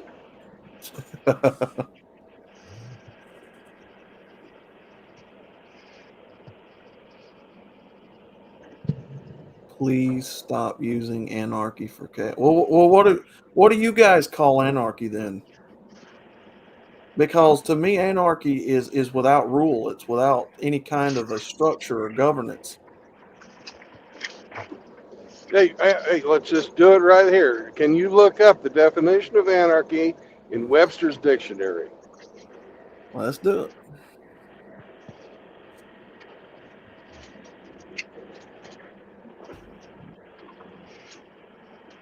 Maybe I've got the wrong definition. Who knows? No. If somebody got a different definition, that ain't the right fucking definition. It's a common language that we all share. You look to a dictionary to define the words. Merriam-Webster defines it as A, absence of government, B, a state of lawlessness or political disorder due to the absence of governmental authority, C, a utopian society of individuals who enjoy complete freedom without government, Utopia. absence or denial of any authority or established order, absence of order, disorder, anarchism. That's There all you it have says. it. Personally, I believe in structure. I understand human nature does not like authority. I get that, guys. I don't like authority either, but I understand that we have to have some form of it. Now, that doesn't mean that you allow these cops and these politicians to go out here and go willy nilly, unchecked. No, that is all a part of what I mean by understanding and educating yourself as a citizen, understanding that you and other we the people citizens have the power and should have checks and balances over the government, and it works when it's done correctly. The government, as defined by our Constitution, works for us. Yep. That is no longer the case. Nope.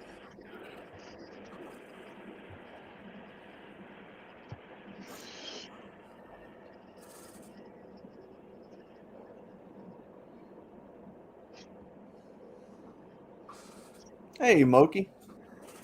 Maybe we should have a king like they got there in the Netherlands. No. Sergeant Grinch said democracy is another form of grift. Democracy is mob rule. That's all it is. It's a popularity contest. Yep. Yep. We are a constitutional republic. I learned that a long time ago.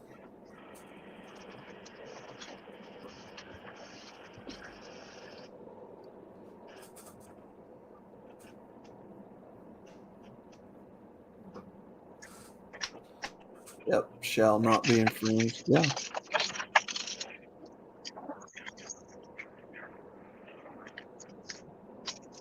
Anarchy means no rules are over. Archers doesn't mean chaos or no rules. Well, you'd have to be ignorant of human nature to believe that when there Yes, is you no think. rules, that people aren't going to fucking take advantage of that. Yeah. Yeah. That's no, I was reading comments. Yeah. Oh, people are great. They'll all do the right thing. They'll all do the right thing. Come on. They won't line their own pockets. Or... This is the original definition. The government works for the New World Order. Yeah, a lot of them do. Yeah. Our king is useless. Most are. Yeah. Yeah. Tim, I was being facetious. Glock for king. I got a king. What's he done for me? More importantly, what could he do for me? Nothing. But he could make you a knight, Hemi. A knight. Don't you It's want like to be Elton. knighted? The hell for? So I can fucking stay at his house when I'm over in England? No, he wouldn't let you do that. No. You got to be at least a fucking duke for that. Chihuahua for king. I'd support the Chihuahua as queen, because Chihuahua is a girl. Queen Yeah. Chihuahua. She already Yeah, thinks she's queen. the queen.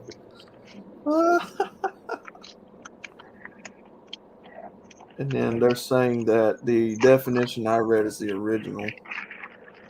Yeah. Well, Yeah. Well, notice how one of the definitions said it's a utopia, kind of like describing it as a good thing. A utopian society Yeah, of yeah. individuals who enjoy complete freedom without government. That's kind of a biased description, don't you think? It is. It's, It is. If you want a good description of what happens when you have no government or laws, look, and I know it's corny, but look up The Walking Dead. if you want to see something that's not fiction of yeah, what it's look up, like in a place with no laws, read the history of Somalia. Yep. look up Yep. some third world countries, man. Fucking Yep. the laws are the warlord's law. You know, Yep. you do what the warlord tells you to do. Yep. Yep. Yep. Those kind of guys always rise out of lawlessness. The definition, they're telling me here, the definition's been co-opted by the left. Anarchy, no rules. Well, one could argue that the kings in the monarchies are just modern day warlords, like Well, warlords from a different time, they're the the descendants descent. of past warlords. Yeah, you'd be very correct in arguing that point. Mm-hmm. You know, so maybe the Somalian guy one day will be king. Maybe. Here's something to think about, gentlemen. Now, maybe I'm wrong. Just a thought. You had no rules. You had no laws or governance. What is stopping somebody from coming in and taking your property from you right now? Your own freaking. Your own set of rules. Yeah. Your authority extends to the end of the fucking range of your gun. Yep. Yeah. Yeah. Seraphim is here saying, I read a Marxist corrupted definition. What's the definition of a re-ism in Merriam and other official information sources like Wikipedia? All right. Well, I tell you what, then That's why we go chose. find. You know. Go ahead. That's why we chose Webster's dictionary. Yeah.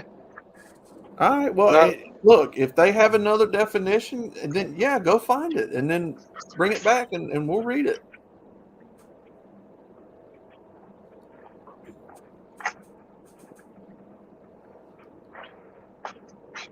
My 50 cal stops him. Yeah.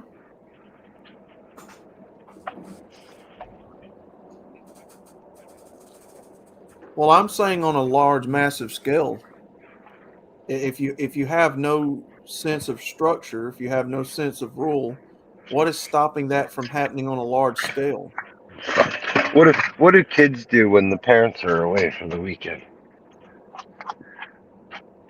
You know, if you have property, your neighbor has property, what's stopping people from forming militias and coming after your property?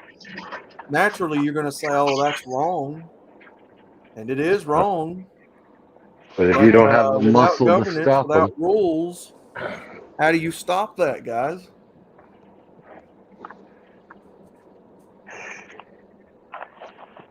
Like I said, gentlemen, authority is something we don't like as people. I get that. I understand that.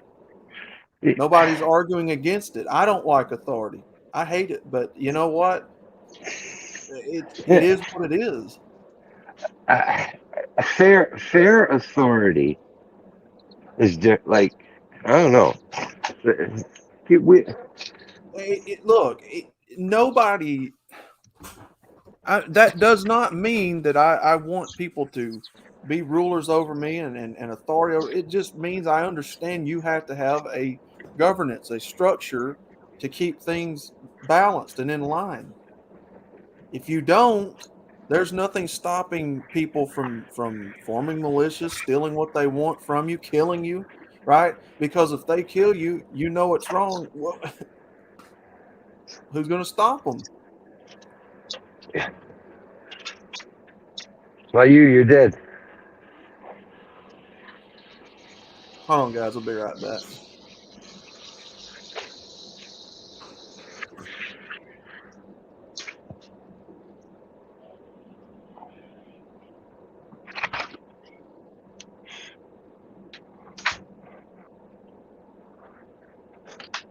Boy, them pork rinds hit the spot. Oh, there you go. Now I'm not wanting to chew off my own arm anymore.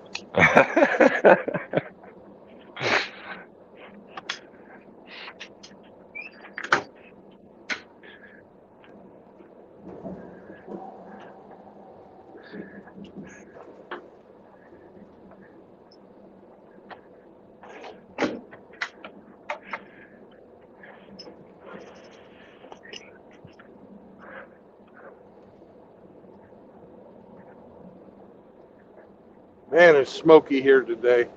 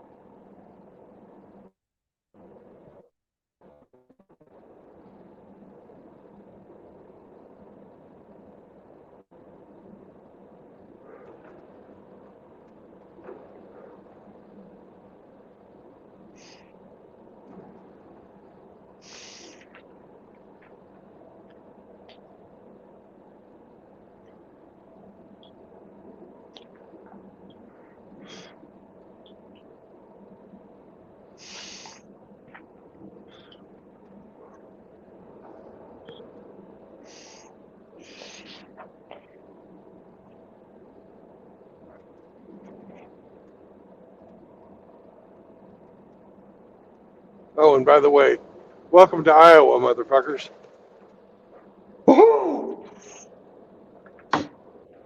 I think we're in Iowa anyways.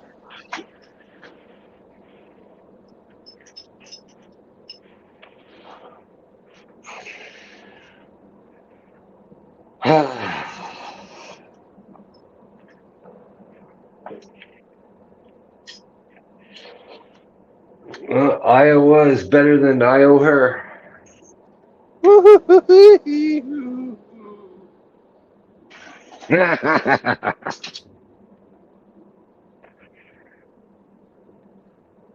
Ah.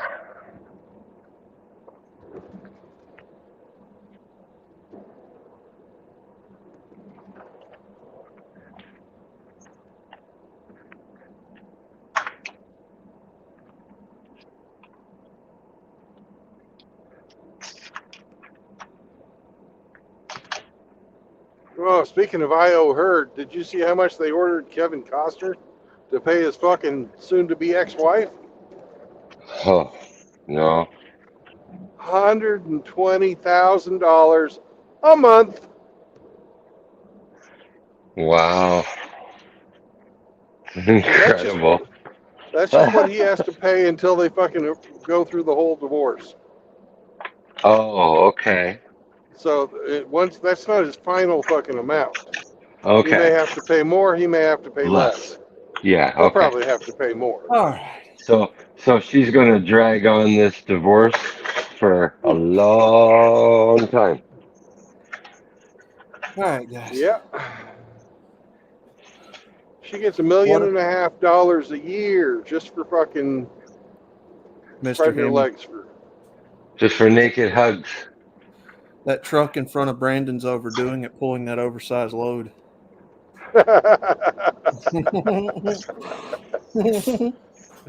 Just for naked hugs.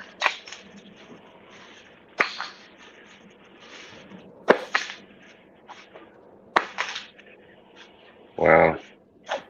It's a good fucking grift if you can get it, I guess. Yeah.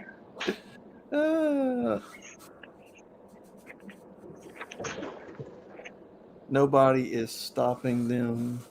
No, the cops here are useless. It takes 5-10 minutes for pigs in blue to show up to save your ass. What Well, happens if you the have police are always reactionary. Yeah, yeah, Mhm. yeah. If you have no means of self-defense, you vote Democrat in the next one, I guess. Well, that's what uneducated people do, Seraphim. You know, smart people arm themselves no matter what the circumstance. Being prepared. Being prepared when times are good. Hope for the best, prepare for the worst. Yeah. Smith & Wesson, Springfield Armory, Ruger, and assorted other. There you go.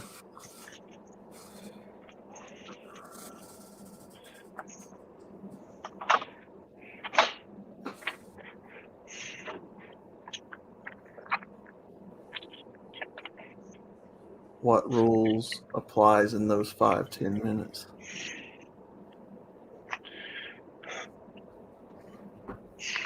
Well, Seraphim, that's why I don't argue against people defending themselves with guns. Look, there's no such thing as a perfect society. You know, at the end of the day, all you can rely on is yourself.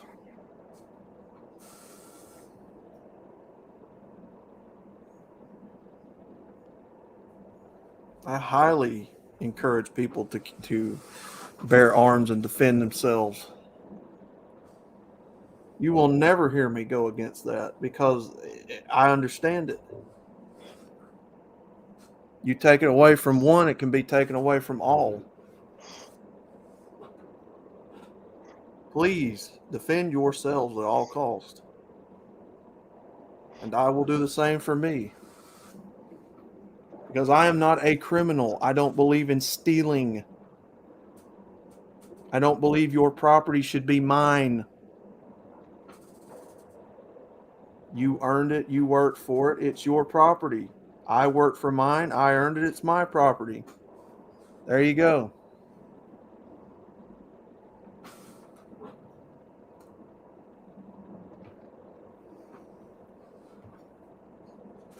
That's like somebody working their entire life and it just be taken away from. It's like it was all for nothing.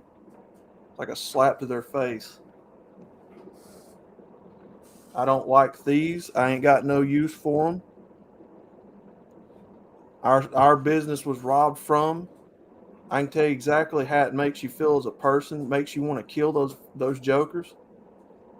Yeah, it does. It makes you hate people. Did me anyway. Can't stand a fucking thief.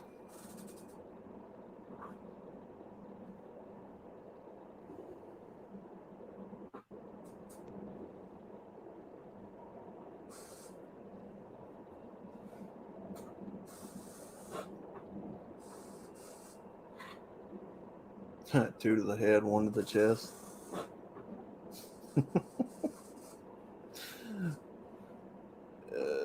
That's why smart men don't get married.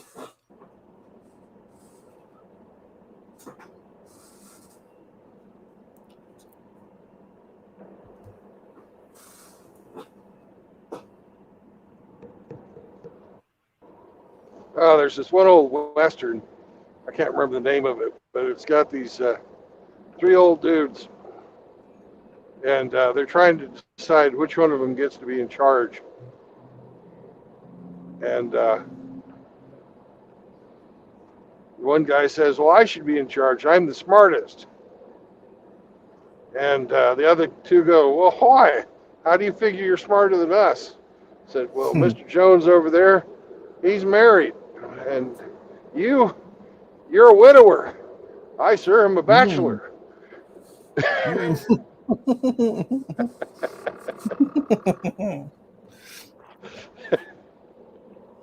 the other two guys look at each other and go, yeah, he's right.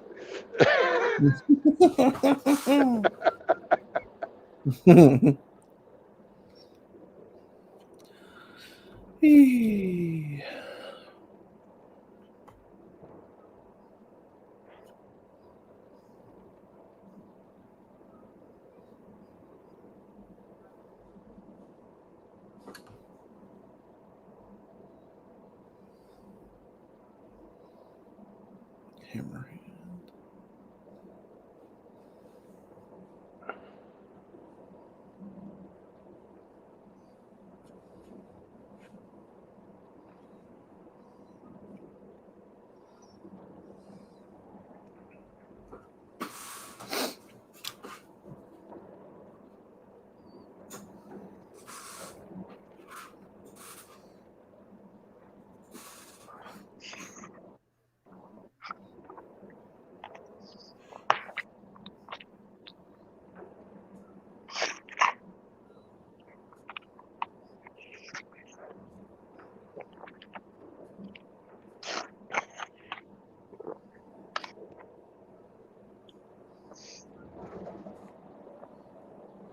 So did Seraphin never get back with us with his definition of anarchy?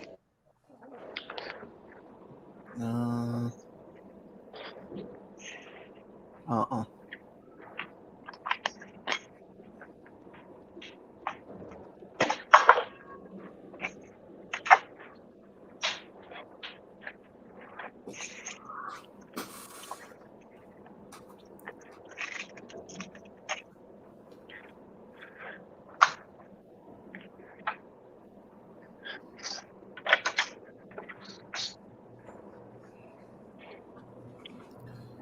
The shoulder rig is part of my everyday life.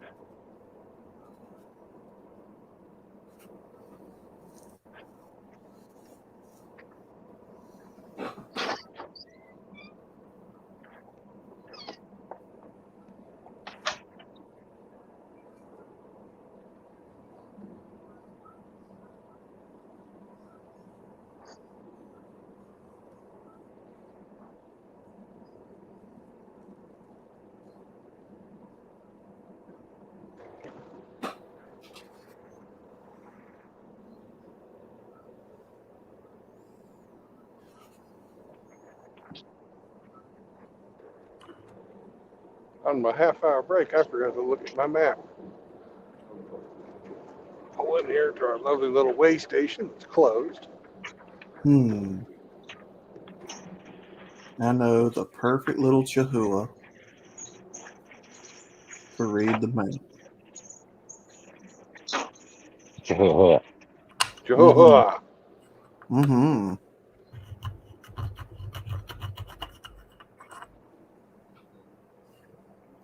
Me and Mr. Springfield are lifelong companions. This an inspection station? No, I've got to look at my map. This is one. This is a way station. But they're not open right now. They're closed. Anarchy is for sissies. It is harder to conform to a moral society based upon the commandments of God and common law. Anarchy in the UK. Mm-hmm. Anarchy! I am the Antichrist. I am. No one I want. I know how to get it.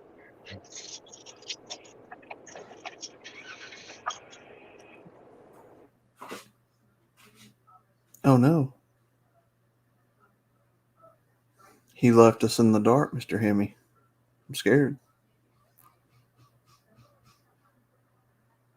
Oh, Mr. Hemi's gone too, I guess.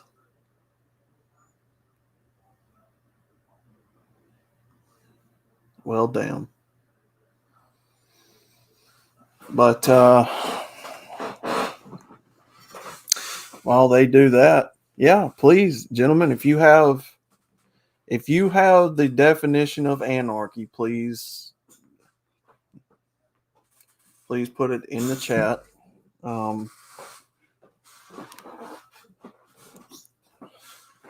Mr. Hemi, you still here? Mr. Hemi.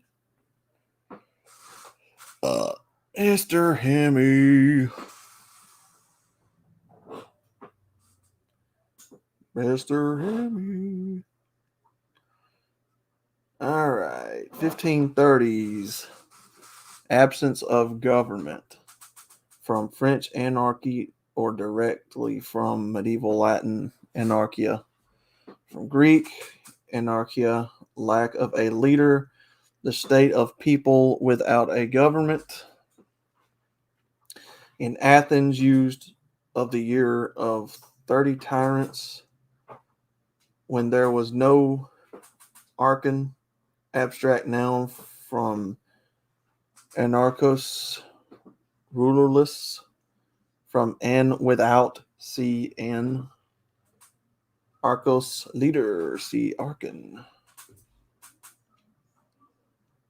Last man standing, yeah, survival of the fittest.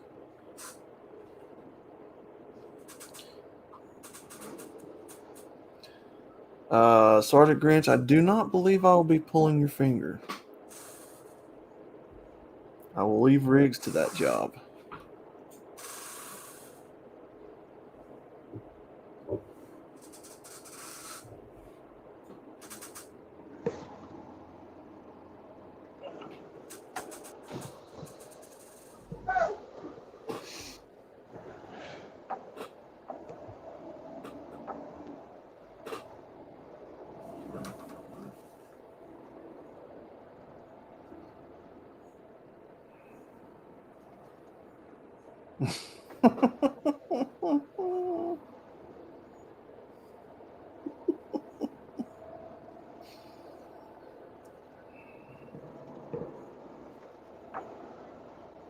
We don't pull fingers around here, Mr. Grinch. I don't. I do. Sergeant Grinch wants me to pull his finger, but if you want to, you can pull his finger. Okay.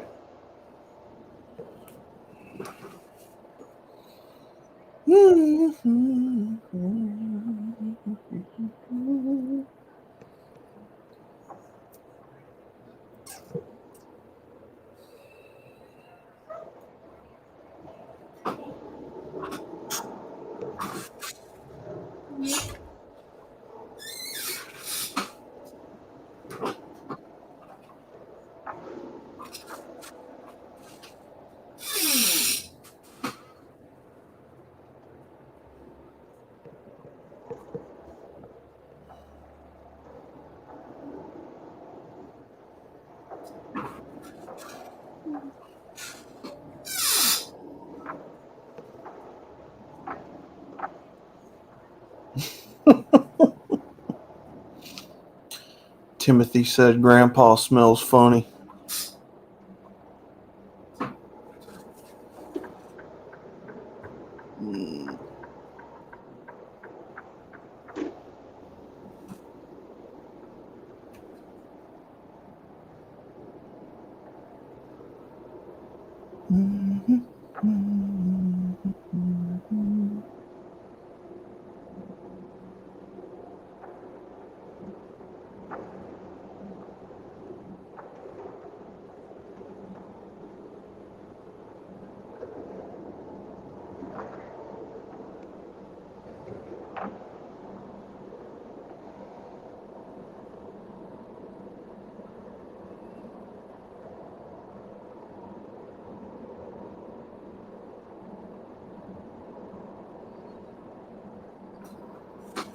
Wow, Denmark is 13 miles to my east.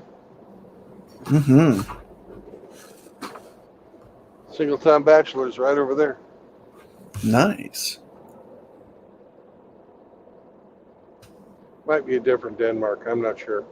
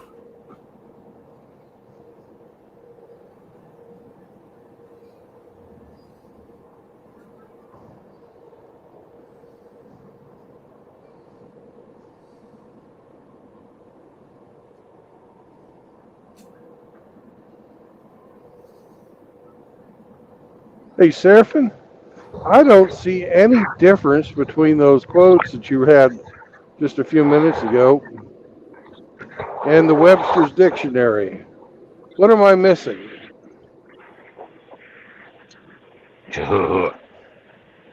Yeah, we're all missing the Chihuahua except for you. But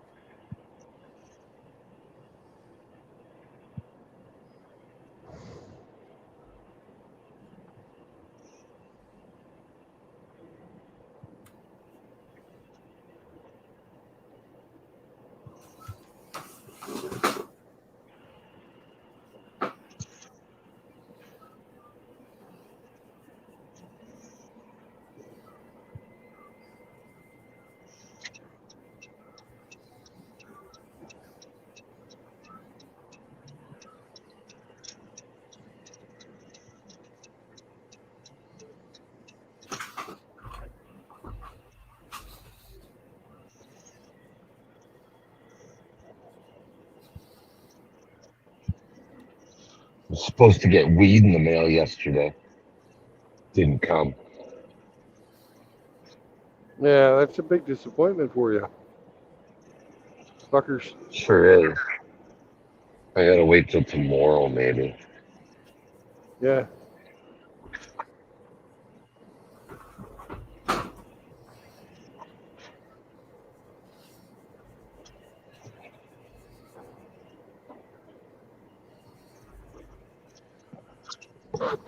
Man, there's a brontosaurus right over there. Brontosaurus. Yeah. Wow. I didn't think they existed. Well, I just saw one. He's at a Sinclair station. Yeah.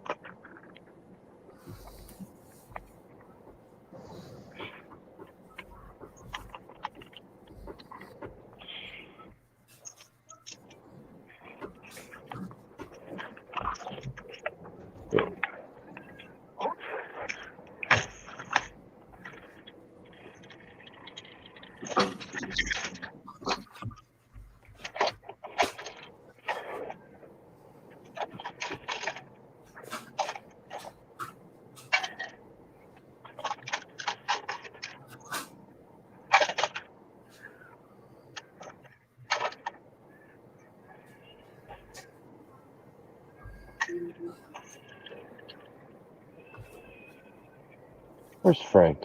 I miss Frank. Frank was here and he ran away. He doesn't love us anymore, Hemi. Hell, Frank.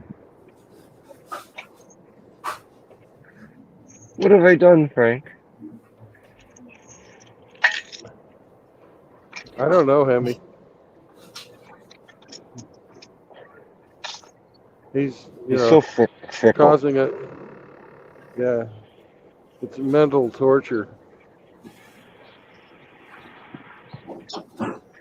He's so fickle. Yep. I think Like it stems from the fact that his father would not let him play with Barbie dolls. Ah.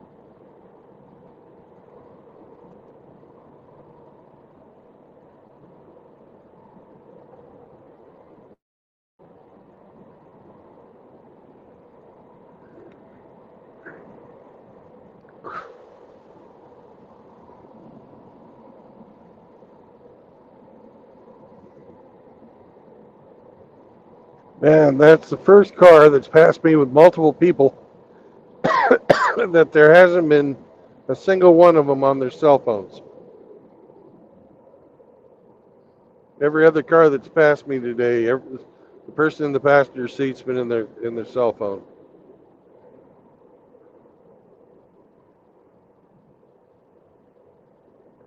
Pretty fucking amazing.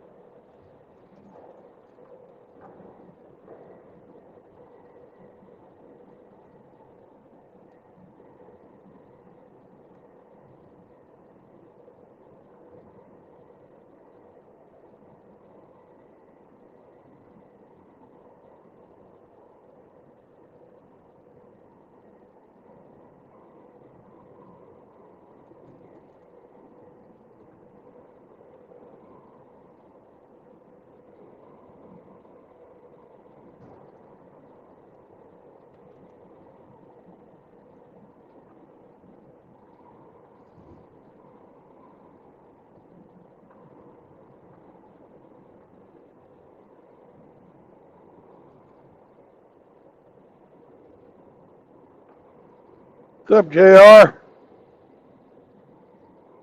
Our day is complete. JR has come.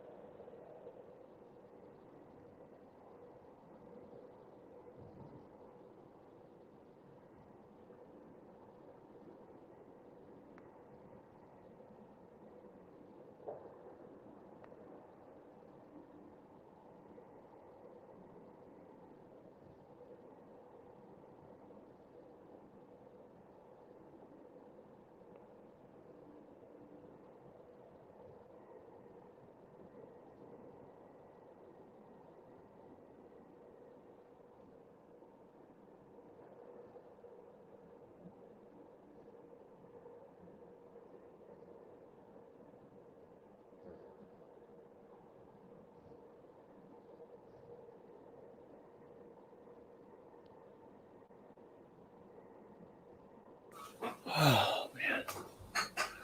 Right.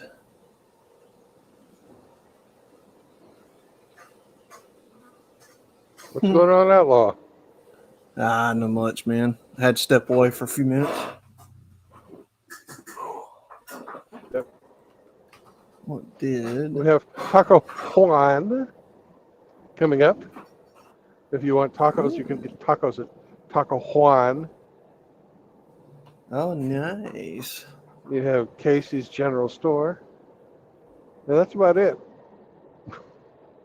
One restaurant and one little fucking gas station.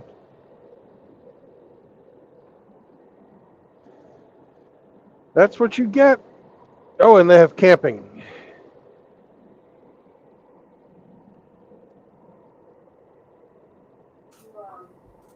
In some unpronounceable little town. All right.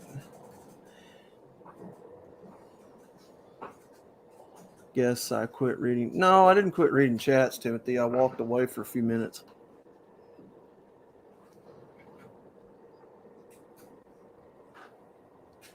Oh damn, we got Moki, Alex, Rusty coming in, JR, Mm-hmm. Chaos coming in, Eric Zombro. Hello, brothers. Good to see all of you. I thought that same thing too, JR. I thought it was mist forming on that What bug was guts. JR thinking? He thought that spot on the windshield was mist. No, it's a That bug bug. spotted. It's a bug, I tell you, a bug. Bug guts.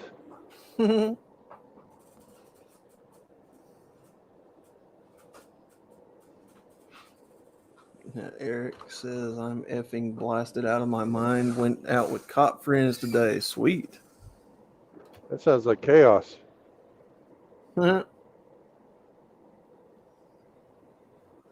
This is he, Mr. Zombro. Hello, brother. I know I get on stream quite a lot, don't I, these days? You know, this time last year, you couldn't even get me on stream. Now you're on every day. Mm-mm.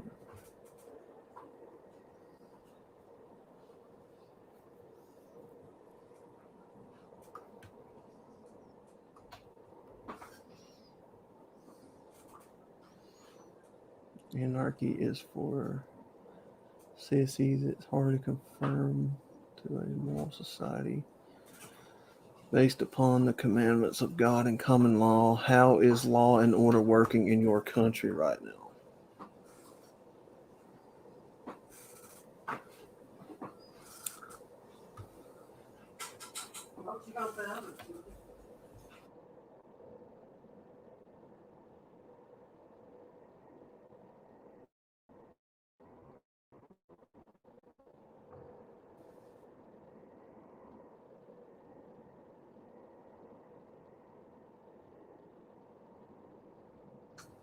Somebody was talking to me.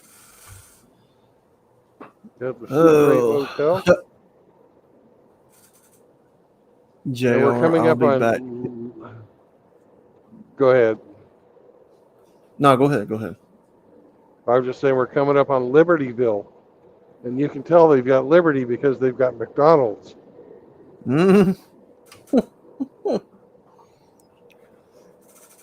No, Rusty. JR just said he'll be back to kill us all later. Okay.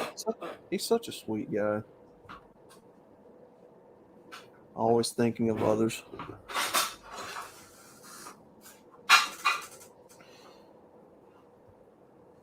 And he's back. Cha-ching, making money, sitting still today. Self-employed is 1 day a week.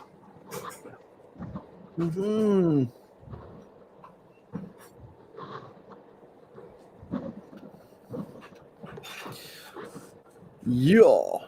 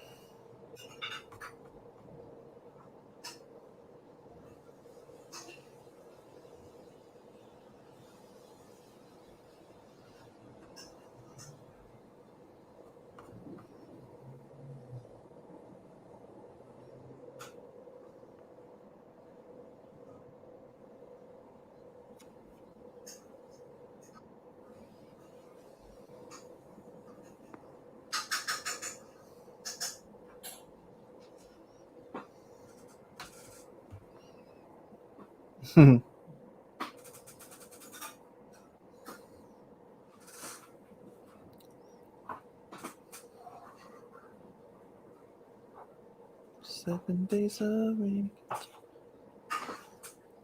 7 days a week.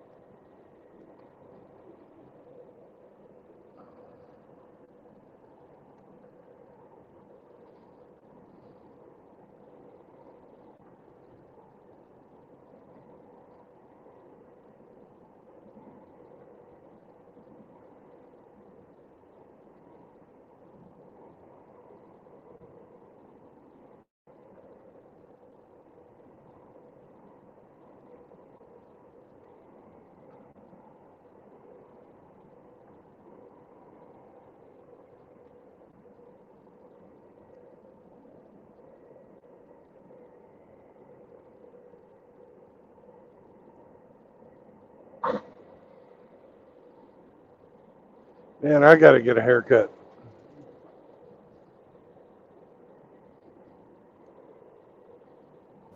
Yeah, I do It's too here before long. it's freaking time. I haven't been to Laredo in a month. Mm.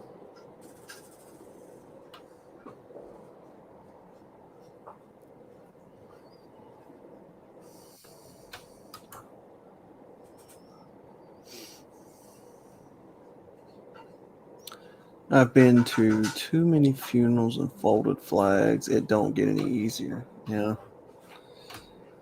Yeah, I remember when they buried my granddad, being a vet from World War II, they presented my grandmother with the flag folded in a little triangular what's it, like a wooden little box with a glass, plastic or Yep, whatever. it's called a shadow box. Yep. And then I think they did like a salute to him, like a 21 gun salute to him, if I remember right.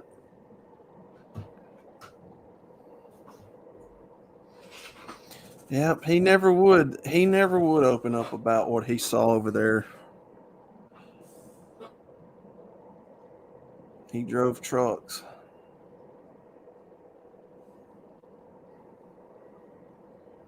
Got hit by a power line, nearly killed him. Standing on the back of one of them military trucks and over there, hit a low hanging power line, knocked him off his feet on the ground. Like they killed him.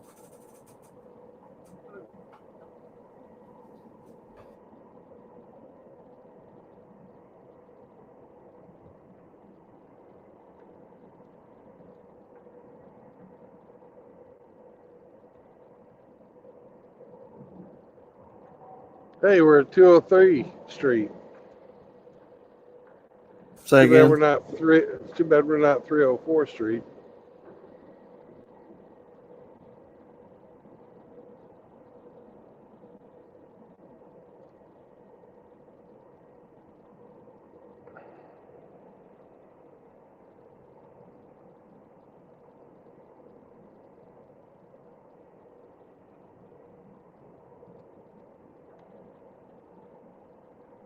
Anyway, I'll have to go back and ask him what actually happened. I can't right offhand recollect, but anyway, he was dumping military vehicles in the ocean. That's what he did. Now, for what purpose, I couldn't tell you. It's cheaper just to leave stuff sometimes than to bring it home. But you can do shit like that if you're the government. Mm-hmm. Yep, he used to talk about he would drive all night long, military equipment straight to the ocean and just dump it.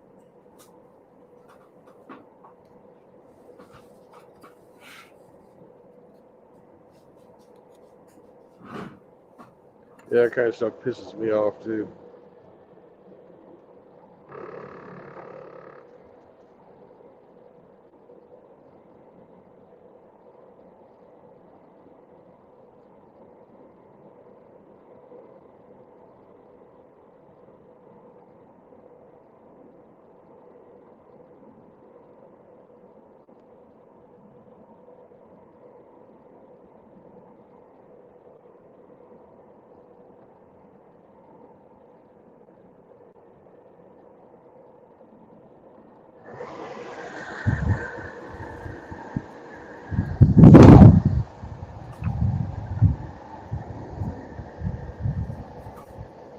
Yeah, I know a bunch of you guys served. I'm gonna have to next time I go visit his grave. I'm gonna have to because they put the job that he did during his service on his tombstone. So I'm gonna have to get it and ask a bunch of you guys what it means.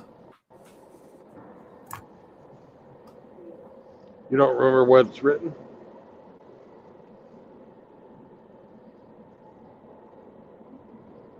No, I was talking to somebody. Sorry about that. What'd you say? Oh, you were talking. You were saying that when you go to his tombstone, you're going to have to get your grandpa's job from the service. They've got it wrote down on his tombstone, but I can't right offhand. It's like U.S. Tech 9 or something, Tech Services or. Yeah, they've changed a lot of that stuff since I was in, and I was Navy and not Army, so Yeah. you know, I probably wouldn't know what the hell that was. You'd probably look it up online or ask somebody down at the VFW. Yeah, I'll have to.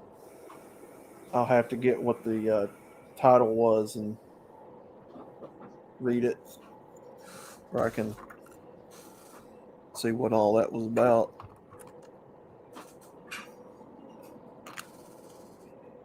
And then I had another uncle who served in Vietnam, who came back with Agent Orange, lost his leg.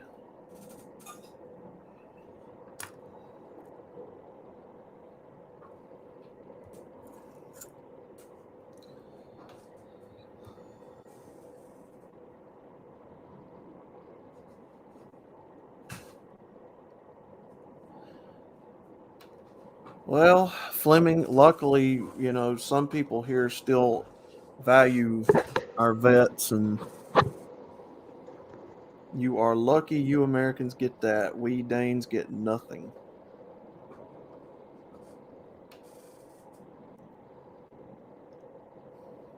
Yep. Another side effect of the woke. Luckily, there's people here who have value in servicemen and women who have served enough to give them, a flag or something to the families.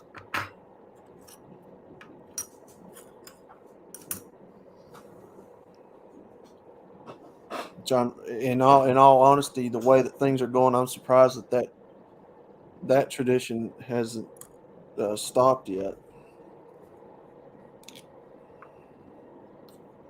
You know.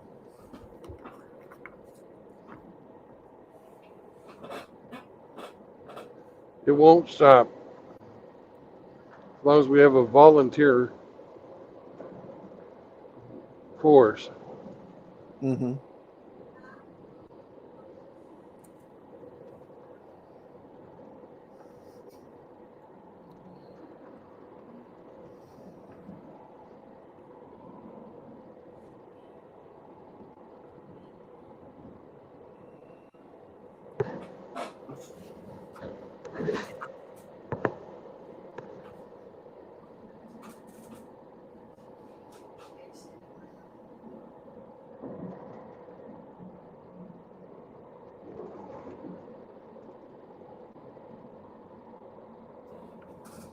Most military funerals don't have a real bugler. It's a tape recording. Wait, what?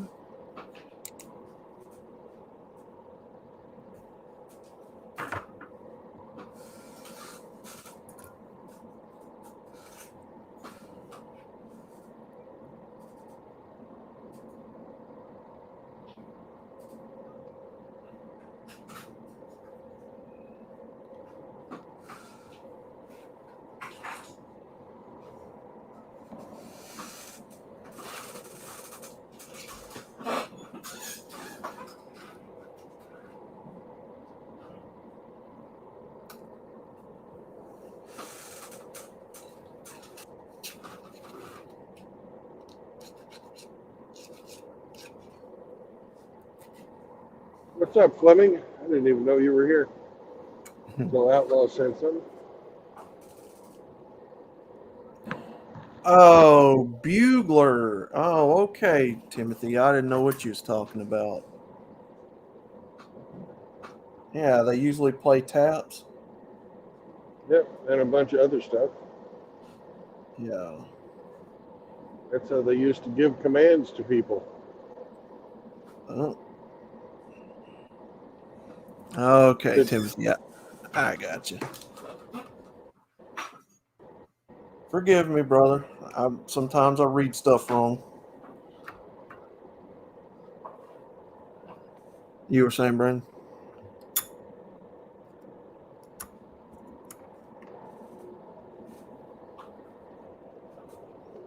I still get Singletown to get moist eyes when talking about his dad.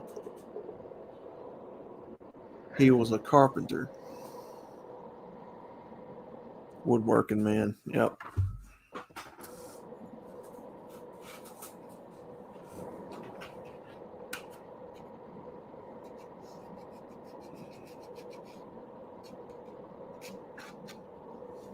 There's another dime trade here over in the States for you.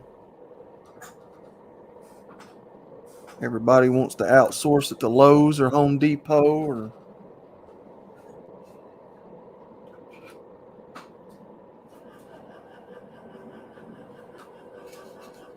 What, carpentry? do what now? You're talking about carpentry? Yeah, because Lowe's, and I don't remember exactly when they started, but they've started handling their own set of cheap cabinets you can buy in the store.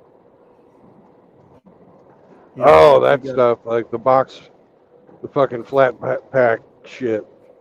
yeah, like them cheap particle board cabinets that you put in Yeah. the house for like a makeshift sink or something like that.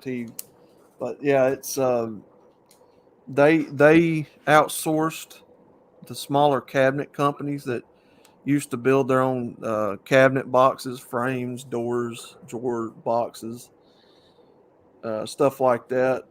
And because the average customer probably doesn't understand that when things go up, the small man has to up the charge too. They don't want to pay prices for custom built stuff, so they'll go to Lowe's or Home Depot, pay their prices for cheap garbage. And then in a few years, when that crap gets wet and starts breaking apart, then they want to cry, oh, why did we do it? Why did we spend all that money? We could have had custom factory. But anyway, that's a whole nother can of worms. Yeah. Man, I couldn't tell you how many times I have heard people say, I wish I'd have just spent the money and just went with somebody who could make it custom.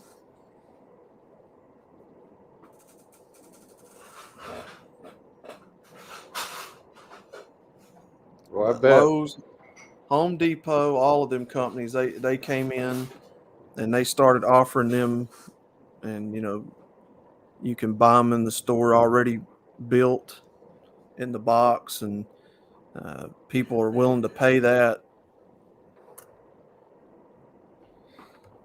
Put them in.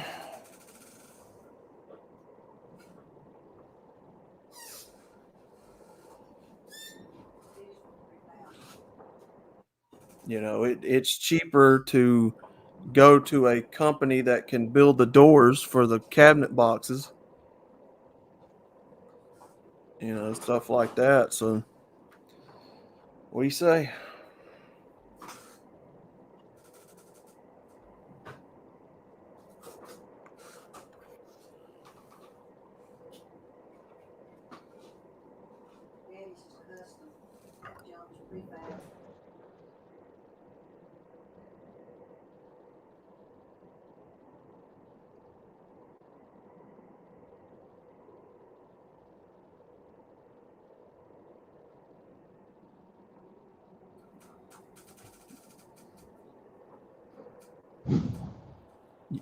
I've installed many IKEA cabinets that worked out well.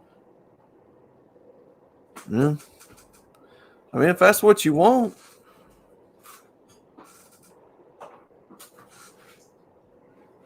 Now, the only point I was making about it is that that's why you've seen so many of these smaller businesses dry up, because places like that and Lowe's and Home Depot outsourced them, started offering all that in store instead of being able to make it in a smaller cabinet shop.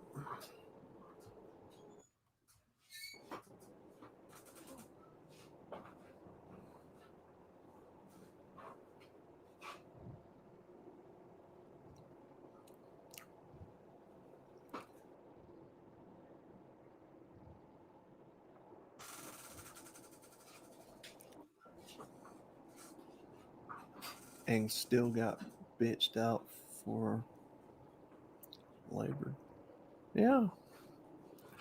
Yeah, because especially the customers that we've dealt with, Timothy, they don't understand that stuff has cause and effect. Everything is chain reacted, right? If it goes up in one area, it goes up across your delivery fees.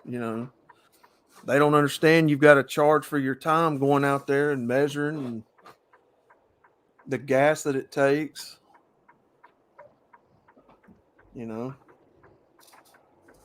They just expect you to quote them a price and stick to it like glue.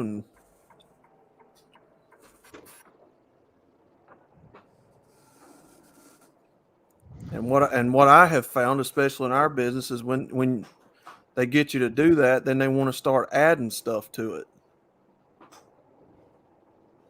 Oh, well, can you do this? Can you add that over there? Can you?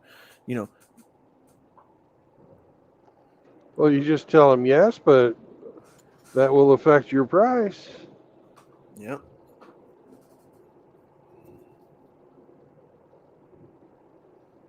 They do the same damn thing in the airport. I mean, in the aircraft industry. Beechcraft, we'd build airplanes for people. Mm-hmm. And the people that did the business jets were the worst. Mm. You have. Now I will admit we've had some good, customers over the years. A lot of repeat customers, but I don't know. Sometimes I just get sick and tired of dealing with the public.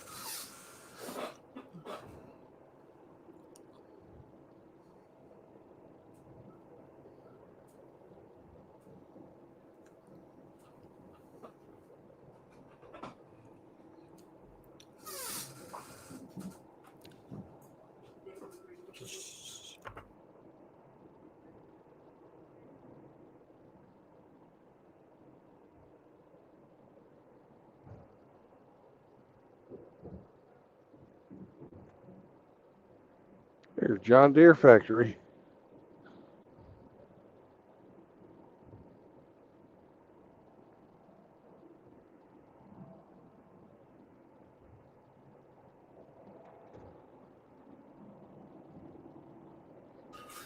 Up to 4 years ago, I could get $350 to paint a one-bedroom apartment. Today, you can't get more than $100, if that.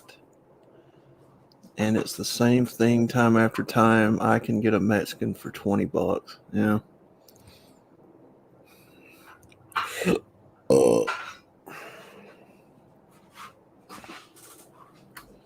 Yep. They're everywhere down here taking jobs that people don't want to do, Timothy.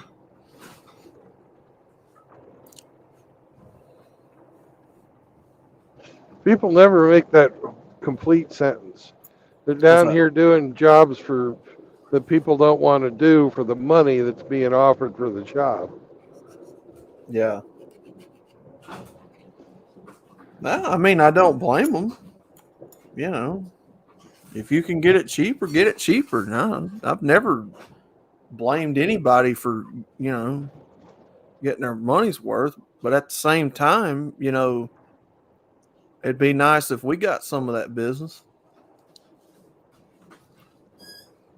No, it is what it is. So let me rephrase and see if I can get it properly. Down here where I'm at, we have Mexicans who come in and do all sorts of construction jobs that other people who are looking for are willing to pay. Yep. And cheaper. But we And I ain't gonna. We need to do about that, and it'll never happen because people are wanting to fucking pay cheap labor. Is And that I'm if not. you hire an illegal alien, you should Yeah. fucking get your business fucking confiscated. Mm. You know, we got too many unemployed people in America. That's true. And if we fucking took these businesses away from these people, including anybody who fucking hires an illegal for a nanny, who illegal to fucking rake leaves out of their yard, if you got that guy working instead of an American, you should lose your shit. Mm. And I'll tell you right now, I know a lot of business contractors down here who won't hire nothing but Mexicans to do the jobs. That's sad. That's sad. Yeah. That's sad. Oh man, it's just cheaper to go get a crew of Mexicans and pay them this, that, and the third. And yeah, and not have to fucking pay taxes. Yeah. It's fucking tax fraud. It's fucking been going on for decades. Or as Frank would say, dickheads. But, yeah. And the reason it continues to go on is people continue to fucking hire them. Mm-hmm. Mm-hmm.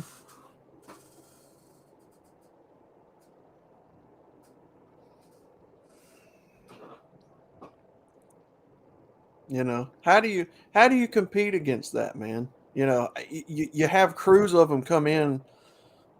They'll have whatever construction job on the house they've got to do that day. They'll have it slapped up within a few days. And your guys are over here like, we'd like to be the ones working. All about that almighty dollar. And which fucking trades are those fucking? Primarily in construction. Yep. You're putting men out of work. Yeah. Yep. In food, it's primarily So down here, which is pretty much everywhere basically, but down here they do painting, they do sheetrocking, framing, they'll do roofing, I've seen them do electrical, plumbing. I wouldn't want to go into a house and fucking have some guy that couldn't even read the fucking code book do my electrical. The fuck? Hell no.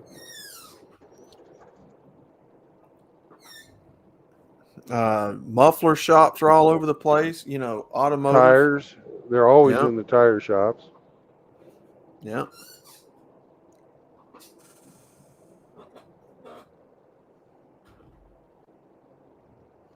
You know, you used to go to McDonald's and there wasn't nothing but kids and one fucking guy who was the manager.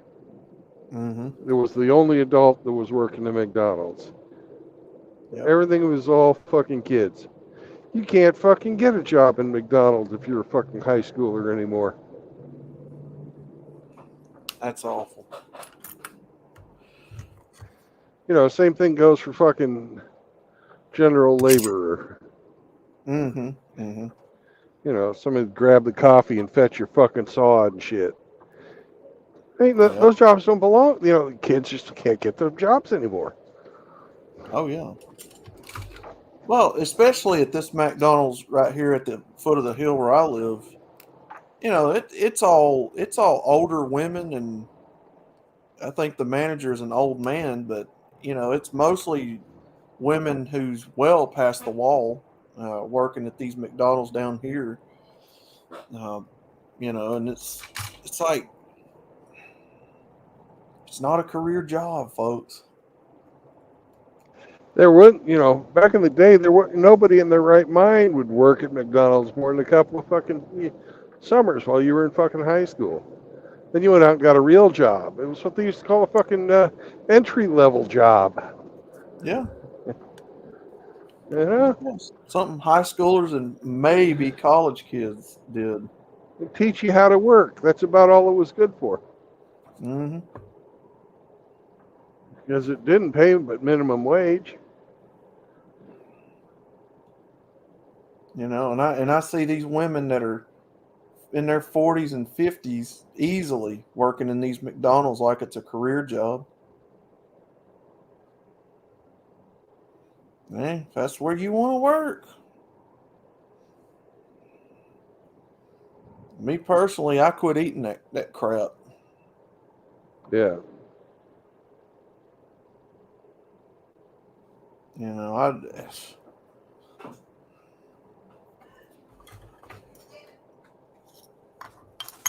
hold on.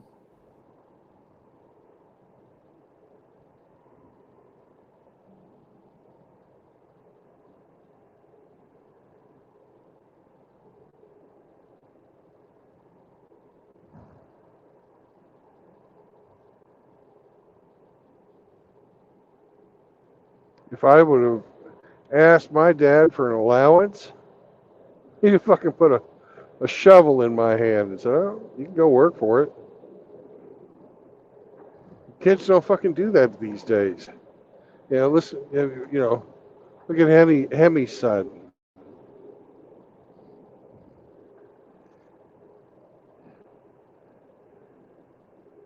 Let Hemi tell you about that. The boy doesn't know how to work.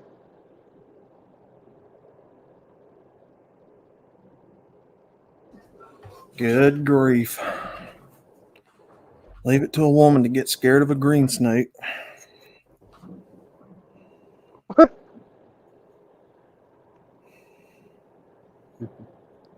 Fucking green snake on the front porch, and she's up here flipping out about it.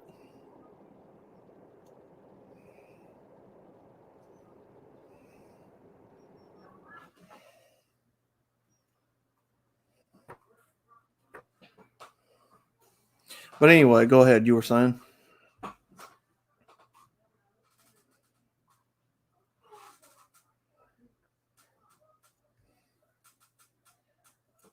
Uh-oh.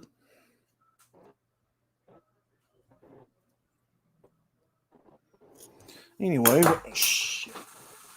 while we wait on Brandon to get back, I think he's froze up there for a second. I'll read a few of you guys' comments. Hello, can you hear me? Oh, there he is. Okay, there he is. All right. Yeah, I'm back. I freaked out one time. I opened up my screen door, getting ready to unlock my front door, and there was a fucking black snake hanging out. It was wintertime, and not winter, but early spring, and he should have still been asleep in his hole. But there was that plexiglass on the screen door, and it made it nice Right. and warm, I guess. And he was in there, and I opened up that door, man. Fucking Jesus Christ! And scare the fuck out of me. Even though after half a second you realize it's just a black snake. Yeah. Well, I'm just, I'm sitting here trying to hold a conversation with y'all, and then, oh my God, there's a snake on the front porch. And I got to go out there and see what's going on. It's just a little bitty old harmless, like 2.5 foot long green snake chilling on the front porch. I'm like, are we really? We're going to piss our pants over this little bitty fella? I don't know, man.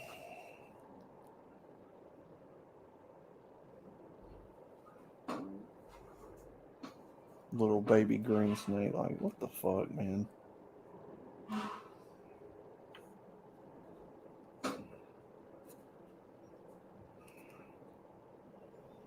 Now, spiders? I'll have to hurt somebody getting away from a spider now. I don't like them spiders. You know what I'm talking about? You like them spiders? Spiders don't bother me. Mm. Ones I don't put up with are the black widows, because they'll crawl up over on the ceiling and then jump on you. I don't like that. And I don't like them little fucking wolf spiders. Mm. Because they're aggressive and they'll fucking attack you. Mm-hmm. Mm-hmm. The big old spiders, the ones that are outside, make the big old webs. I like Yep. them guys. They eat fucking shit that I don't like having around worse than I don't like Oh, having around spiders. They we eat got a fucking few. skaters. They eat fucking, grasshoppers, cockroaches, whatever. I think we got a few of them last year called orb weavers. Yeah. Yeah. I didn't know what that joker was. We get them periodically around here.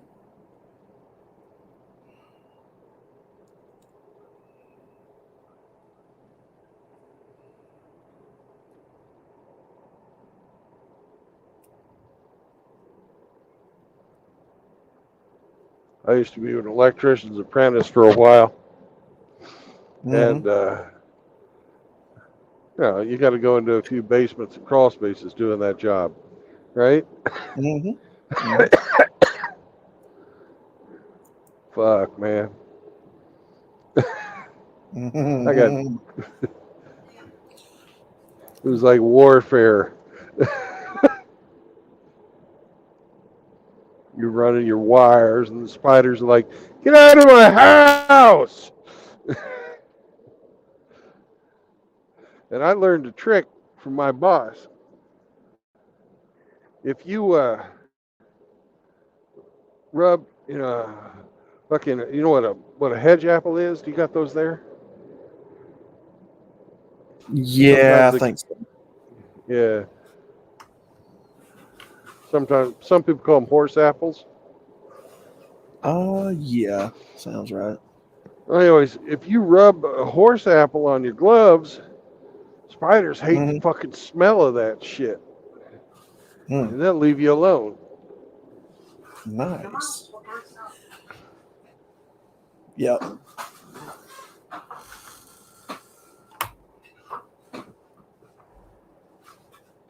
That's And interesting. it doesn't cost nothing.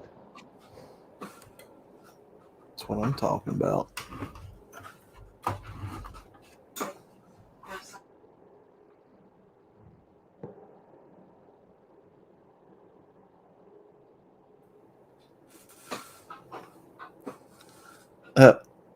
I play with the little jumping spiders on my patio table.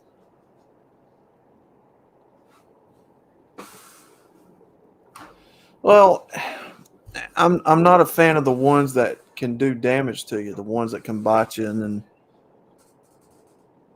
I don't like them jokers.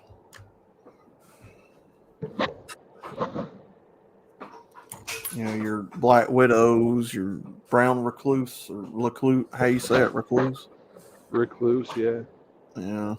Yeah, I kill them brown recluses on sight. Yeah, I can't stand them cops of spiders now. And I keep the fucking black widows out of the house because they love to fucking hang out on the ceiling. Mm-hmm. But just a little bitty granddaddy long leg, no, them don't freak me out. Nope. Or them little bitty oh shit, what are they called? Tree spiders and stuff like that. Nah, they don't. They're good. Yeah, if they're outside, Yeah. They don't bother me. It's only the spiders that can bite you and do harm to you that I don't like.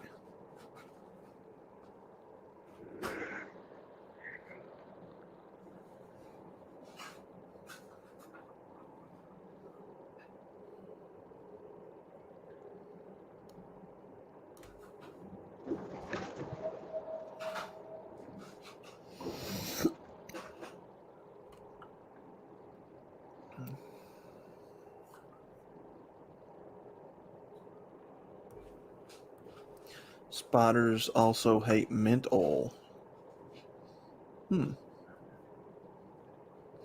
We also have like a horny lizard here. They like sunning on my patio.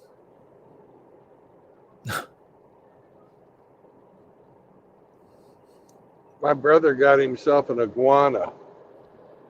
Mm-hmm. He had that damn thing for like 20 years.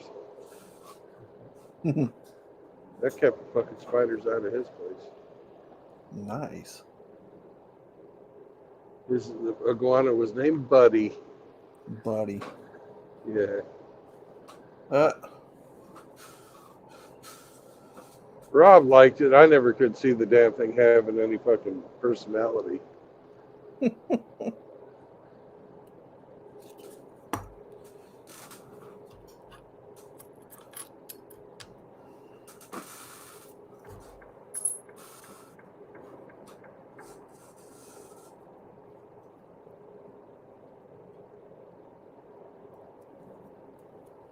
I always thought them big Komodo dragons were pretty cool.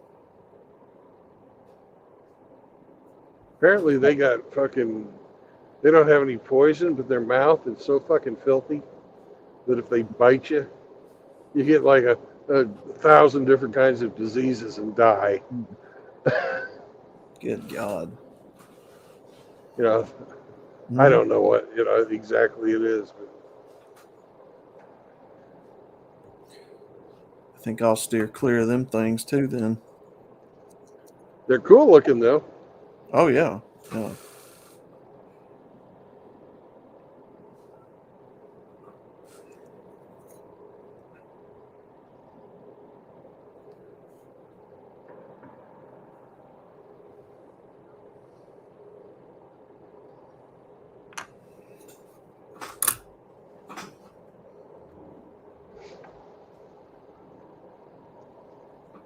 I don't know if they go after people or not. I don't know. It's a good question.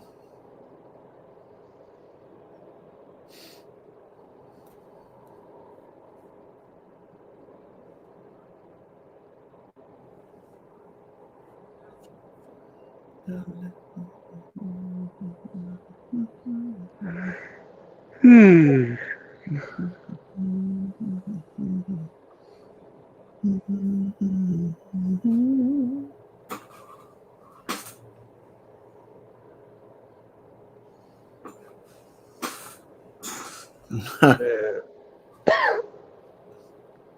I've sat by my fire pit nights and counted alley cats, possums, skunks, and raccoons just meander through my yard about as domesticated as house cats. Yeah, we got a few of them coons and possums that like to make an appearance every now and again.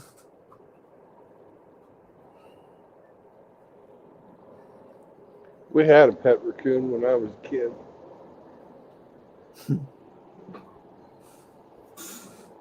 I like raccoons. And then at night, you can hear the owl that hangs out in the trees up here. Never see him, though. I can hear him, but I never see him.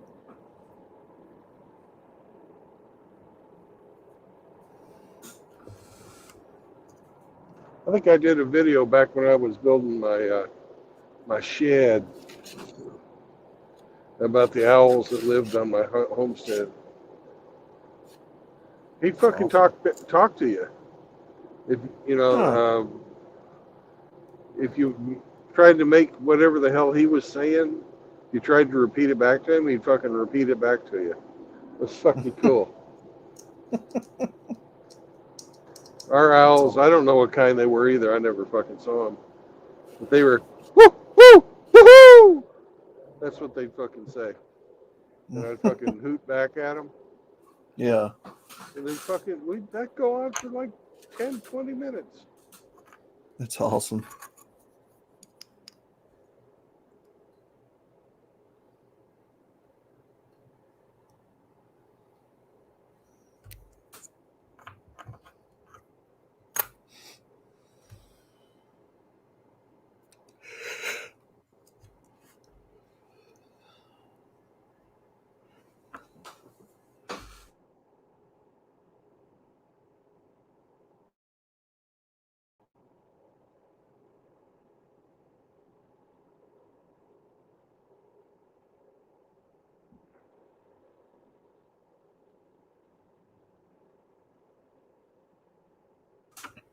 Yeah, this staying up late, man.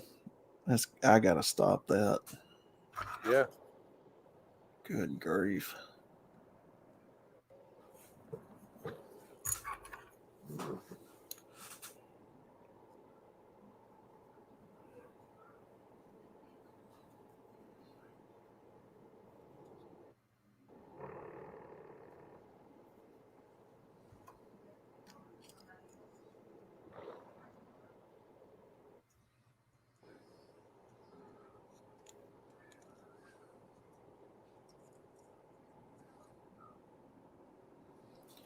Had a possum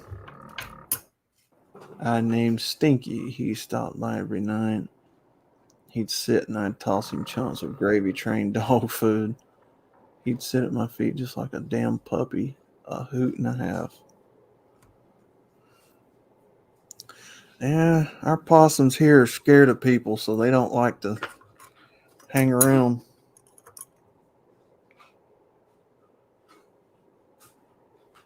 Which I'll be honest with you, I don't really know why people are scared of them. I've never really seen any of them attack people or. They've got all them fucking gnarly, fucking crooked ass teeth and shit. Yeah. And they almost sound like a cat when they get pissed off. So, Yeah. but they're tough. They're fucking tough. We had them come up, fucking start stealing our cat's food. You know, just sort of waddle up and push the cat out of the way. The cat's like, bap, bap, bap, bap. Fucking possum didn't even fucking care. I went out there and I hit one fucking with a baseball bat. Hard as I could. He fucking flies out into the yard, rolls a couple of times, gets up and fucking looks at me. Yeah.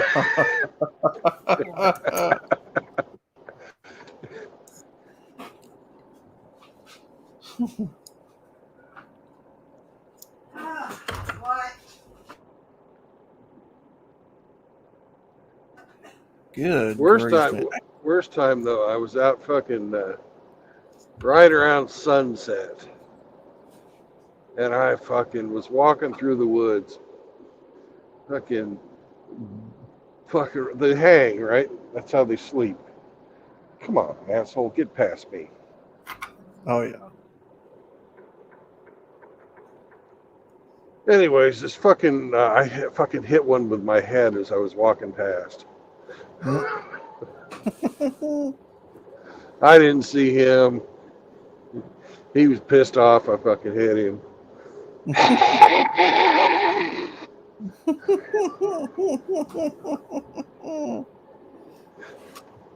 I'm just fucking walking along. Bump.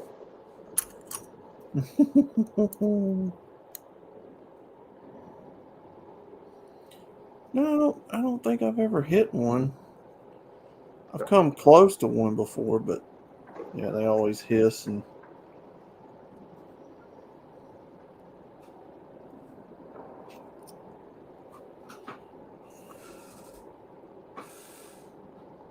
Yeah, that's pretty much all they do here. Just hiss and walk off. I imagine if you tried to get a hold of one, he'd fuck you up. Oh yeah.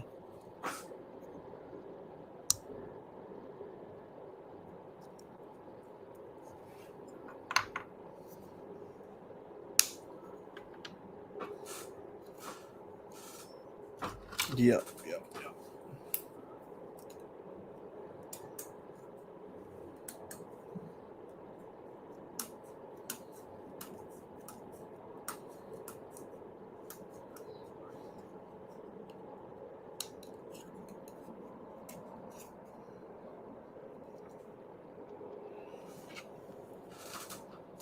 And we have had wolf sightings near the neighborhoods before. Or coyotes. I think it's coyotes.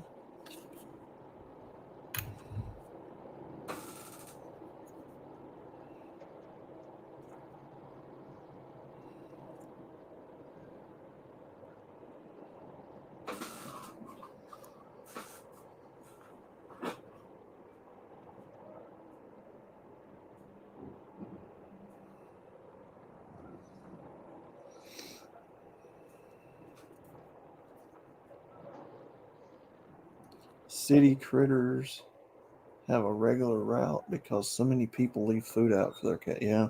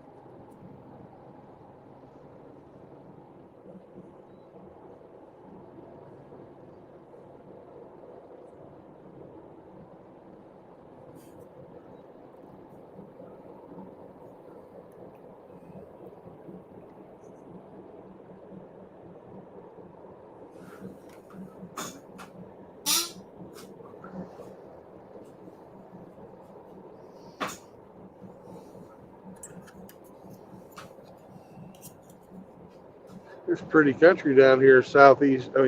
Southeast of Des Moines. Yeah, it does. It does look nice out that way.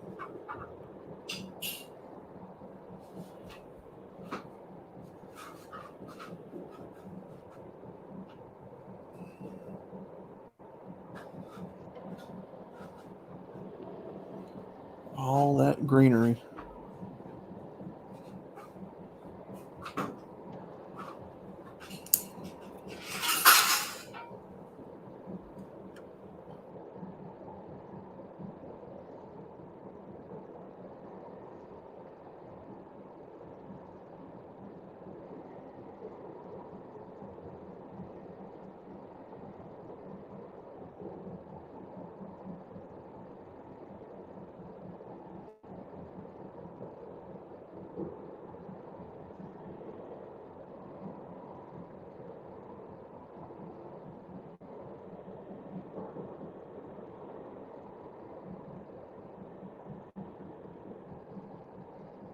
I'm only like 25 miles or so from the place where I'm supposed to deliver. And I'm going to stop today with 4 hours left on my clock. Oh, nice. No, it's not. No, it's not. Yeah, it's only like 350 miles that I drove today. Hmm.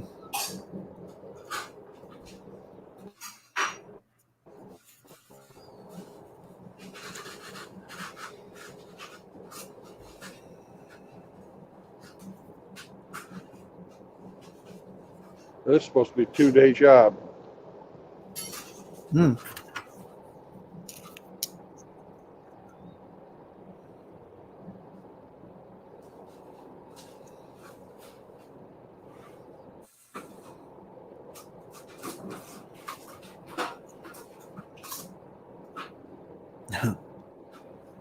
Waiting to hear the fiddles and banjos, huh, Timothy?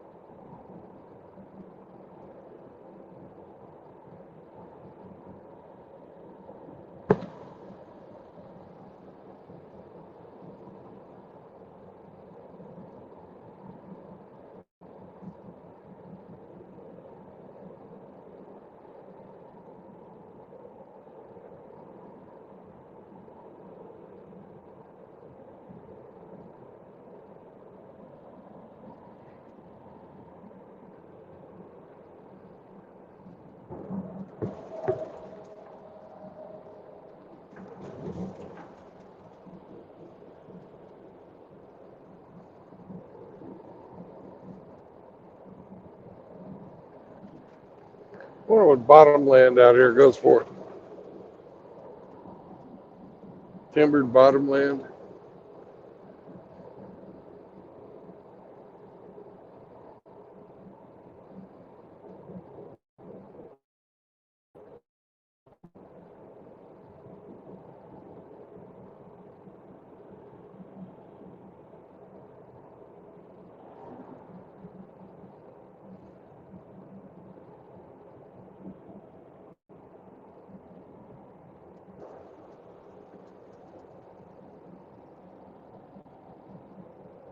All right, sorry about that.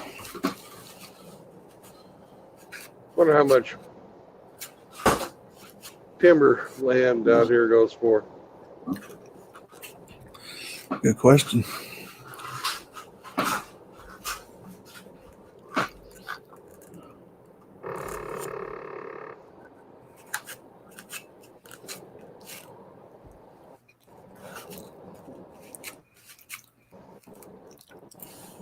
I'll have to look that up. Yeah, give me a second. We'll cut it off. Where are we at? Oh, God. God almighty. Somebody in the background in- yelling something about that. Yeah. I don't remember the name of the town that I'm near. I don't think you put it in my long-term memory. I'm about 100 miles southeast of Des Moines, Iowa. Just pick any little old town you see on the map there. All right.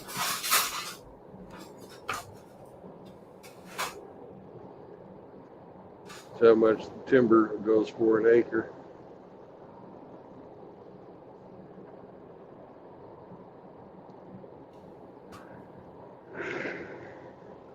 All right.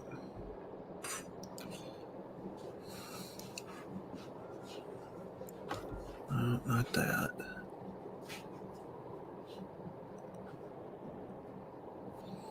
Iowa timber price for sale.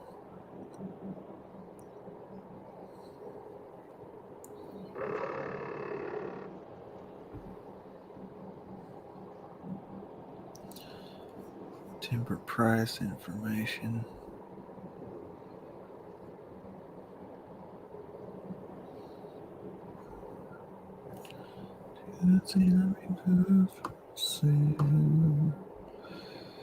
Come on.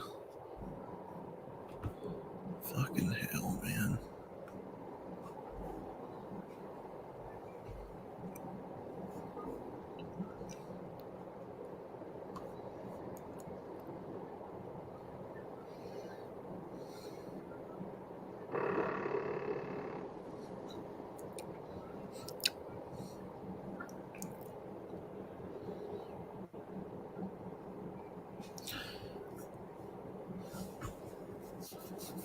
Georgetown is the name of this. Georgetown. Georgetown, Iowa.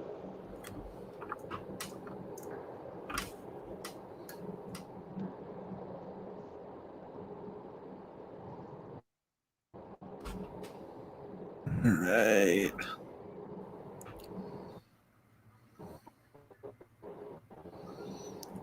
Here's the. That's not what we want, but this is the lumber specs.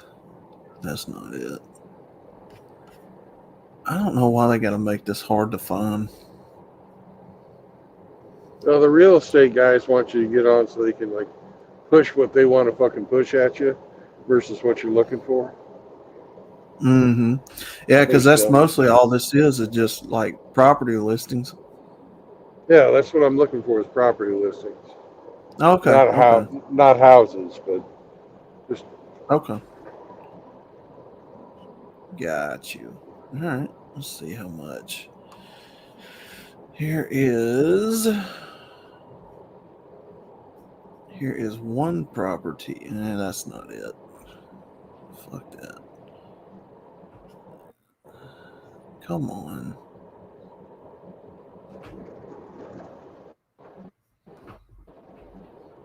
The price.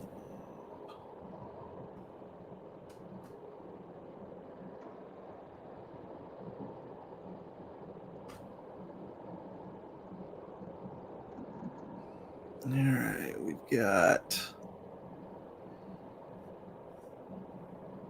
Here we go. So here's an auction bid for 252.25 acres in Winthrop. Now, that's okay. not it. I thought that was Georgetown. All right. What does it say here?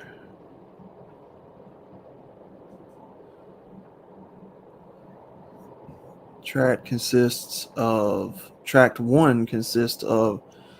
136 acres with approximately 127.96 FSA cropland acres carrying a CSR2 value of 83.1.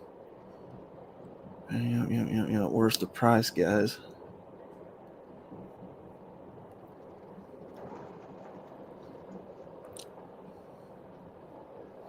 So it's an auction bid, so it's not telling me any Right. price, nothing.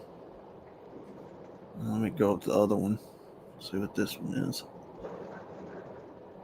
Also not in Iowa. I mean, Georgetown. Come on. Here is 77 acres on Sergeant Bluff, Iowa for $2,696,400. What? In Sergeant Bluff, Iowa. That's got to be near a city or right on the Mississippi. Mm-hmm. Here's one in Leon, Iowa, 98 acres for $637,000. 98 acres for 677. 637. So 637. That's basically about 6,500 an acre. Mm-hmm. And then, which is not bad. 117 acres in Dunkerton, Iowa for about $1.5 million. $1,433,250. Yeah, that's got to be near a city or something. And then in Fosteria, Iowa, 320 acres for $4.120 million. $4,120,000. 4,120,000 for Yeah. how many acres? 320. That's like 12,000 an acre. Damn. And another listing in Sewell, Iowa, 221 acres for $1.348 million. So $1,348,000, $48,000. It's about 5,500 an acre. Mm-hmm. 120 acres in Kellerton, Iowa for $720,000.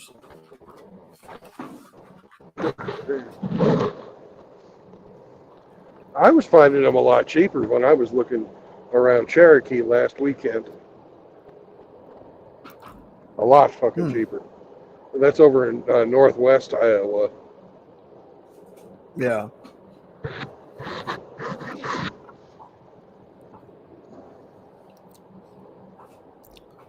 Most of these must be set up to start working the land, I guess. I don't know. Like farms or something.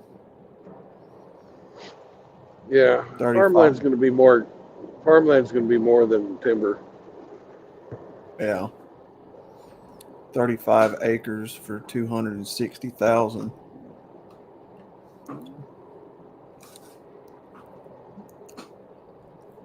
$44.75 acres for $267,500. Has that got a house on it? Let's see here. Come on. Here we go. Let's see what we got. I don't think it does. Wow. It's got a video. Oh, come on. Oh, yep. 30 by 30 utility building to store equipment. Yep, I see yep. There's a house on it. Yeah, that's why the price is so high. Incredible stand of mature white oak, red oak. Private dead end road access. Looks like it's got a little river running through part of it. Nice. Sounds like a nice place. Mm-hmm.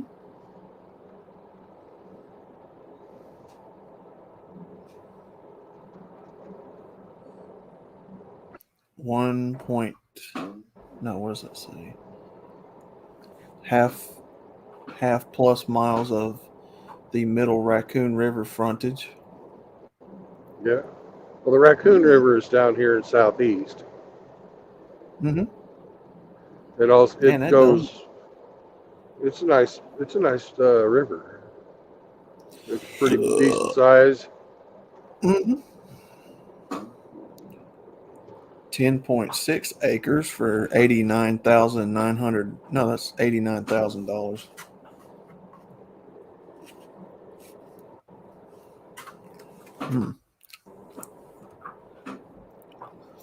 And the last listing is 226.48 acres for $1.425 million. My dad got his first 80 acres. What now? Mm-hmm. My dad bought his first 80 acres for $35,000. Oh, wow. So that's how much the price of land has gone up over the years. Now this is a hell of a lot better farmland than down there in southeast Kansas. Up here, this is fucking some of the best farmland in the United States. Heck yeah. So, but still, I think it was 1976 when he bought that. It was like $500 an acre. Golly. And now, these days, we think cheap land is 10 times that price. Good grief.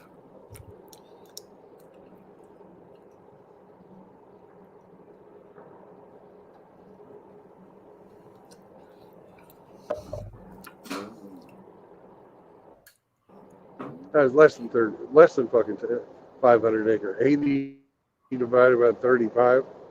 How much is that? Well, 35,000 divided by 80 is what we would do. All right.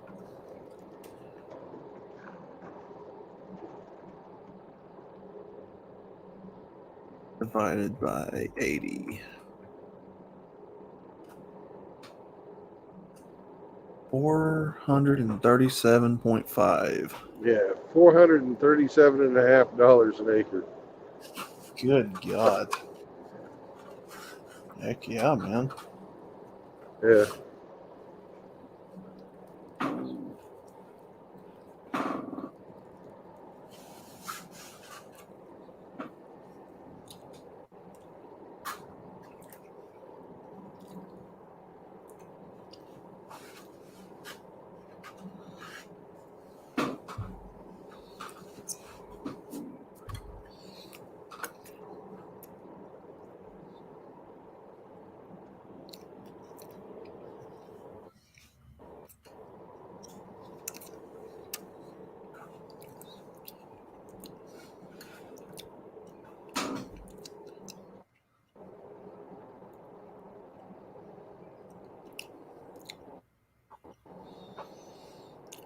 Try looking at undeveloped, unincorporated land. That's what we were doing. Mm-hmm. That's what the timber is. Mm-hmm.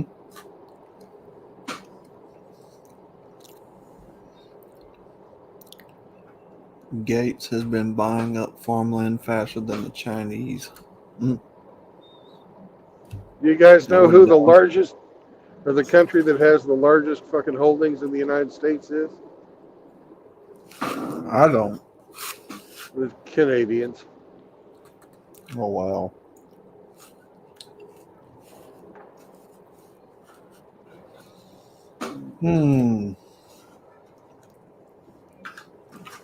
And Bill Gates owns just little bit less land than the entire fucking Chinese.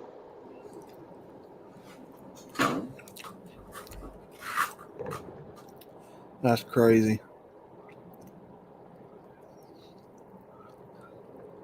But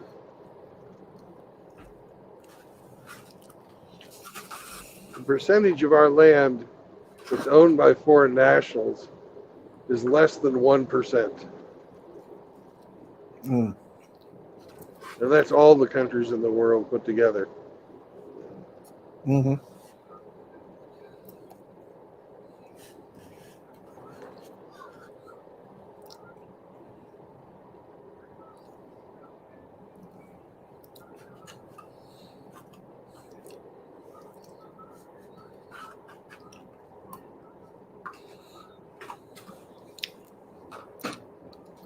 The largest landowner in the United States is the United States government. Damn. It's not even close. There's so much land out there that they could, they stopped fucking doing the homesteading. The government could be giving away fucking free land to people who would develop it. Mm-hmm. They could be. But they don't, because these goddamn speculators have the fucking government in their pockets. Yep. They're driving up the price of this land artificially.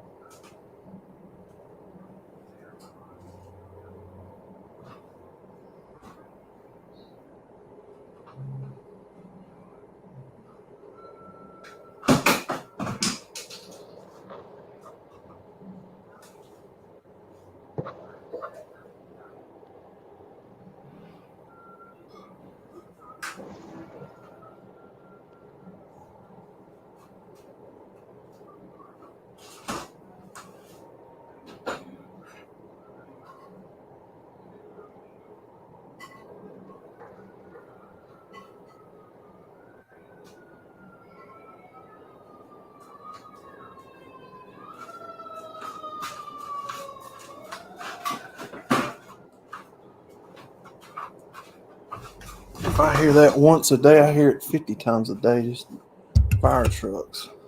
Yeah.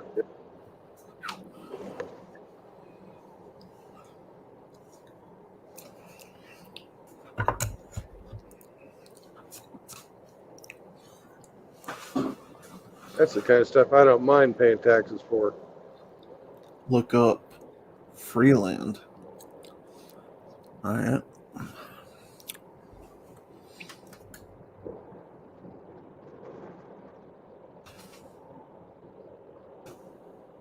Freeland in the U.S. list of active programs. No, can you still claim free land in the U.S.? Yes. Yeah. 2 out of my 6 acres were free. Let's see what we got here.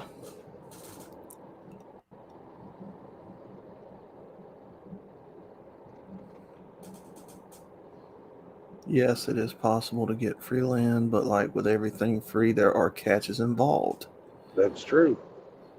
Here we will go over the places still giving out free land in the U.S., why they would give away land, what the catches are, and some of the alternative solutions to getting your piece of land. Jumping to states with free rural land and cities offering free vacant lots, which I'm not going to look at. We're going to look at free rural land. As of 2023, there are only 5 states where you can get free rural land. Note that these programs are run by the town or county. There are no state-run free land programs. That's true. These programs could run out of free land or expire at any time. Yeah, that's obvious. Minnesota. Richland, Claremont, Halston, Argyle, and Middle River. Your state, Kansas. Mm-hmm. There is free land in Lincoln, Mankato, Plainville, and Osborne. Huh. Well, my town's not on there anymore. In the state you're in currently, Iowa, Marne, Manila, and Osceola. Huh. I just passed Osceola. For Nebraska, where Father Saunders and Doug and Riggs are all from, and Ape, I think. Yep. Curtis, Beatrice, and Elwood. And the 5th and final state, Colorado, doesn't have any. I'm surprised Alaska's not on there. Well, funny you mention that. Alaska was the next one. The remote town of Anderson, Alaska, used to have a free land program. That program has since been suspended, meaning no free land is available in Alaska. Oh, wow. There are some state lands available through the Alaska Department of Natural Resource. North Dakota. No, Maine. No, North Dakota. I'm getting tongue-tied. North Dakota, yeah. The town of Antler in North Dakota used to offer free land. However, the free land program is no longer active. The town's population has declined. The population was 27 in 2010 and fell even lower to 20 residents in 2021. Wow.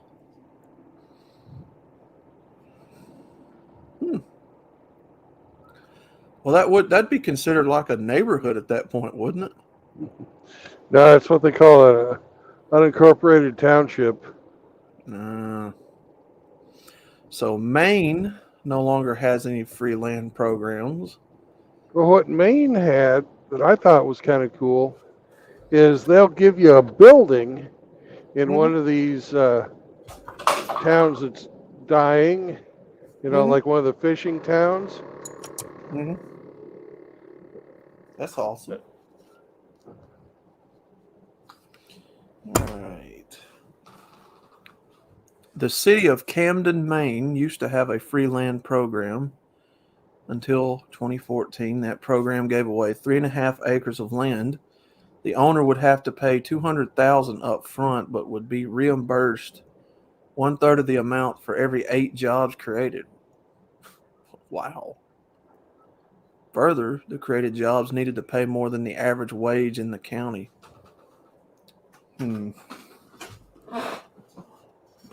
Illinois has, hold on, what does this say for Illinois?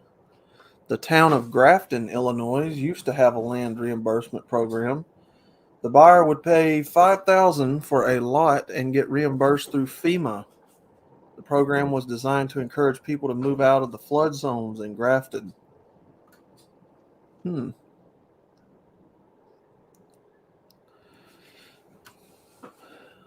And then here's the vacant lot. So that's pretty much it as far as free land.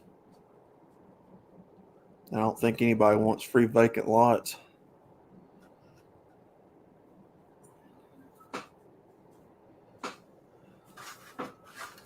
Not me. Nope.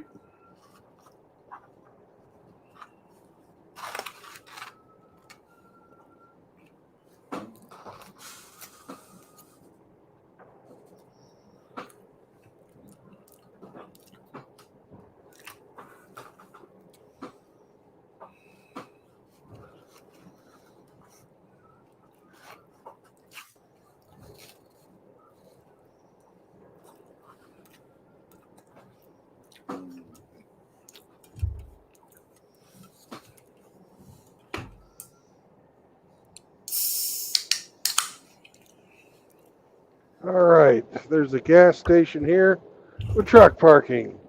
So at least if they won't fit me in today, I'll have somewhere to sleep.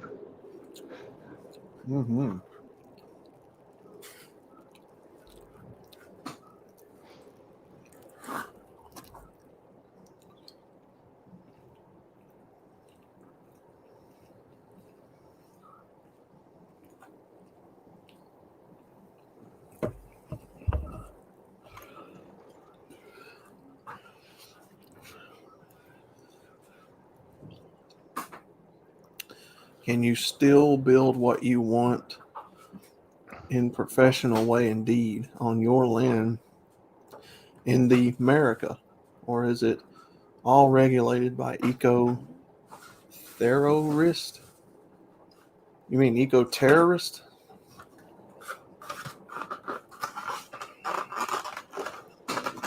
I mean, I guess it depends.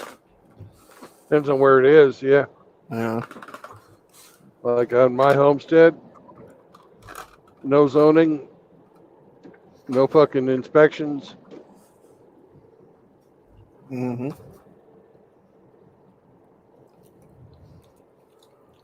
This fucking tax appraiser will visit you once a year.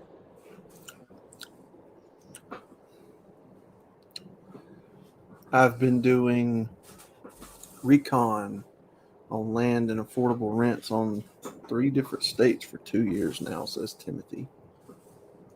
Come to Kansas, brother. Lincoln, that land they've got out there near Lincoln, that's beautiful country out there. That's in the Flint Hills. Beautiful country. I've also helped on 3C container houses. I'm learning that direction. I'm leaning that direction. C container houses. Sounds interesting. A lot of people are going that way. As you can like fabricate your container house someplace where you've got like power and stuff. And then all you have to do is go prepare the fucking site. Haul it in on a truck. Hell yeah. Instant house.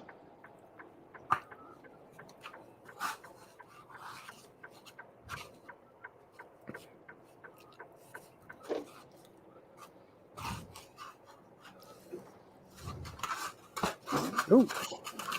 And we've got a place here that's even got closer to where I want to go.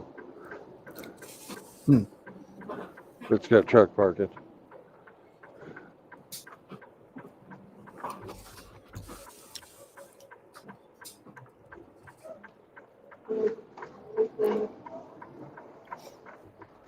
Unincorporated land is not bound by city building codes. I can get a 40-foot sea container delivered for $3K. It might be cheap now, Timothy, but the more that people do it, it'll be just another market they exploit and raise costs and stuff. That's a beautiful thing about those containers. Buy one now, you don't have to fucking fix on it till you get ready, as long as you've got somewhere to put it. Mm-hmm. Do a little at a time till you get it where you want it.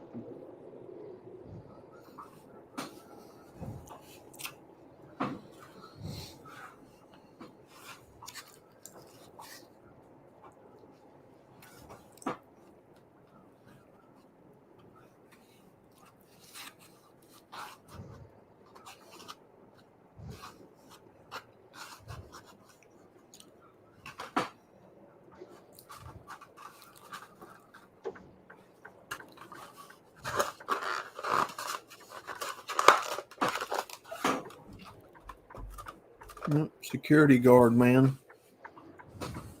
Boo!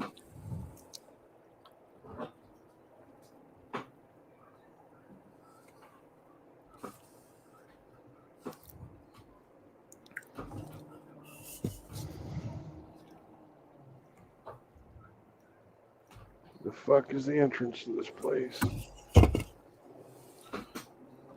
Ugh.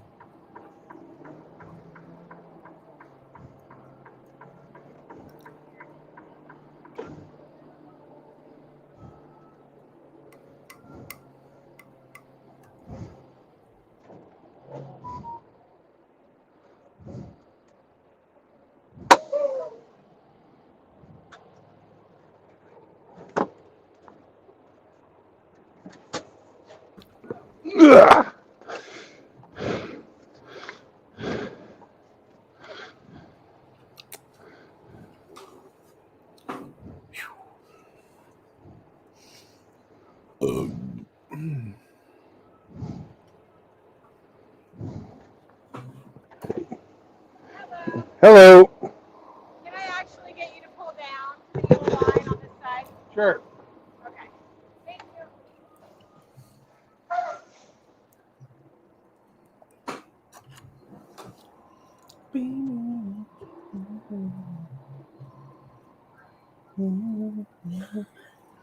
you.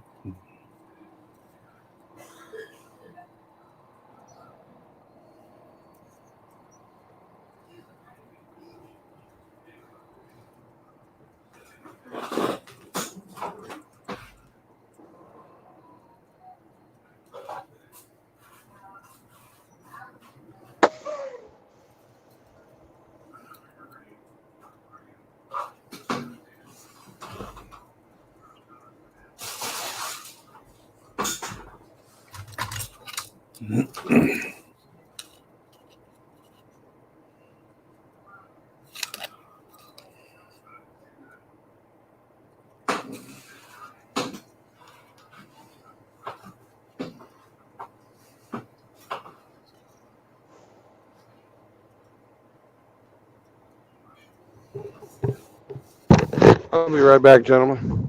No.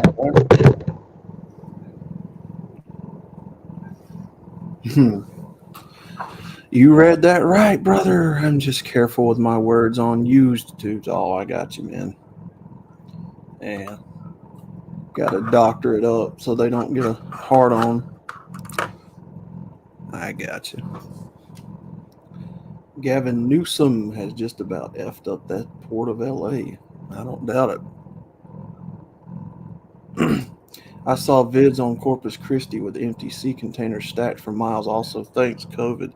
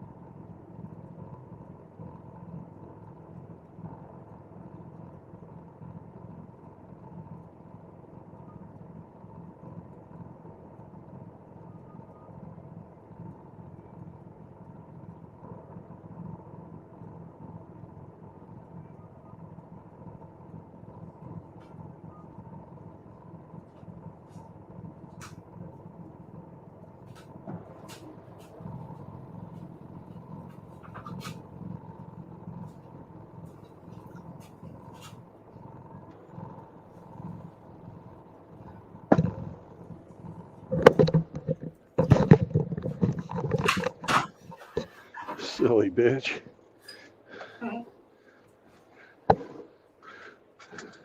I told her it's chocolate.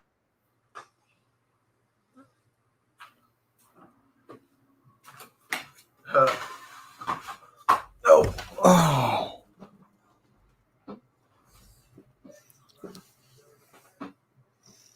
What up, Moki?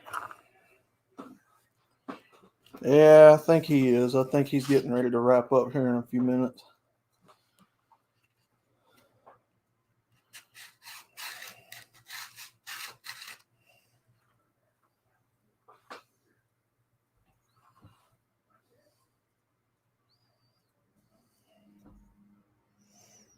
Oh, don't get me wrong, Timothy. I don't care either. I'll piss them off all day long, say what I want to say.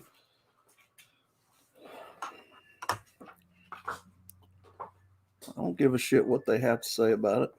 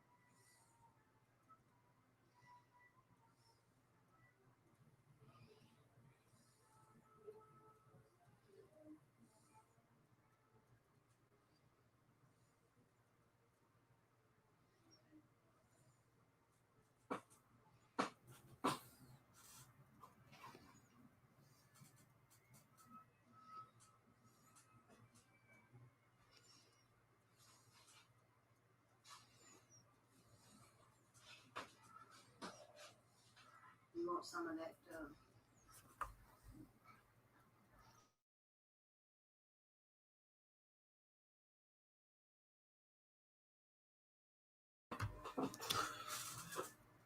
My day is a bowl of cherries, plinking and tinking and shooting the Barbie dolls. Lol.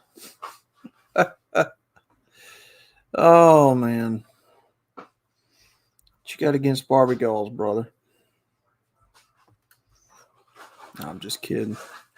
I'd be there shooting alongside you if I was over.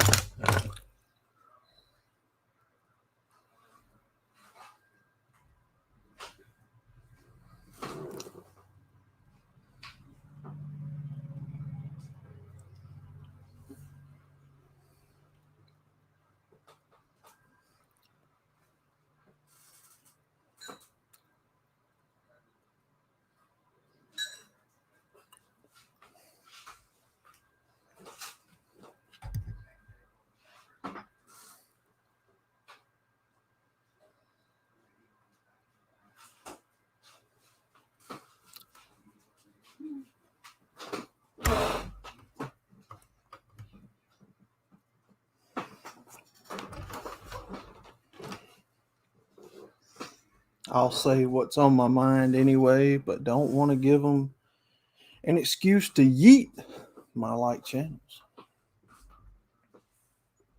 Now, we're to a point now to where they're going to yeet you just for being white. You know, things that you just happen to be that are beyond your control. And as far as I'm concerned, they can shove it. I'm going to tell them how I feel. If they don't like it, I don't care. I'm not here to coddle you fifis. I don't even have to like you. That's what these people don't understand. I don't even have to like them. And most of them I don't.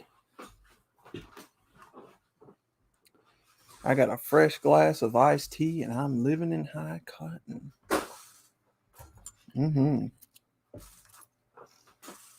And that's why I don't do content. I'm not helping assholes that hate me.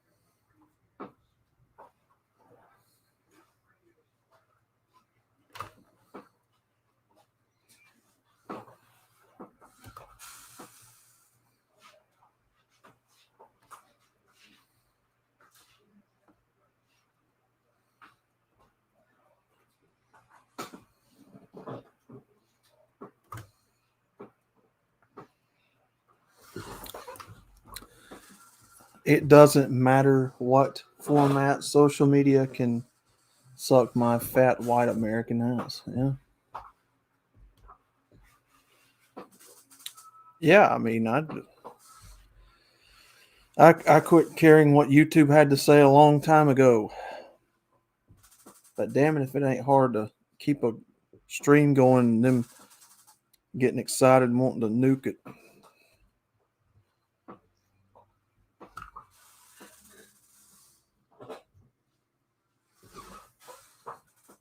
Yeah, I mean, this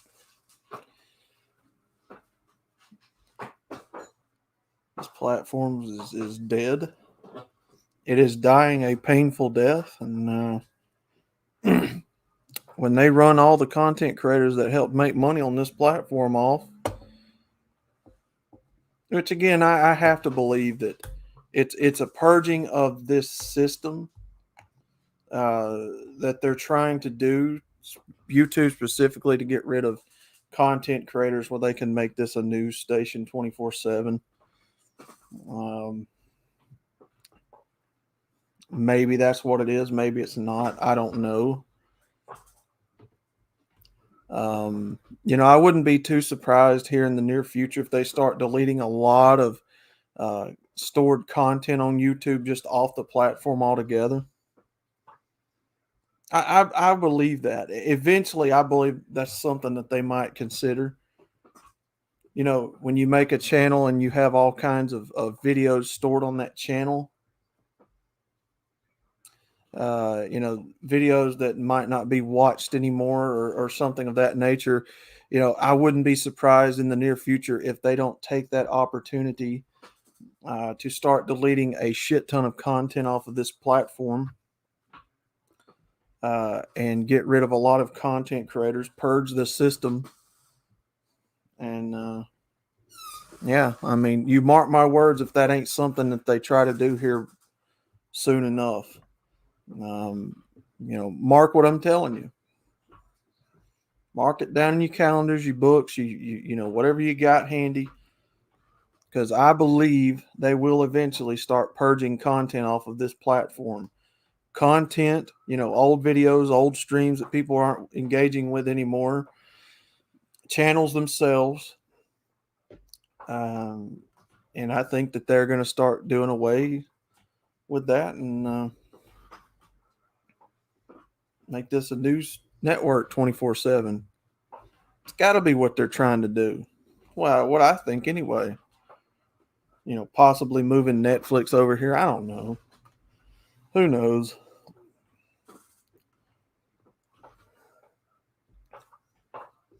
Agreed, sir. I don't publish my music anymore. Yeah.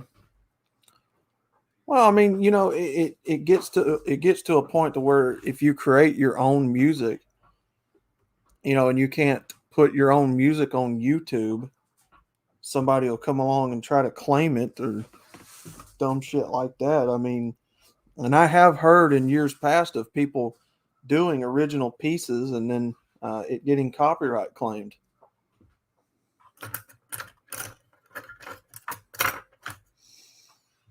So there's no telling what they've got in store for this platform in the coming years. Most movies and music gets pirated the first week it's out. Yeah, because nobody in their right mind is going to go pay to watch the trash that's on right now. Pay good hard-earned, paycheck money to go see something that is insulting to the intelligence. Something that demonizes you for just being a white man in this culture. I ain't supporting that bullshit. And then you gonna turn around and cry because I ain't supporting it. If you don't believe in what we're doing here, don't support it. All right. 2 days later, why didn't you evil white men go and see it? That's oppressive. Fuck you. Fuck you, motherfucker. I don't give a shit. I'm not supporting it. It was very interesting what happened to your last. Yeah. Yeah, I know. It's. Look, all we're trying to do is play videos in a stream that millions of people have watched already anyway. those videos that I selected had hundreds of thousands of view counts already. And there probably wasn't but what, 12, 14 of you on the stream? What? What? Like, what the fuck? Week first, weeks it's out. I mean, yeah. I mean, you know, when your streams get canned for showing a butter chicken recipe, you get canned because you're playing cartoons. You get canned because you're playing what was it we was playing Saturday? Stone Cold Steve Austin videos. YouTube has turned into a coffin at this point. And the final nails are being nailed in, and this thing's about to be sunk and put 6 foot under. I believe. I believe it. Last time I went to a movie theater, I saw 4 hands in the air stealing the movie to burn CDs to hustle on the street. Yep. Yep. Pirating movies is nothing new, though. I knew someone who used to do it all the time. She used to make a lot of money. She'd come home and make DVD copies of it, upload what she had on the computer, and then burn it as a DVD.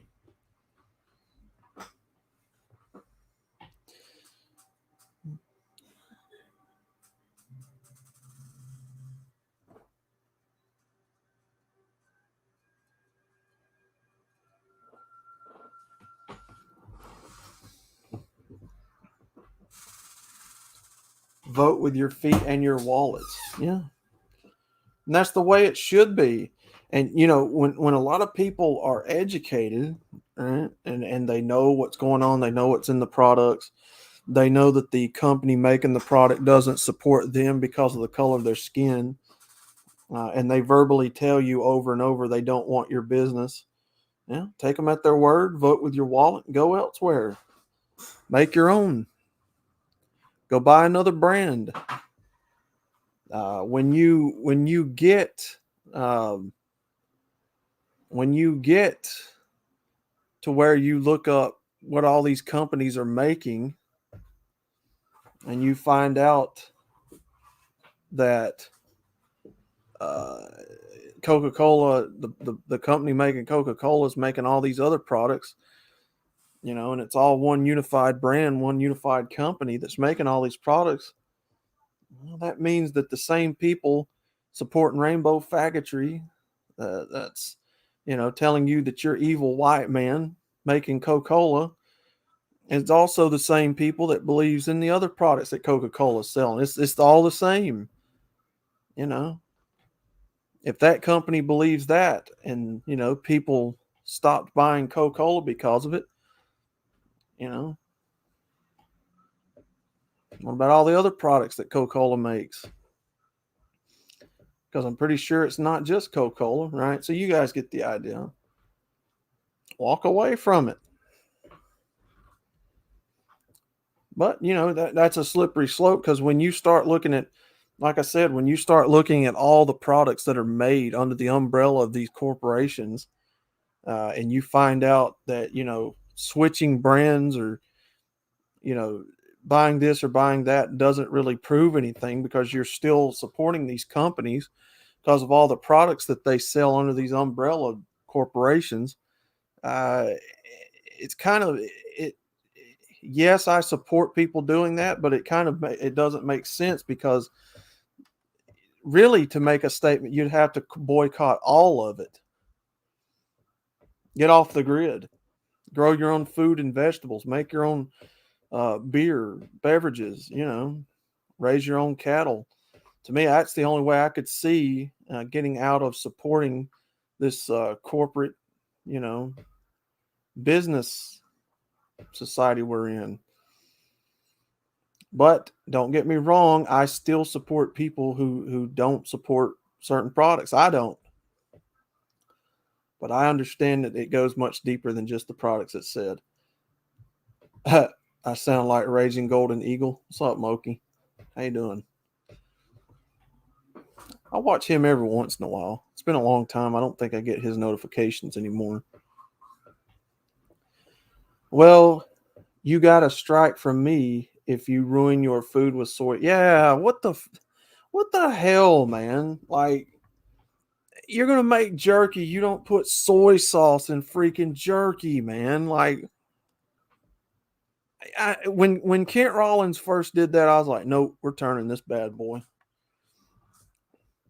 Old boy makes good stuff everywhere else, but then when he starts to do that, when I saw that bottle of soy sauce come out and hit that dude's paw, I was like, nah, we turning this joker. Come on, man. Salt, seasoning, not soy, not sugar, salt. You know what dehydrates meat in the first place? Salt, right? Come on, man. Make this stuff for real. You don't put sugar and soy and fucking cornstarch and all that gay crap in it. Do it right. Hey, Kent Rollins got a strike from me, Seraphim. I strike one, brother. I can't watch that. Ha ha ha. I saw that vid too. Kent Rollins let all of us down, man. What can I say? Yeah, can't tell me it ain't so. Yeah, he let a lot of people down. I had a lot of faith in Mr. Rollins, and then he went and did that. I can't get behind soy sauce, brother. Got too much of that garbage in our culture right now anyway. Learn to cook, bake, fry, can, and pickle most of my food. Hell yeah, that's what it's all about.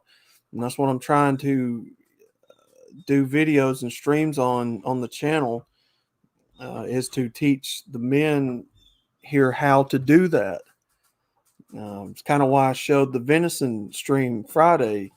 Kind of get you in the mindset of, if this grid ever goes down, and it will go down, to go out there and to hunt your own food, you've got options. What I should have done was played videos that taught you guys how to hunt. They kind of delved into it on the stream, the videos that I played on the stream, but we kind of would like to do a little bit more in depth at that at some point.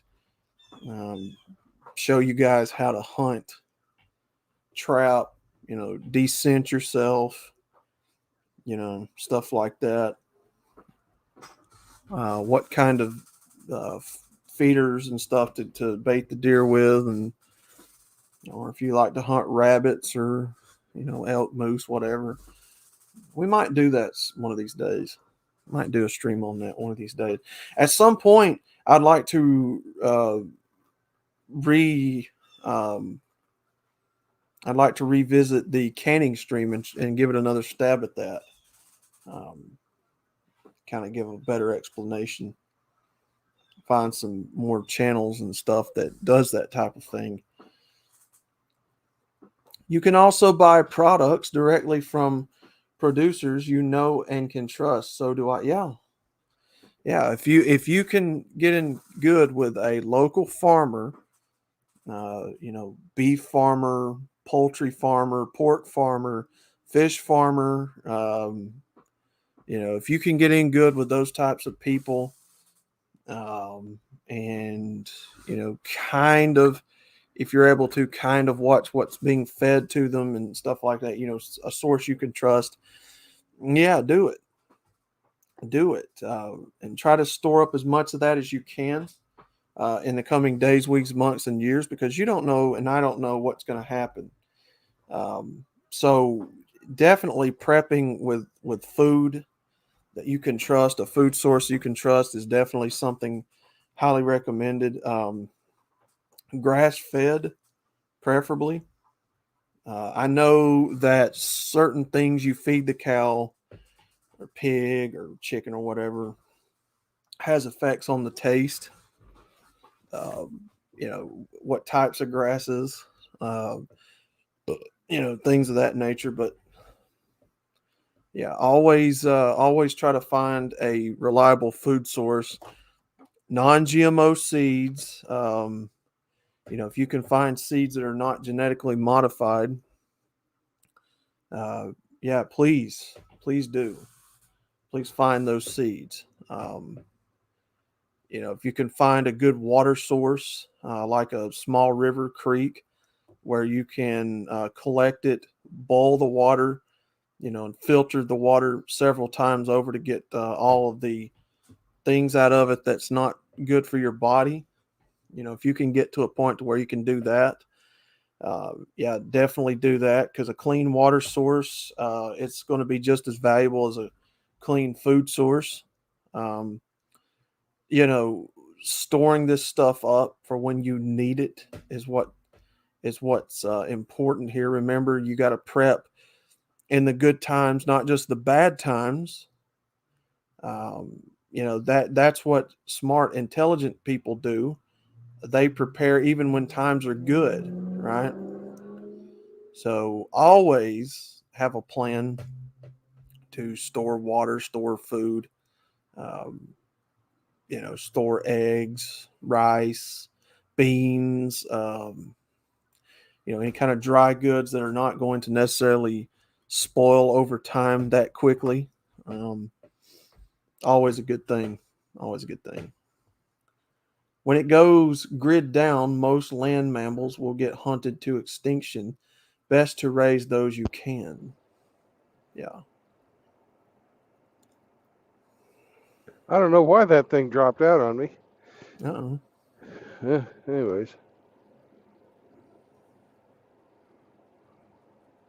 Yeah, off grid with Doug and Stacy's pretty decent. I agree with that one. Yeah, we're definitely going to be revisiting those topics. I told them a while ago I want to get back into that canning one, try to hit that one again and see if we can learn some more about it. I don't think I did that stream justice the first time around, or that topic.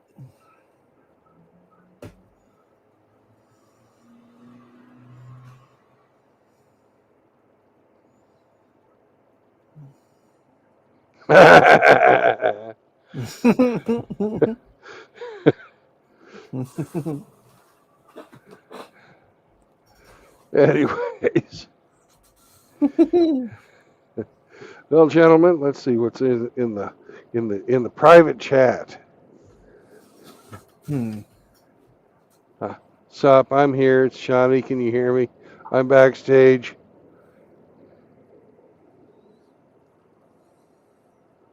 For your information, bullets in Minka, World War III, 4 hours ago. And be right back. Now, this whole bullets thing, those boys declared that they were not any longer part of the manosphere. Fuck them. They can do whatever they want.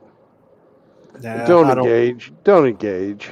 I don't keep up with them anymore. I don't. You know. They are going to do whatever they're going to do, and fuck them. I don't care. Mm-hmm. You can't fix stupid. Yep.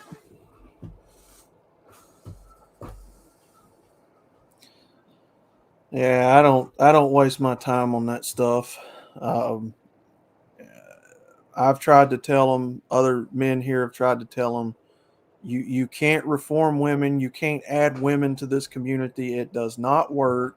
It's not what MGTOW is even about, or Red Pill for that matter. It's, I don't. I To be honest with you, I don't know if some people understand what MGTOW and Red Pill is. I really don't. Another topic for another day, though. Mm-hmm. Now, I've been to Switzerland, and they actually do have some pretty hot women there. They also have some ladies who they're big, strong farm girls. Mm.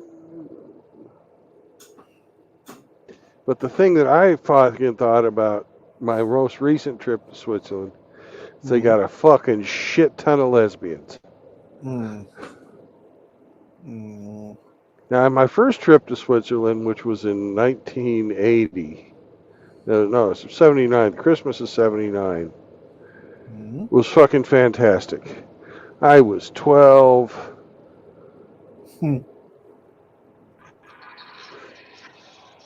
No, You little know, cute.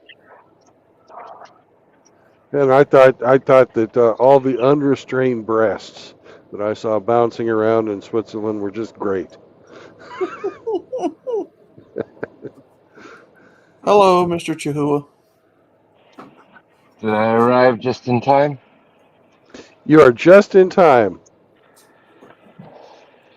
Where have you been, little Chihuahua? Got busy. Mm-hmm. Did you get your dishwashers in? I did. You are the man. Mm-hmm. Nice. Little Chihuahua putting in dishwashers. That's awesome. So I'm going to go put my fucking lock on my trailer and drive into town and see what the great town of, where the fuck are we?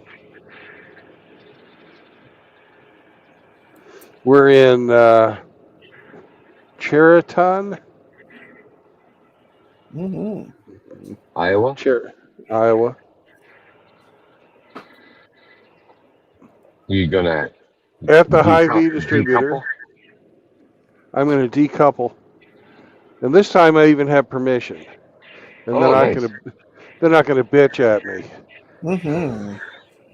Last deal. time I said they like, you can't pull away from your trailer. There could have been somebody in there working.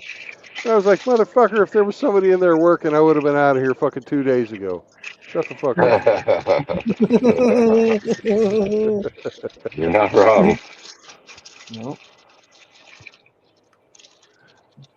But So I once guess you again, you won't need any simulcast of the sermon tonight. I guess. nope, no need for it. Oh, that's cool. Mm-hmm.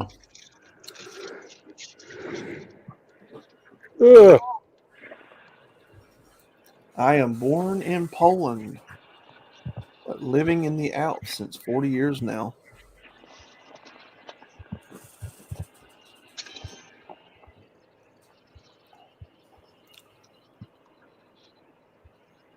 I thought I had a key for this little fucking thing. Dusty Scotia, Iowa.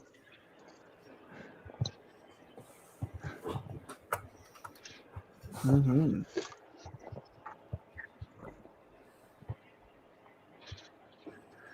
Well, my family comes from the Emmental River Valley.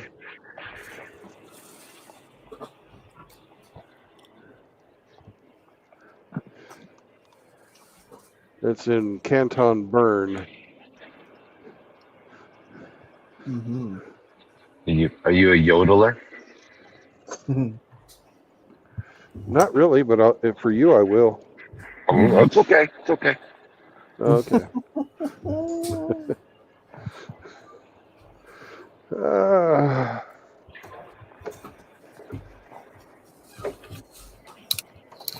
Mm-mm-mm.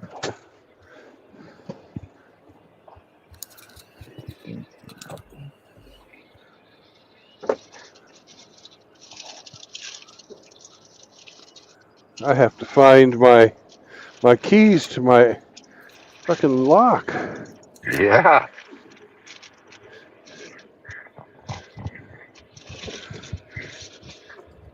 One would think it would be on your key ring. Yeah, one would think. Hmm. had a thing for the everything.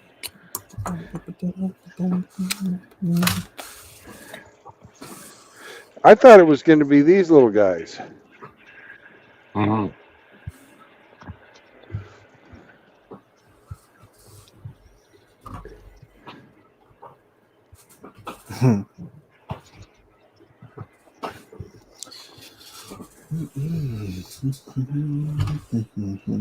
If you can't lock it up, you can't leave it.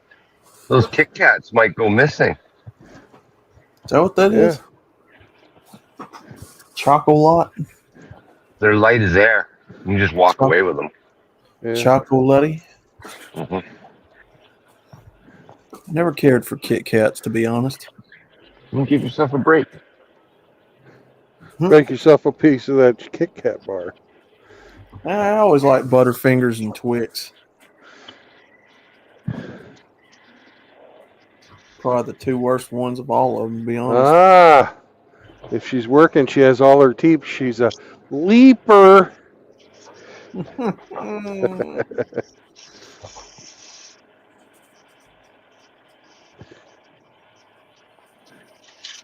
The fuck is my goddamn keys? All of her teeth are a rarity here.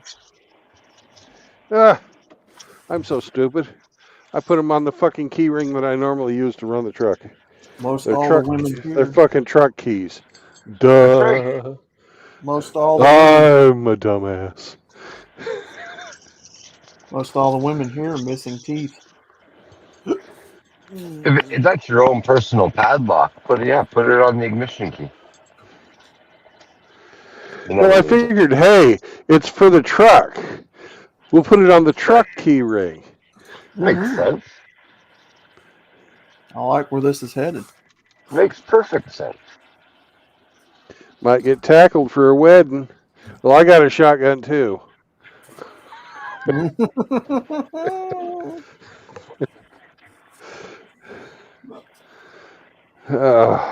No, you won't get tackled here. You'll get a double barrel putting you back. You will marry the daughter. Well, I'd have to fuck her first. Then I'd have to get her pregnant, which is probably pretty fucking impossible. Mm-hmm. Fucking some old boy puts that double barrel in my back, I'm gonna say, fire away, motherfucker. I ain't marrying your goddamn daughter. You can keep her. Mm-hmm. The juice. I literally would be rather fucking. I'd rather be dead than married again.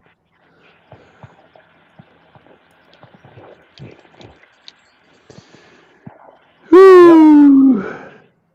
Well, gentlemen, there's some things that y'all need to remember. If you don't want to get a fucking shotgun put in your back and forced into a life of usury and indentured servitude, because even though daddy's heart is in the right spot, his fucking brain doesn't realize how fucking evil that fucking thing that crawled out from between her mama's legs is turned into because of the goddamn laws and society that we live in today. So, to stay out of that type of trouble and avoid shotguns pointed at your spinal column, no marriage, no cohabitation, and no children. Mm-hmm.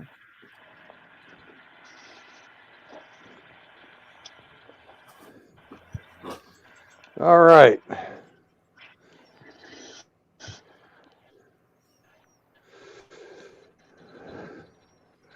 So,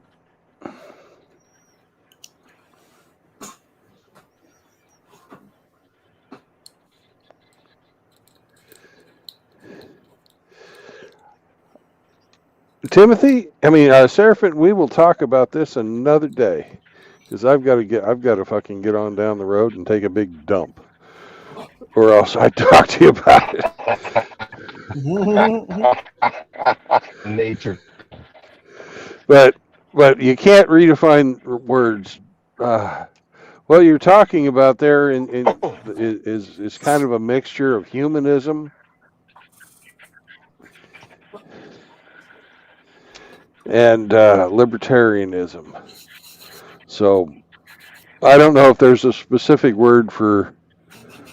Probably just maybe a little bit of relativism in there. I don't know. Frank is the philosopher. I'm just a dumb old engineer. But that ain't anarchy. Yeah. Anarchy's a cool word. I agree. It's got the nice A symbol. You can paint it in red on black and scares people. Mm-hmm. But, oh well. Y'all have a good evening, and we'll be on the road again tomorrow. Mm-hmm. I don't have So, an official appointment time to unload until 2:00 in the afternoon. But they said, "Oh well, we start working at 6. We might be able to fit you in tonight, but probably not." You know. Oh well. I've got assigned parking. They know that I'm going to drop the trailer, and I'm going to go see what lovely food this town has to offer. Peace out, brothers, and I'll catch you Peace out. tomorrow. have a good one, Brandon. Yep. Peace out, brothers.